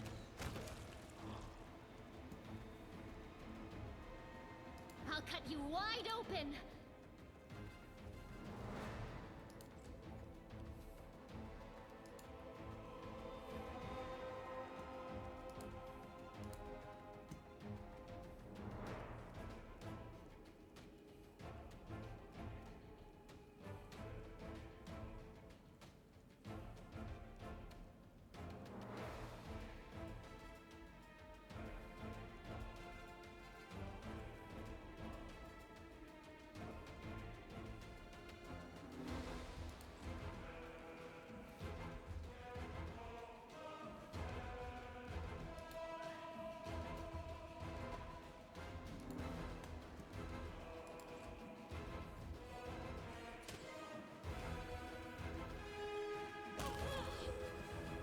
Nice.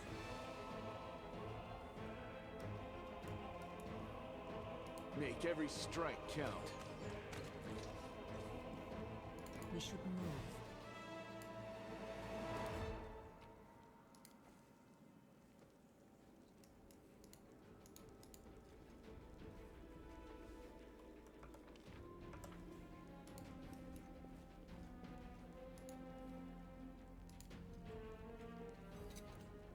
I am helpful, am I not?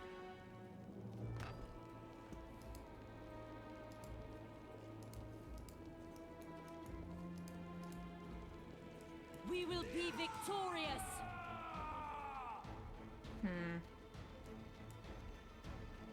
You've crossed the wrong mongrel. We won't falter!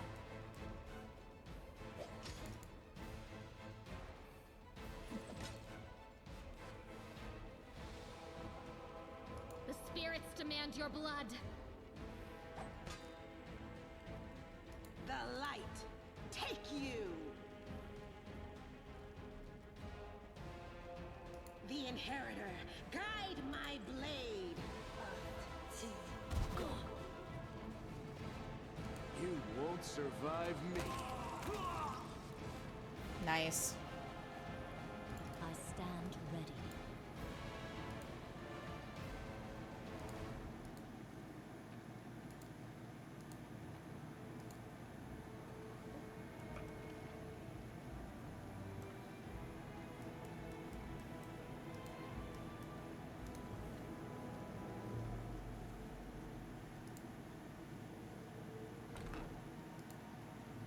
Check that out.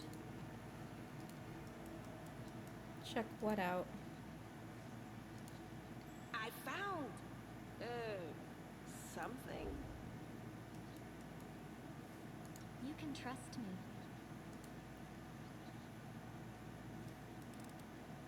I am helpful, am I not?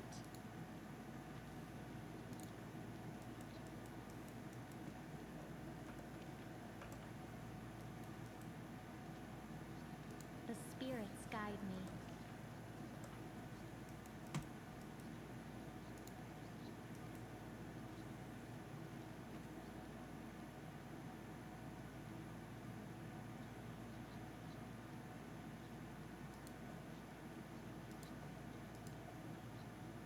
I mean, I'll take it, but I'm probably just gonna drop or discard it.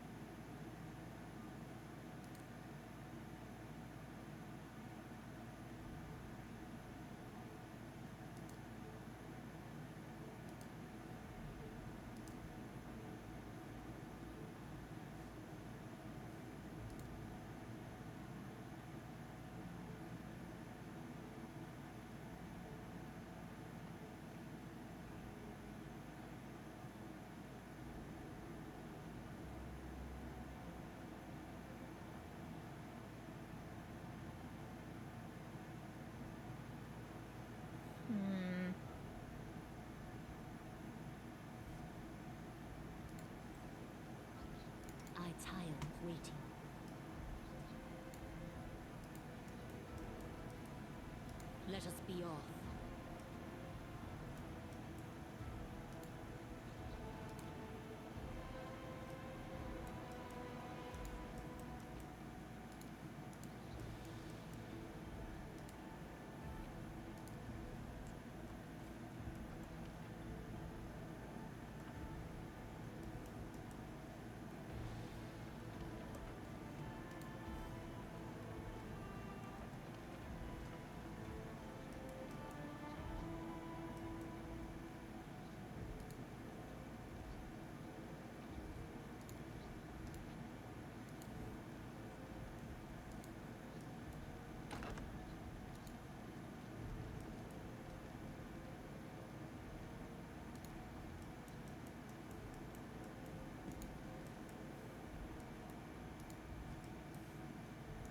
We are the light. They are the darkness. You are today's sacrifice! Nice.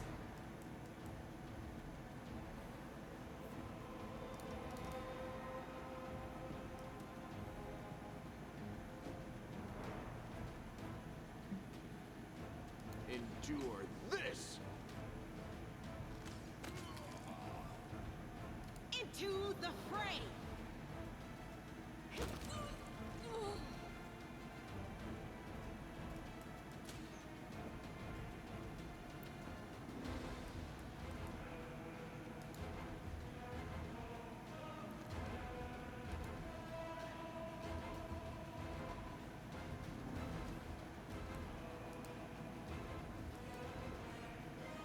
What do we have here? Make every strike count. Adventures await. Ritual pool filled with fresh blood.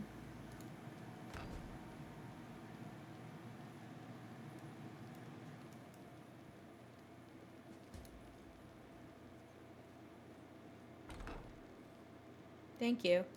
What's that?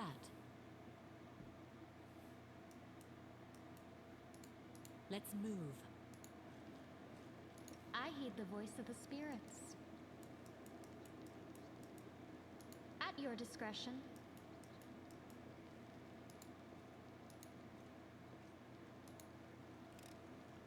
I hope you appreciate this. This is my path.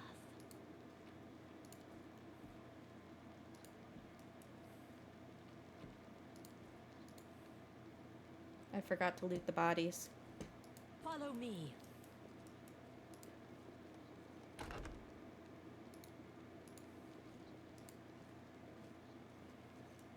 Yet another obstacle.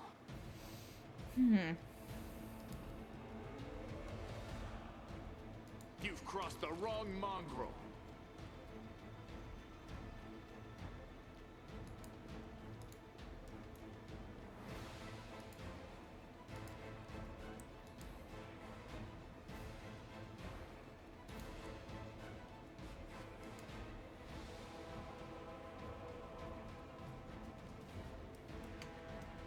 You won't survive me. Judging by the corpses littered around the summoning site, the cultists did manage to summon a demon in the end.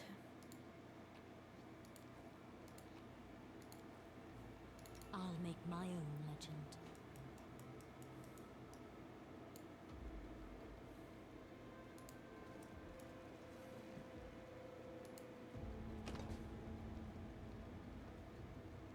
Locked with magic.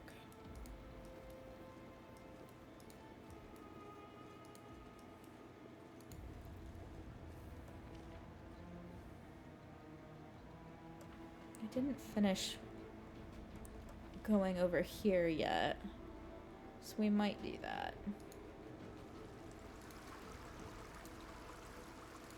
Move.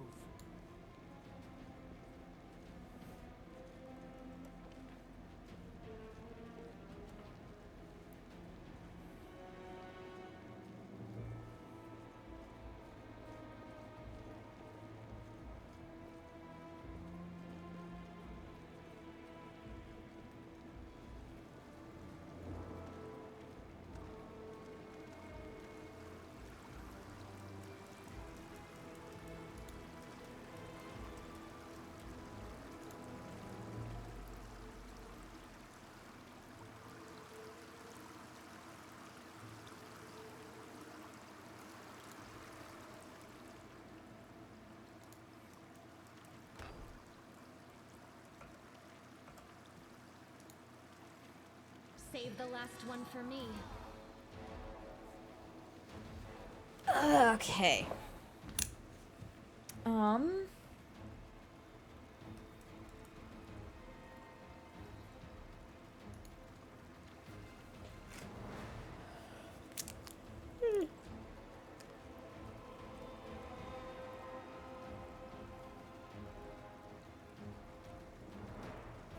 Endure this!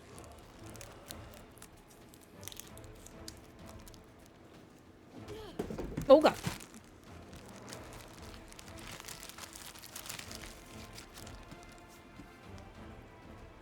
No glory without risk!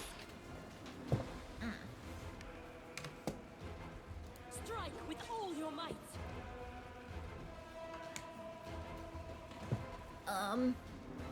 We can do it.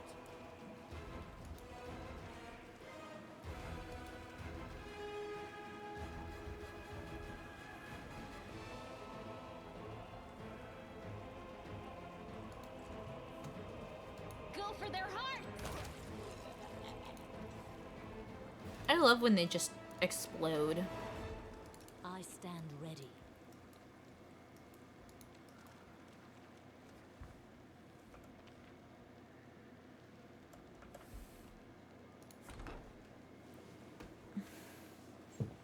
One second.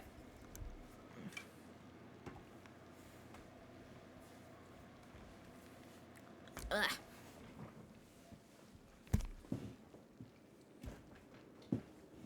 I dropped my phone. I kind of need that. All right. Did we find trouble? No, they did. Okay.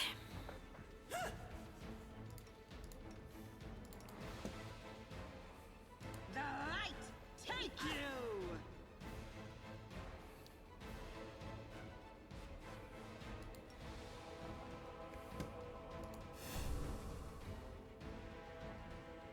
The Inheritor, guide my blade!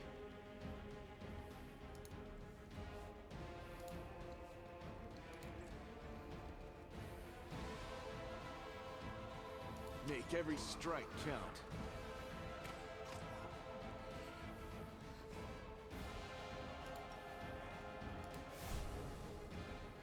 Forward.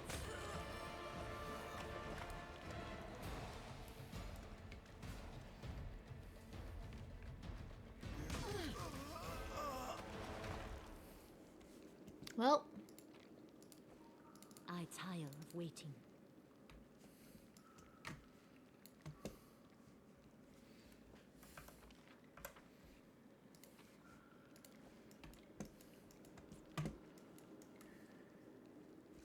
was that it? There's something else here. Oh, here's it. I am helpful, am I not? Check that out.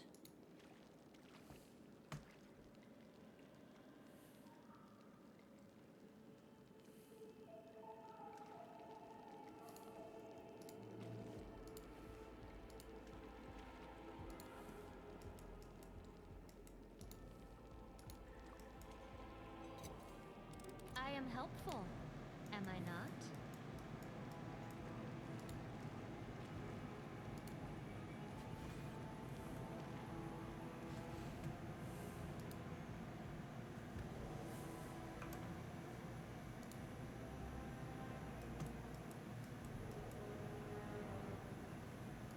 Inches await.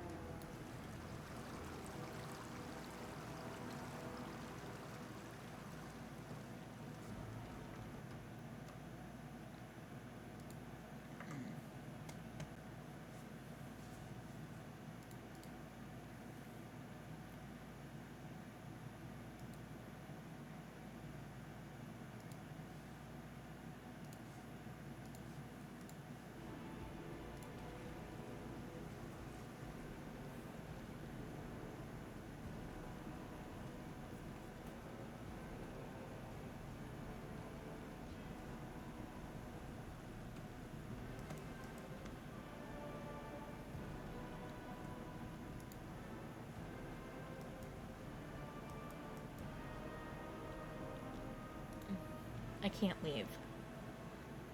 That's frustrating, actually.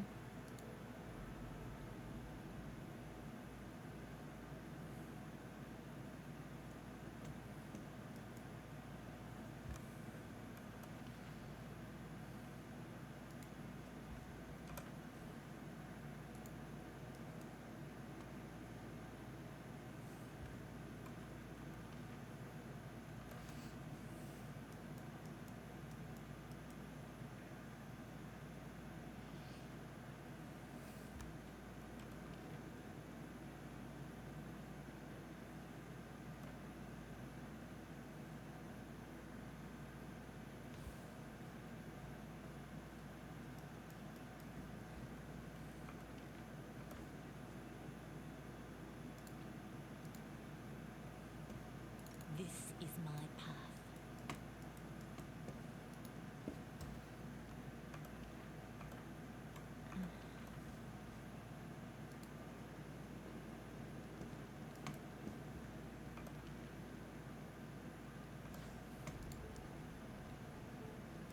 Now, what is that? Open your heart to me. I hope you appreciate this. I'll make my own legend.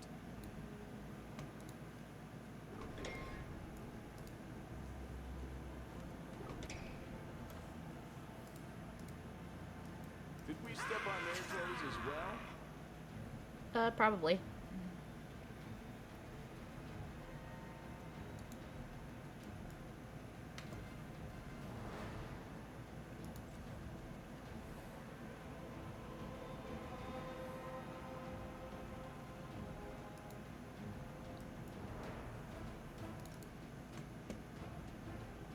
You've crossed the wrong mongrel. I'll cut you wide open.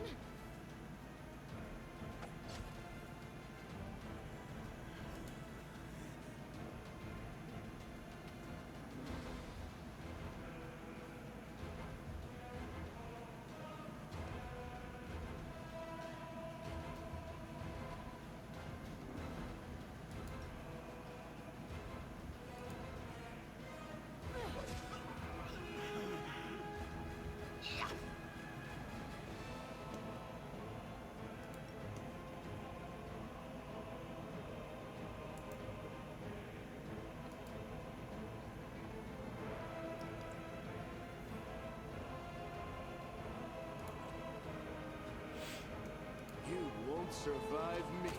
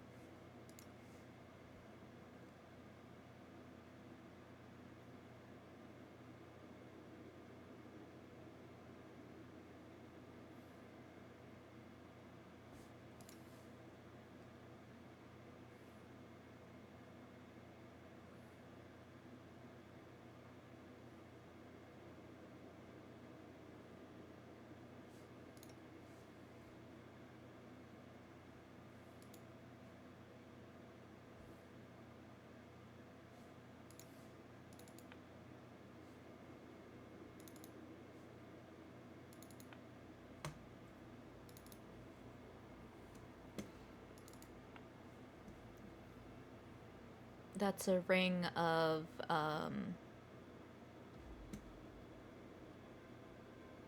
something. I can't think of the right word.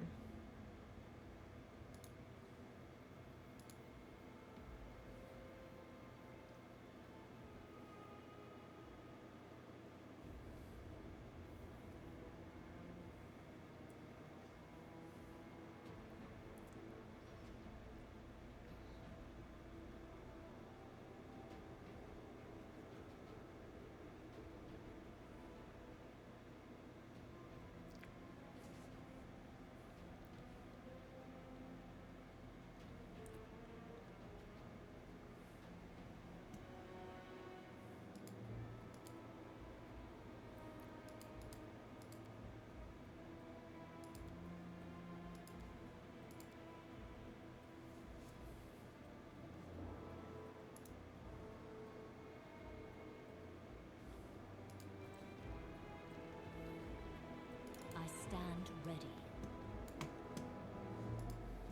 What's that?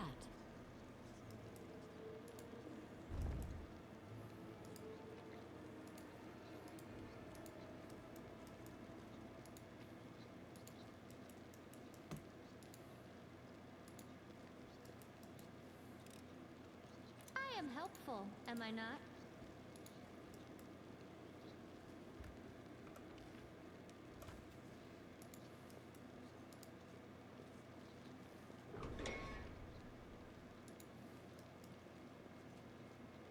Oh, that's gonna be fun. Break against our resolve.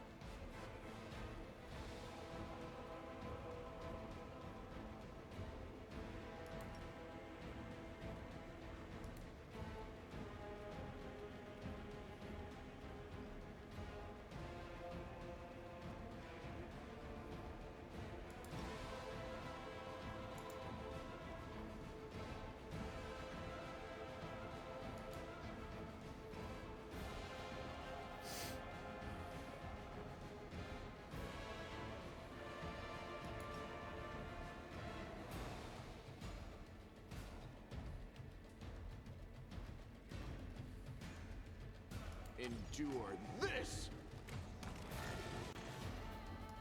Jesus. We should move.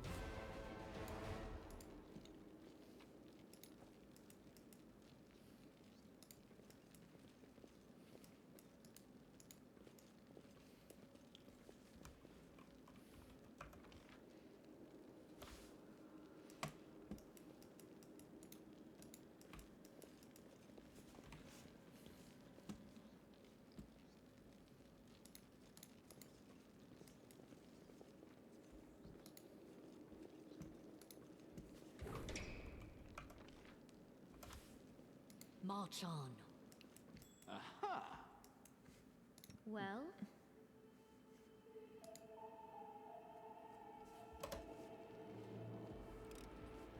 I am helpful. Adventures await. Am I not?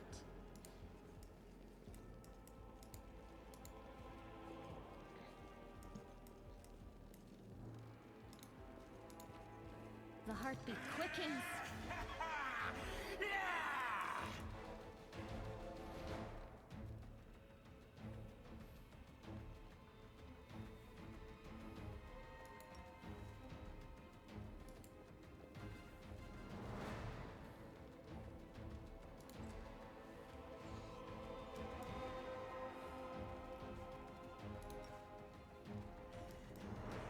I can't cast it like that.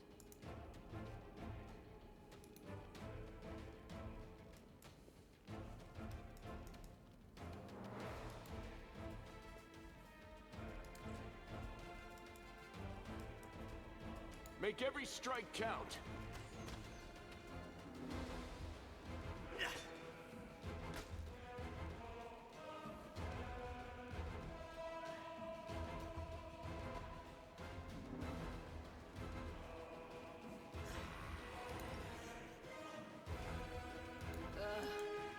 mess up again?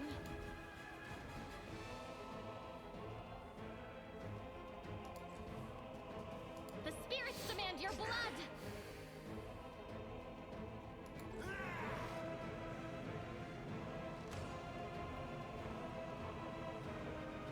We won't falter!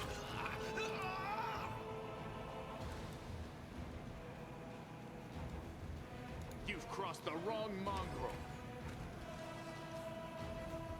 This is my path. Onwards.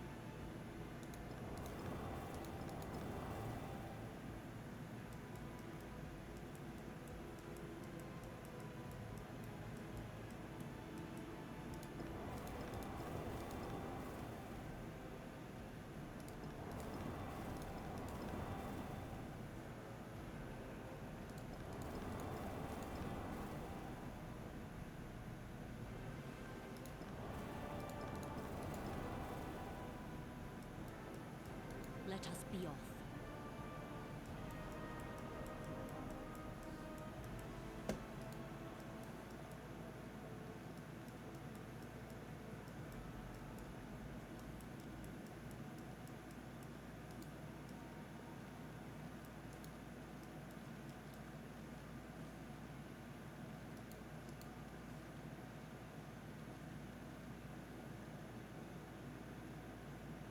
Let's move.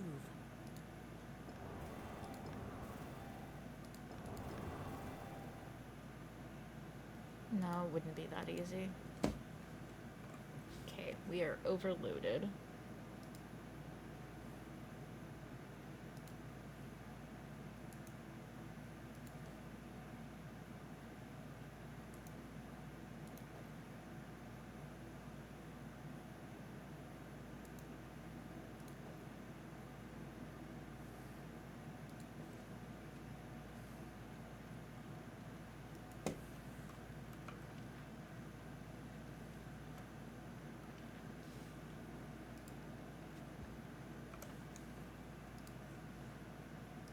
Make my own legend.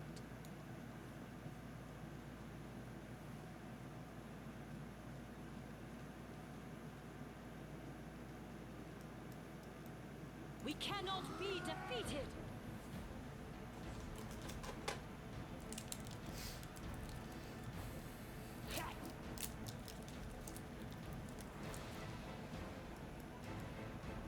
Into the fray!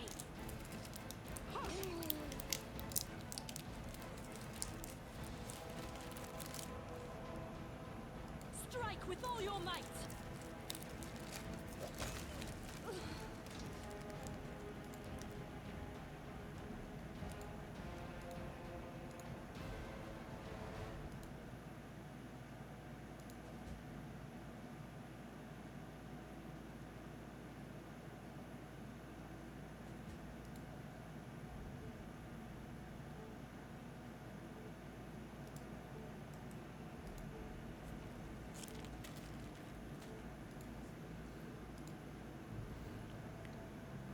The bodies of the maze builders lie where they were caught by the earth elementals enraged by the earthquake. The builders' tools lie scattered next to them. I will help where I can. Waiting.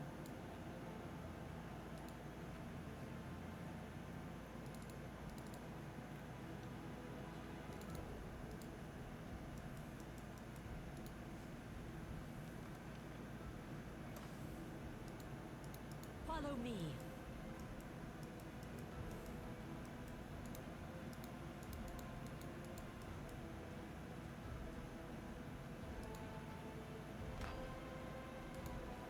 Let me draw the first blood.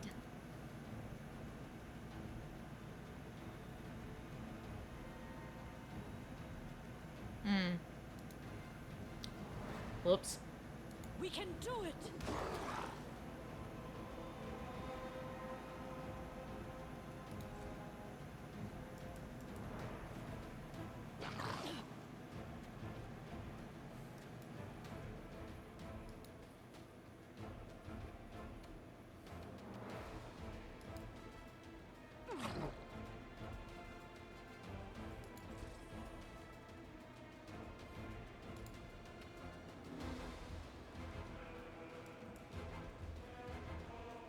You won't survive me.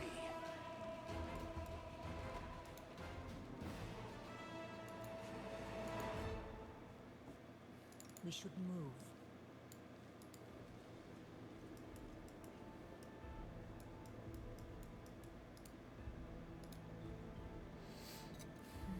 I hope you appreciate this.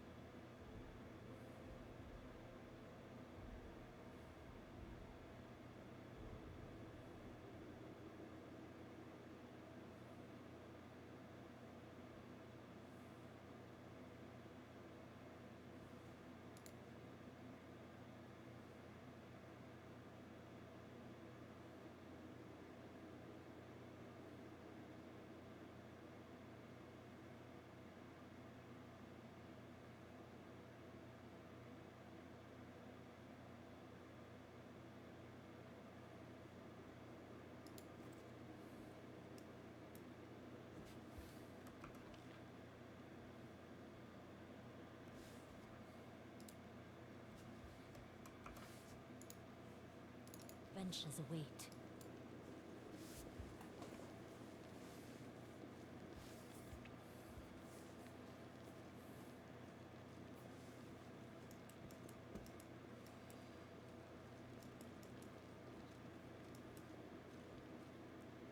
March on.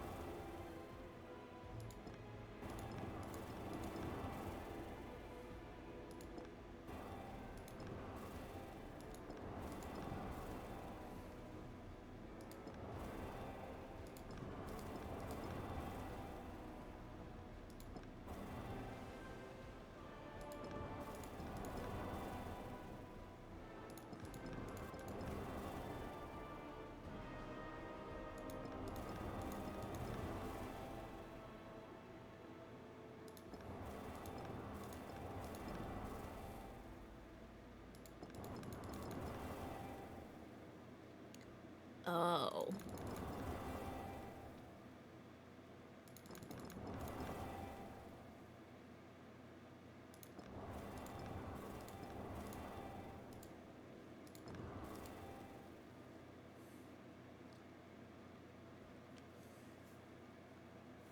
I'm gonna look this up.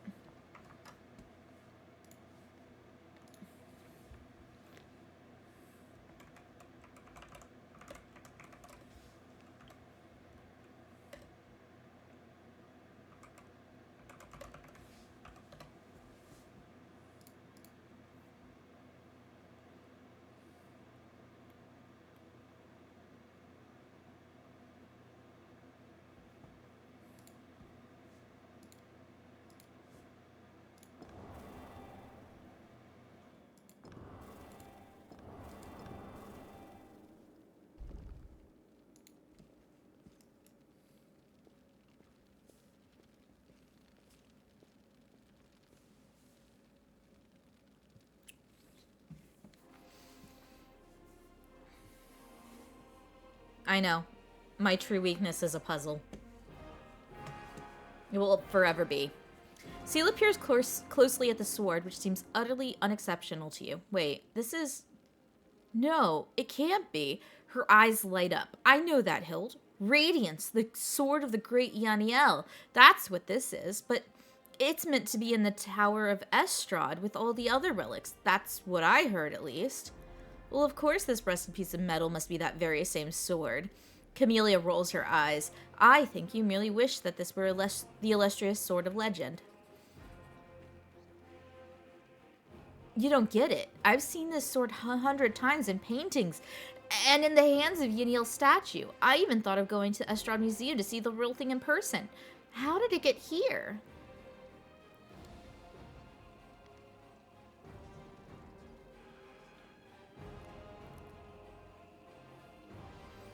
This sword belonged to a paladin. I knew that from the moment I saw it. May we never forget the one whose hand once gripped this hilt.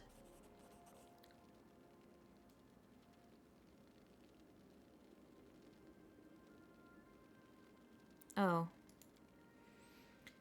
Just look at that. The sword seemed to greet you.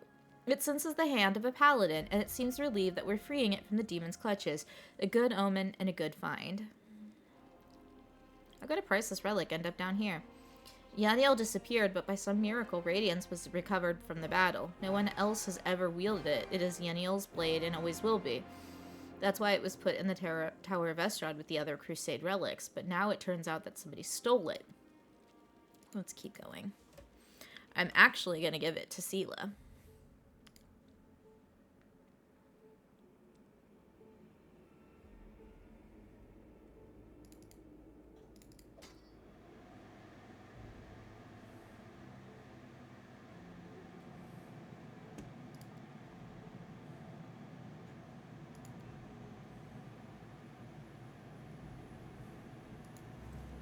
I stand ready. Onwards.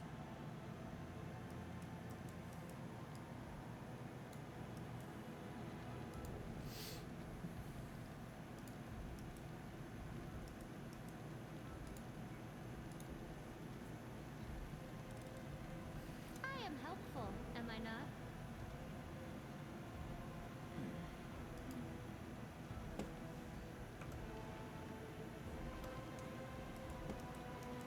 Let us be off.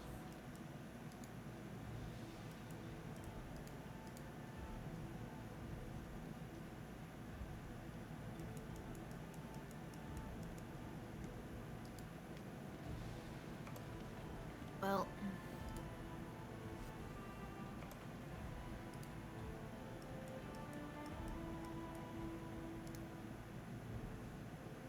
This is my path.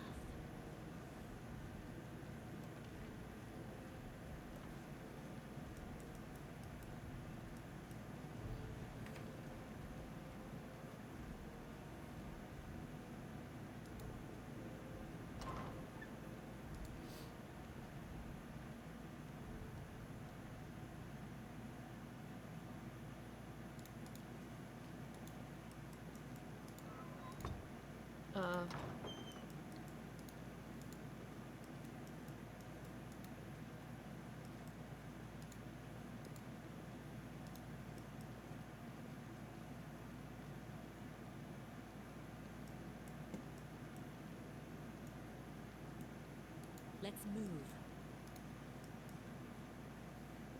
I'll watch your back. Rely I'll on make me. my own legend.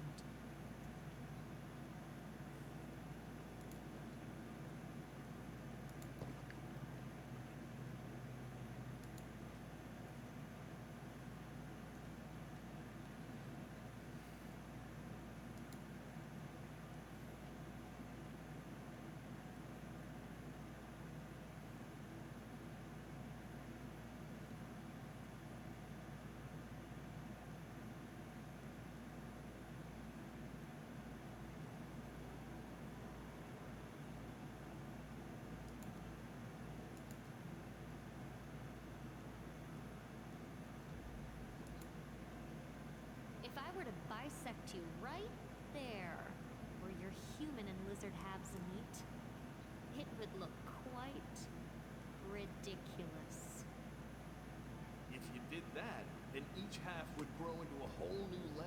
and the two of them would give you a double meat. That's mongrel magic for you.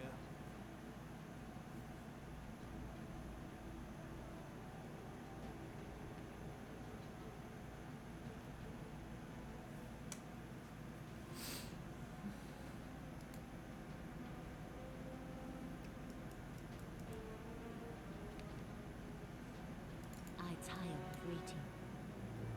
Follow me.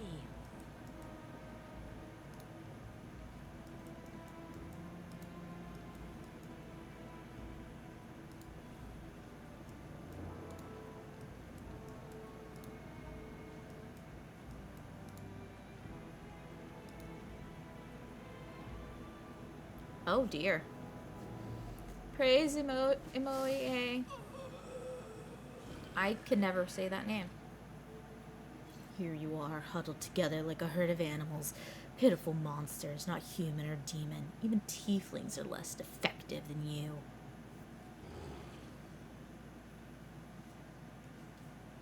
But I, your master, Savamelech, can make you better, stronger. I can satisfy your hunger, starvelings of the dark.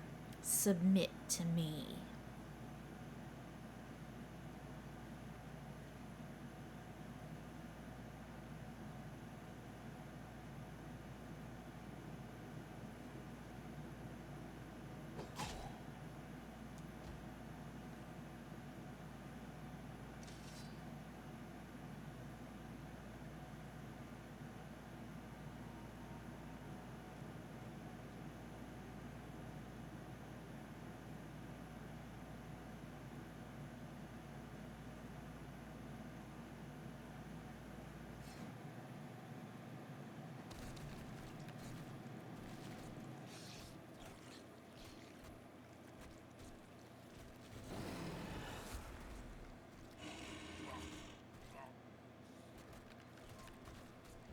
You rush at the demon, but the air seems to grow thicker with every step. You feel like you're watching from underwater as you see the mongrels fall to their knees one after another and crawl to the ASMR's body. You hear their fangs tearing through flesh. You hear the sloshing of blood. You hear the former mongrels snarl like animals fighting over the most tender and juicy bits of meat. Your companions writhe in agony. One clutches at their head, another doubles over. You feel saliva pool in your mouth. The metallic tang awakens hunger in you. The hunger turns to rage. This winged filth dares to try to bind you to its will. It dares to tempt you with the sweet scent of meat untainted by corruption. The wretched must die. Die! And still, the clarity remains with you. Somewhere deep down, beneath the veil of rage and anger, you sense the light trying to break through. By sheer force of will, you master your rage, and almost in response, the warmth suffuses you from within. Warmth and joy from a simple realization. You can win. You can save these people. The power of heaven bolsters and guides you. Its light breaks free, and enveloping the mongrels grants them the gift of blissful oblivion. Lowering your gaze, you see a scarlet stain on your chest. The wound has reopened. Instead of blood pouring forth, you see only radiant light.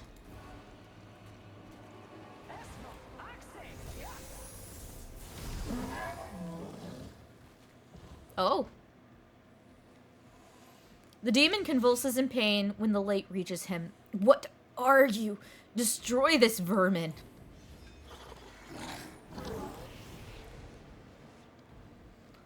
Hasilla points at you. She's already wounded. Winduag, kill!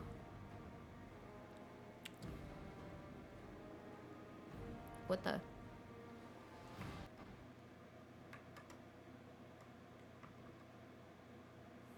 What just happened?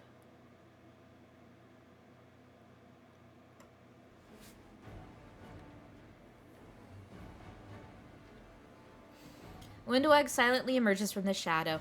I am no longer your slave, Hasilla, but I will gladly kill anyone who pokes their nose in where it doesn't belong. Oh.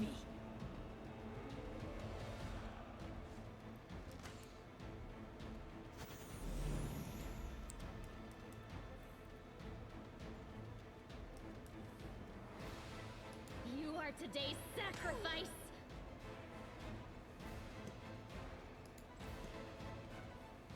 The light, take you!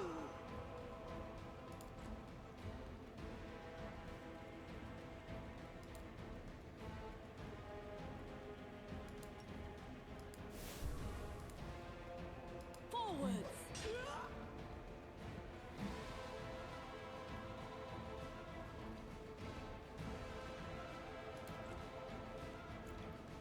Endure this!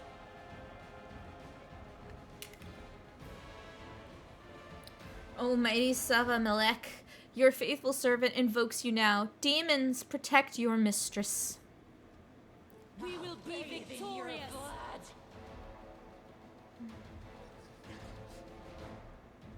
Go for their hearts! Ha!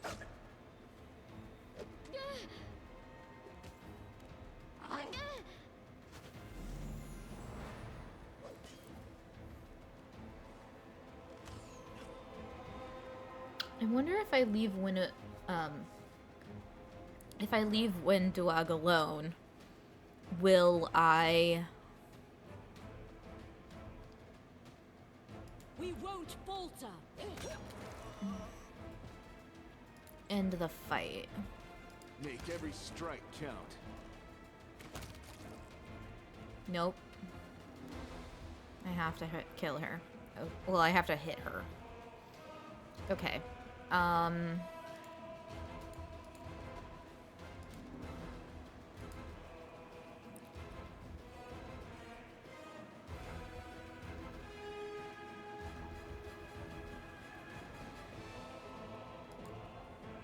don't remember how to trigger non-lethal.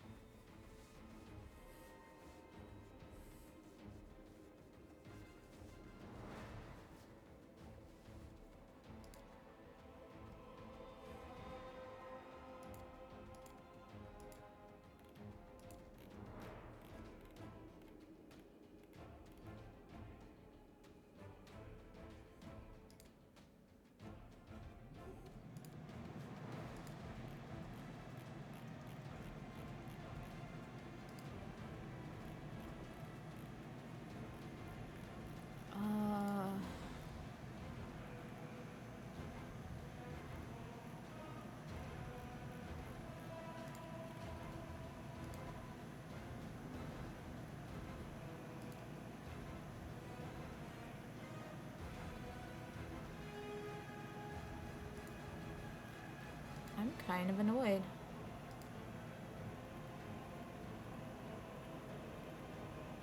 I don't know how to do non-lethal damage.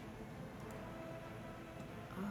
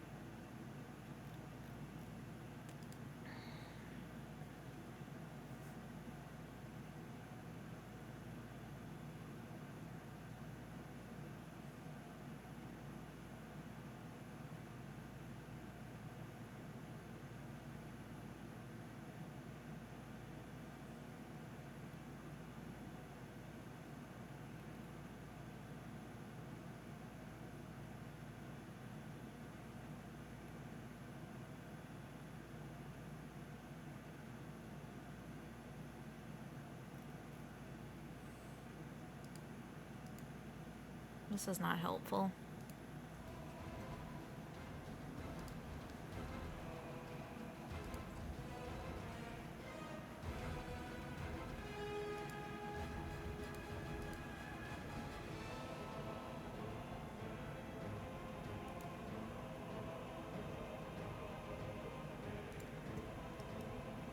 I'll cut you wide open! The spirits demand your blood.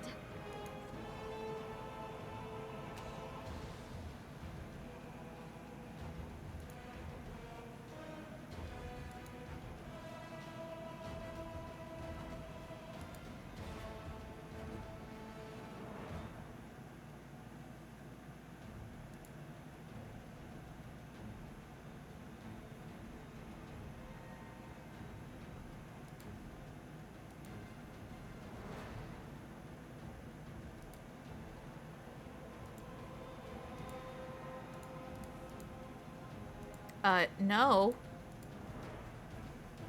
God. You are today's sacrifice!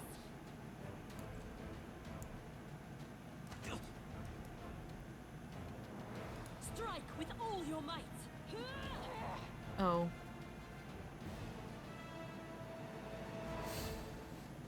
Oops. Are you going to finish me off? It's not exactly unexpected. What else are we supposed to do with you? You're not just a traitor, you're a monster. The young ones believed you, and you lured them to a demon and watched them eat human flesh.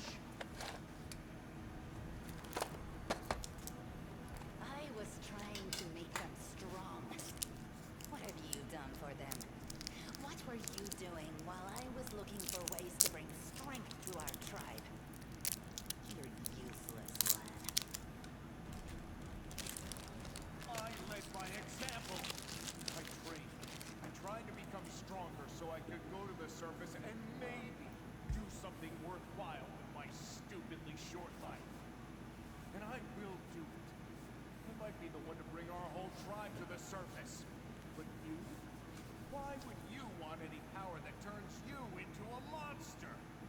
These young guys and girls, they trusted you. And they were turned into mindless animals, ready to eat corpses at a demon's command. I went through the same ritual as them, and I didn't become an animal. I conquered my anger. The anger that has been building and building in every one of us for decades. Unlike you, I have no intention of just lying down and politely accepting death. I will rise above all this, while you'll still be stuck with your pride, chewing on rats. The bleeding deep wound on your chest is gone, like it was never there in the first place. The skin is totally smooth and unmarred. It's gone. It was just there, and now it's gone. It's gotta be some kind of demonic trickery. You need to have a cleric look at that. if she had been marked by the abyss, do you think some nobody priests will be able to help? No, the demons have branded this uplander, and judging by the smell of the blood pouring from her chest, the demons will be able to find her wherever she goes.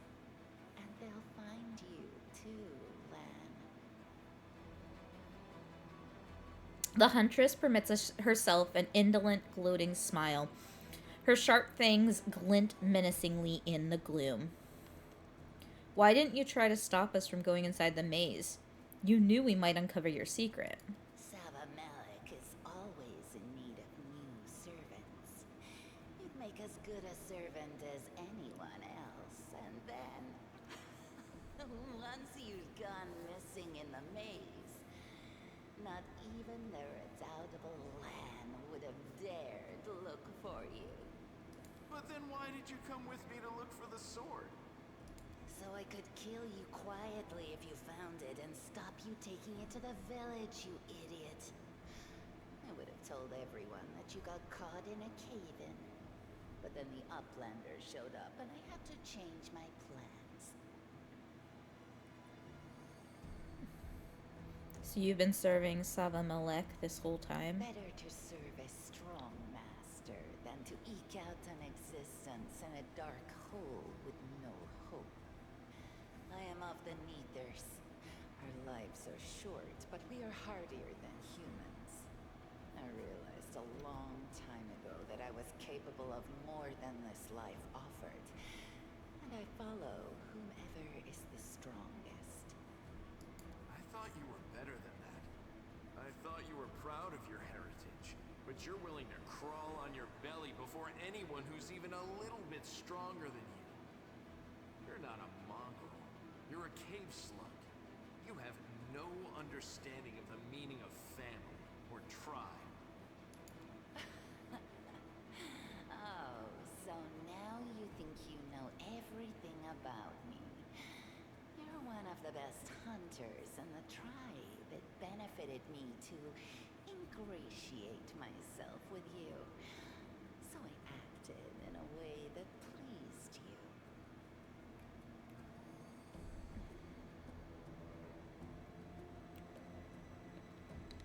You won't betray anyone again. You're all bark and no bite. Farewell, Uplander. Next time I won't spare you.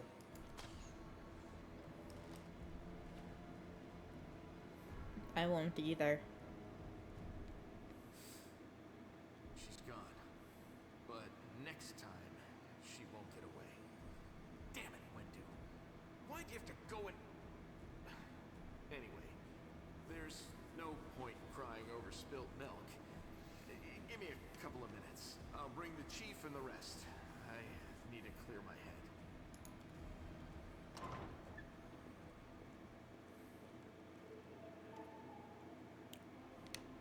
Chief Soul appears flanked by mongrels. The journey has taken its toll on him.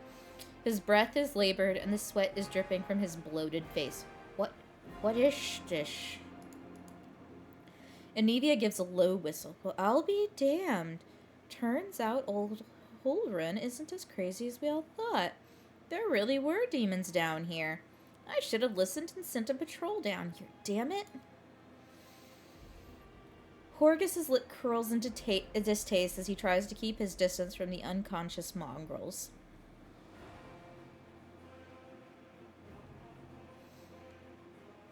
Anivia, how's the leg? Anivia winces slightly but forces a smile. Better than yesterday, worse than the day before. I'm not gonna die, don't worry. This place must be burned with holy flame. The place is overrun with demons, but that's not the worst part. Wendoag, she's been working for the demons all this time, luring the young, strong mongrels into the maze. He nods at the unconscious mongrels. We might still be able to save these ones. They can't get any stupider, that's for sure, but they might be meaner than they were before. But I suppose all teenagers are monsters in their own way. Sol laughs, but it comes out a rasp. Ah, Lon. We don't waste words from people who don't listen to the tribe. You act a fool, you suffer the consequences.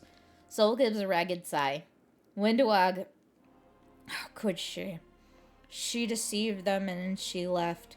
What's become of us? Chin up, Chief. The kids you rescued are safe now. The demons are gone and the traitor's been dealt with. All's well that ends well, I say. You need to look after the young mongrels. I don't know what they'll be like when they come to, but look after them, Chief. They went through something horrific today. Not everybody is capable of enduring something like that. It will change them forever. As long as they can hunt, the rest can wait. Uplander, you and Lon, you saved them. Only the gods can salvage their souls. We are a tribe, and we will think of something. And when they're stronger, they can go up to the surface. The time has come. Chief, I think I'm going to lead our visitors to the surface, and I'm going to keep going. Something interesting is happening out there in the world. Maybe it's my chance to do something more useful than skinning cave rats. Soul heaves a sigh. You never were one of us. You always looked up. You think I don't see these things. Our life is not for you. You must go. Beware. Where is the way out? Beats me, but these beasts got down here somehow. Lon searches Cecilla's body and shows you some papers and a key. I don't know what these documents are, but I'm sure this key will come in handy.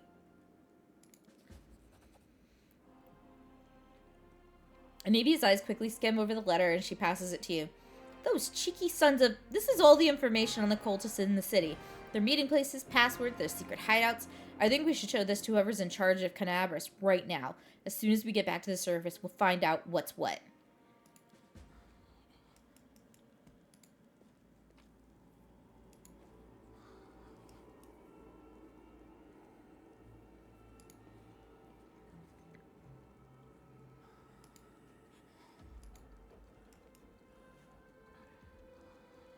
We should move.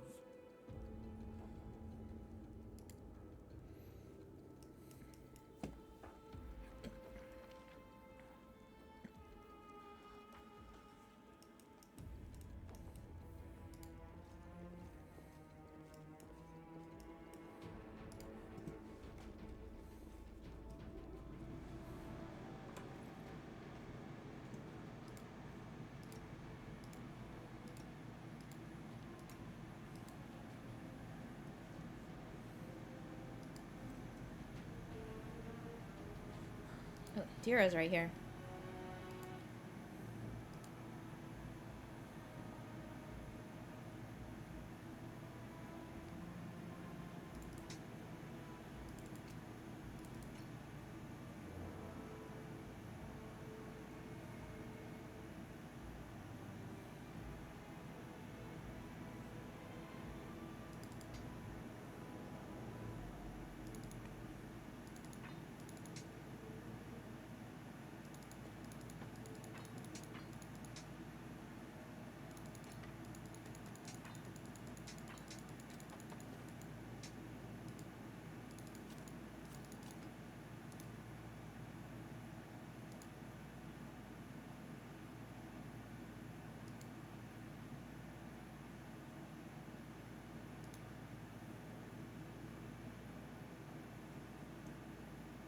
I need that.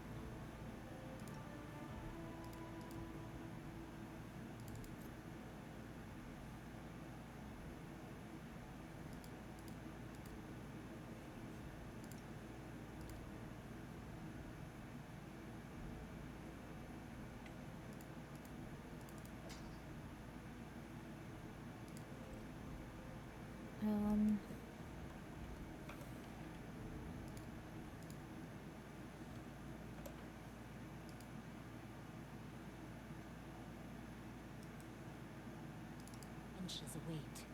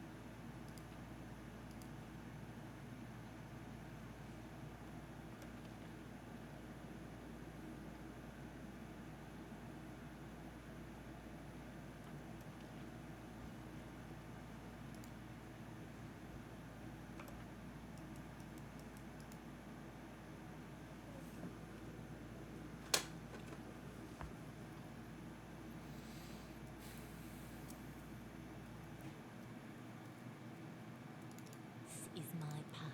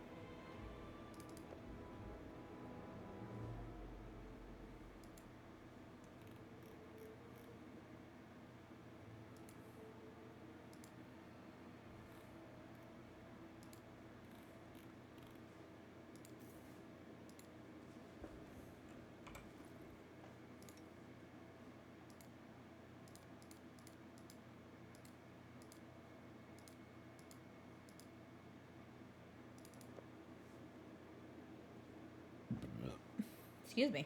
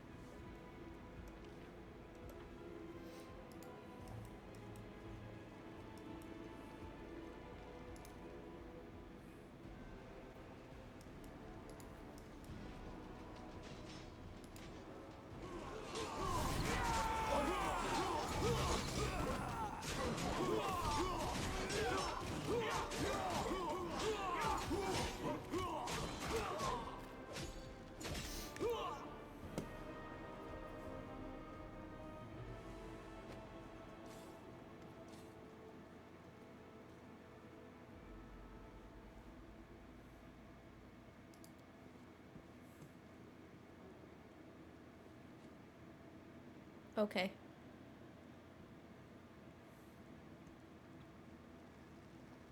By the goddess, Nebi, I'd almost lost all hope. Everything's fine, Beth. I'm here. I'm here. This here is a new friend. She rounded up those of us who survived the fall and led us up to the surface. Without her, we'd never have made it out. Let me introduce you to my wife, Arabeth Tirabade, head of the Eagle Watch. Until the army arrives, I'm the temporary warden of Canabras. And you're just in time. As you can see, we're in the middle of a battle. And thank you for getting Anevia out of there. Where are we? The Grey Garrison. Until recently, it served as barracks for the Crusaders, but it's now been taken over by cultists. What is the target of this battle? When the demons attacked the city, their main target was the Wardstone. I trust I don't have to explain to you what the Wardstone is and how important it is to the Crusaders. We must retake it at any cost, or the fall of Canabras will be the beginning of the end of the Crusades, and with them, the rest of the world. I see that you had a difficult journey to the surface. You need to rest. But there's a lot riding on this battle. I have no right to command you, but I'm asking you to help us. I have important information about the location of a cultist den. Very good. Report to me in full when we get back to the Defender's Heart. It's our temporary headquarters. Right now, the most dangerous cultists are here. The ones occupying the Grey Garrison. We met some mongrels who live beneath Canabras. This is Lon. Most people in Canabras think that the children of the first Crusaders are simply a legend. Other people say that the day you emerge on the surface heralds the start of the end of the world. I'm not superstitious, but the situation is apocalyptic, all right. Having a living legend on our side can't hurt. Come on, living legend? A walking folktale, maybe? I just need to make sure I don't turn into a running joke. What's the situation in the city? The city's gone. Most of the defenders, including the dragon Quendel, fell in the first few hours. The civilians either fled or died in the chaos. The place is overrun with cultists and demons. Don't talk like that. Canabras hasn't fallen. Not while it still has defenders like you and me. Sweet words don't change the grim truth. No, she's right. Thank you, Knight. Until we no longer have the strength to hold a weapon, until Iomedae abandons us, we will fight for Canabras. How did the Wardstone end up in the Grey Garrison? The demons have long laid siege to Canabras, but this time, their lord Dascari appeared in the flesh. He ripped the Wardstone from the ground and hurled it halfway across the city to here. I thought the stone was destroyed, but it seems all is not lost yet. Dascari has gone, but the Wardstone is surrounded by a horde of those creatures. What are they going to do to it? Nothing good, that's for certain.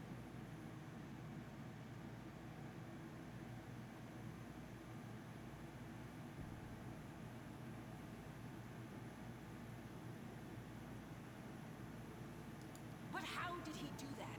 He's a demon. The Wardstone should have burned his filthy hide. It should have. But what happened, happened.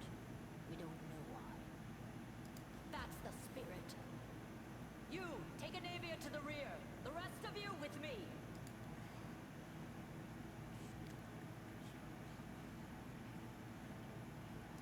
Lord Horgus Worm, forgive me. I did not realize we had civilians among us. My people will escort you somewhere safe. To the extent that anywhere in Canabras can be said to be safe right now.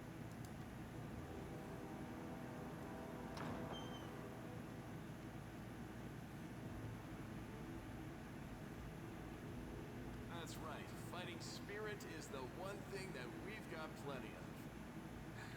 Actual fighting power, that's not so great. Fighting know-how, even worse. But fighting spirit, at least we're rich in that. Speak for yourself, Lon. I know how to fight.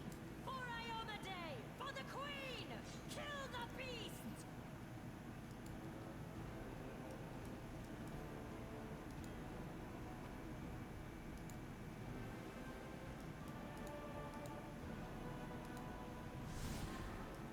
Save the last one for me.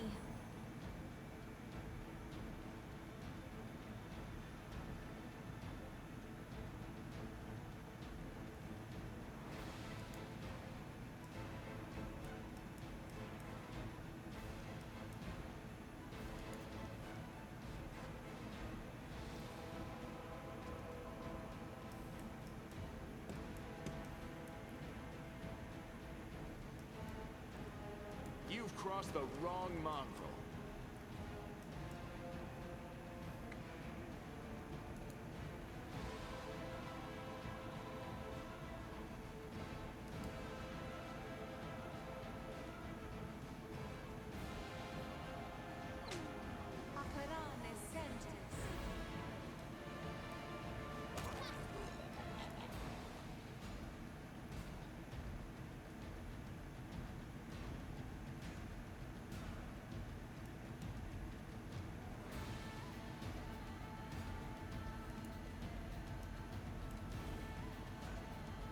We can do it!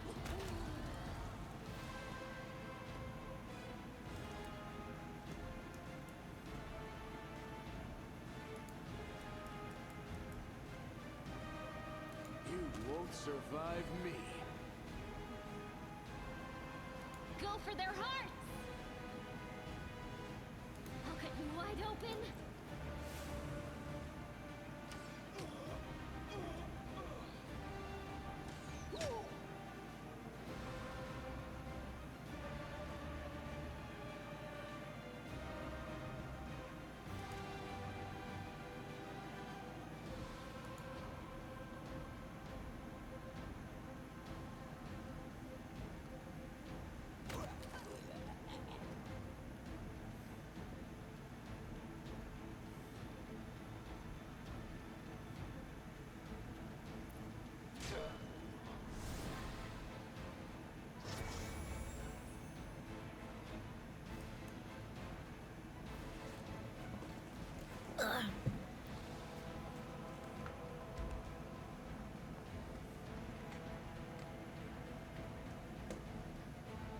Forwards!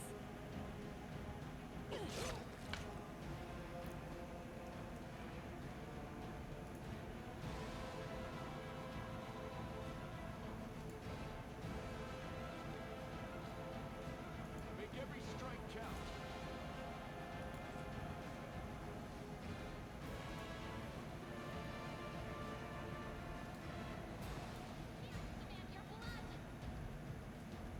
You are today's sacrifice.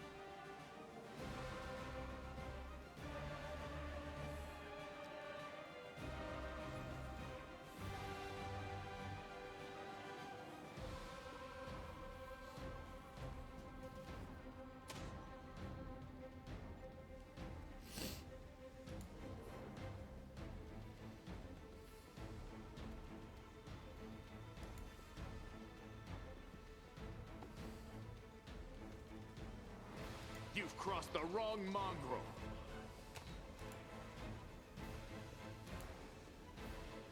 Go for their hearts! I'll make my own legend.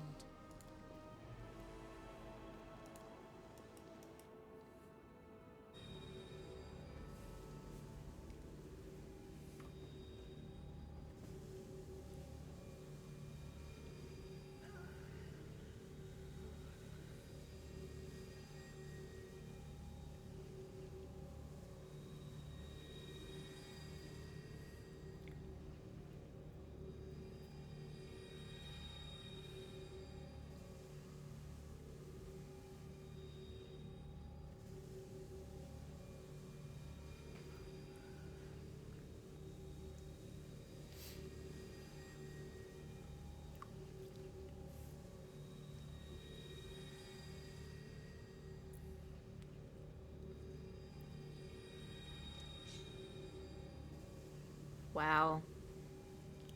We are the light. They are the darkness.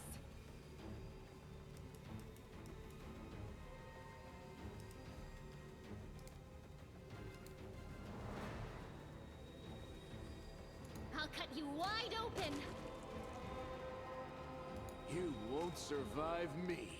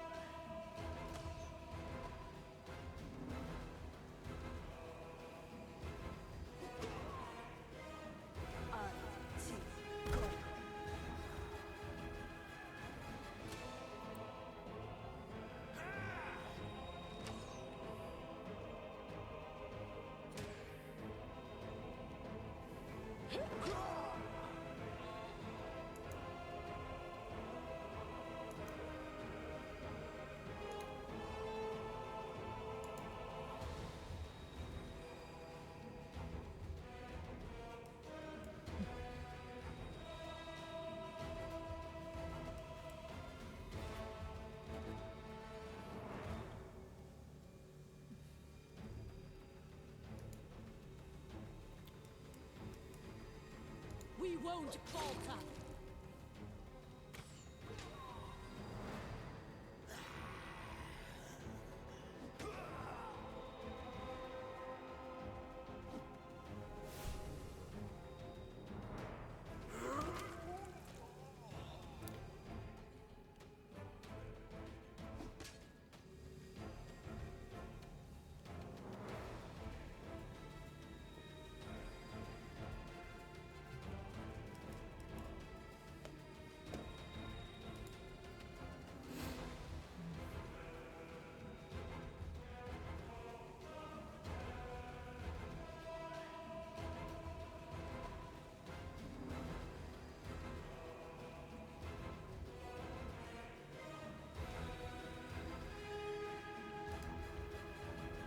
The spirits demand your blood.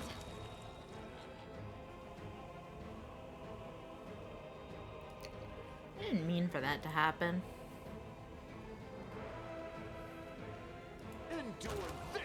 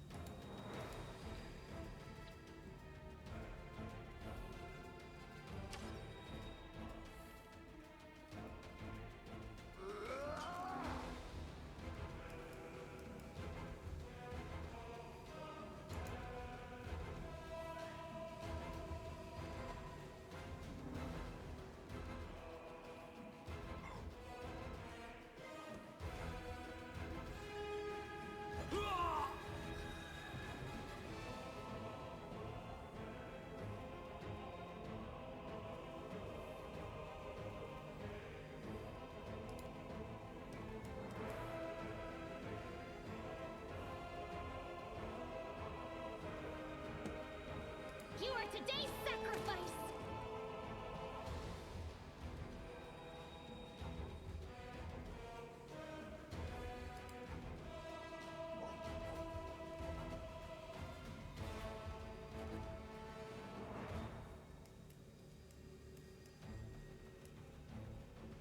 Make every strike count. No glory without risk!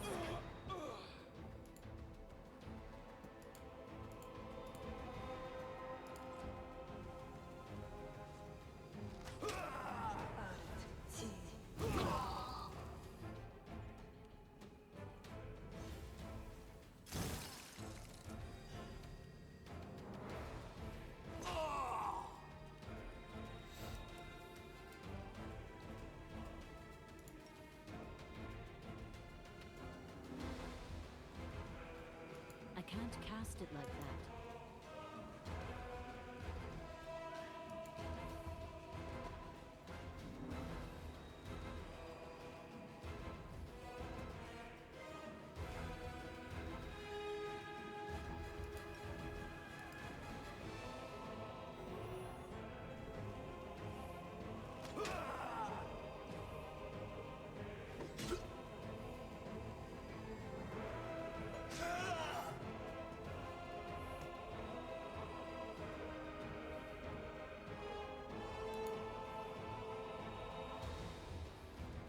Go for their hearts!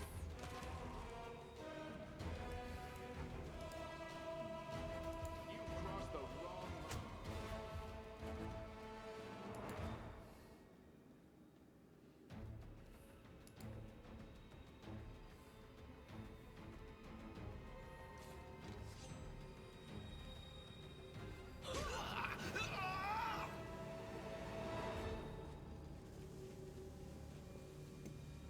I tire of waiting. What's on your mind? We should I move. wonder.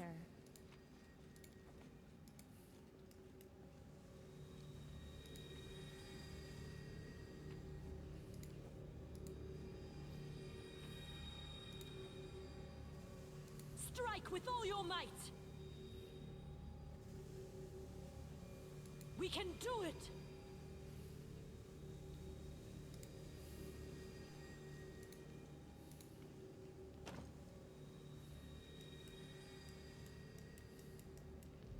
March on.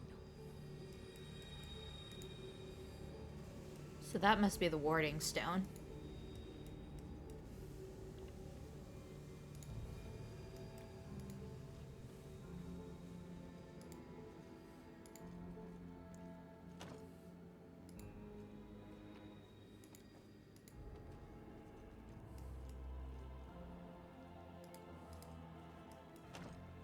Onwards.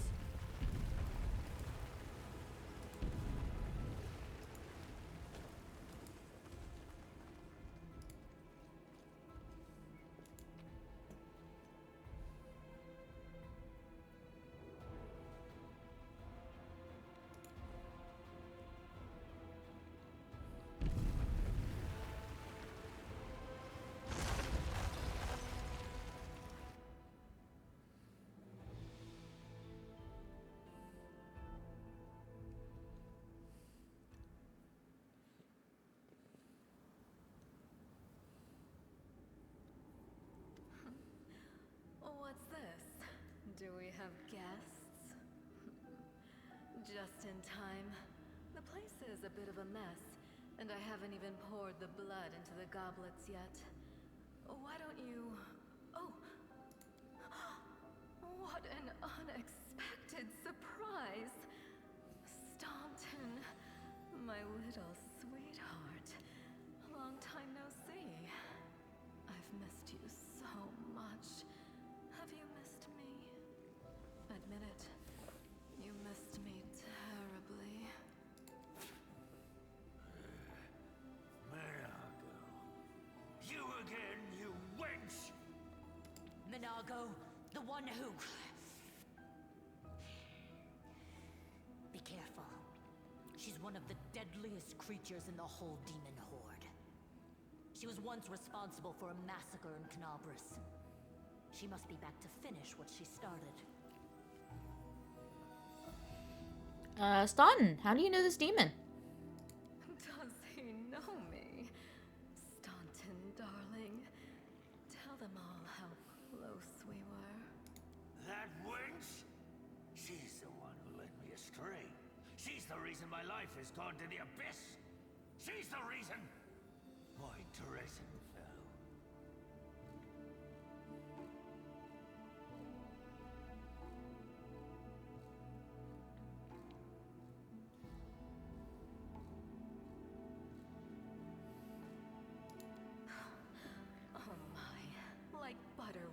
melt. What I remember is how eagerly you would run to our trysts, how you begged to see me again, how you promised you'd do anything I asked. By your own free will, you said this. And now you claim that Dresden fell because of me. No, no, my dear. That was entirely your own doing. I'll beat your lying lips into your filthy throat!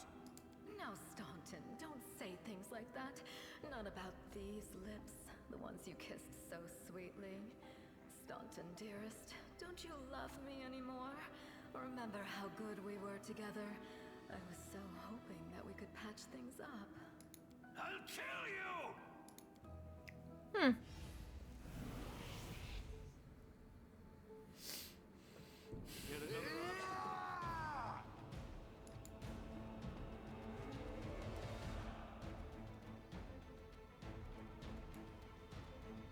I'll cut you wide open. Excuse me. You won't survive me.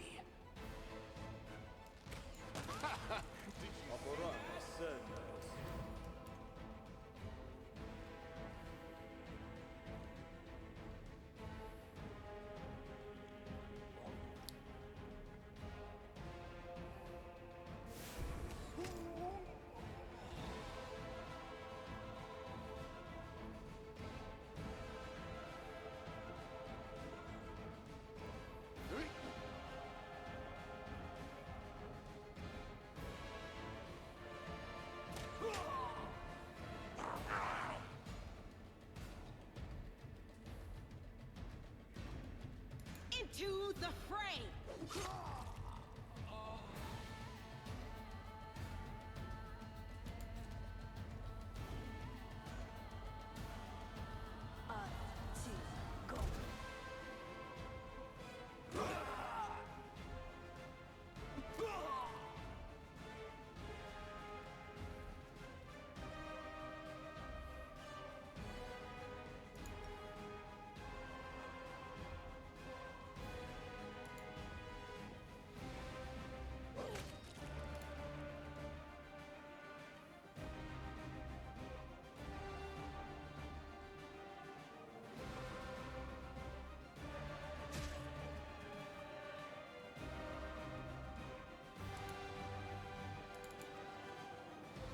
The spirits demand your blood!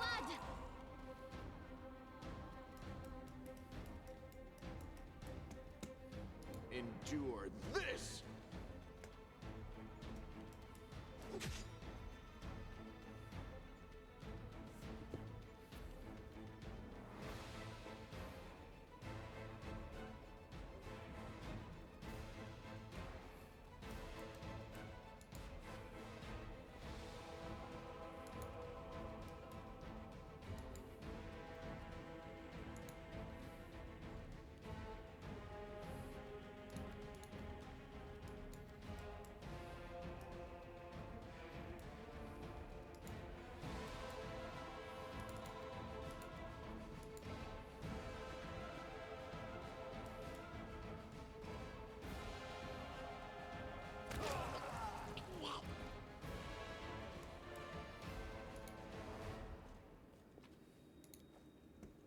Adventures await.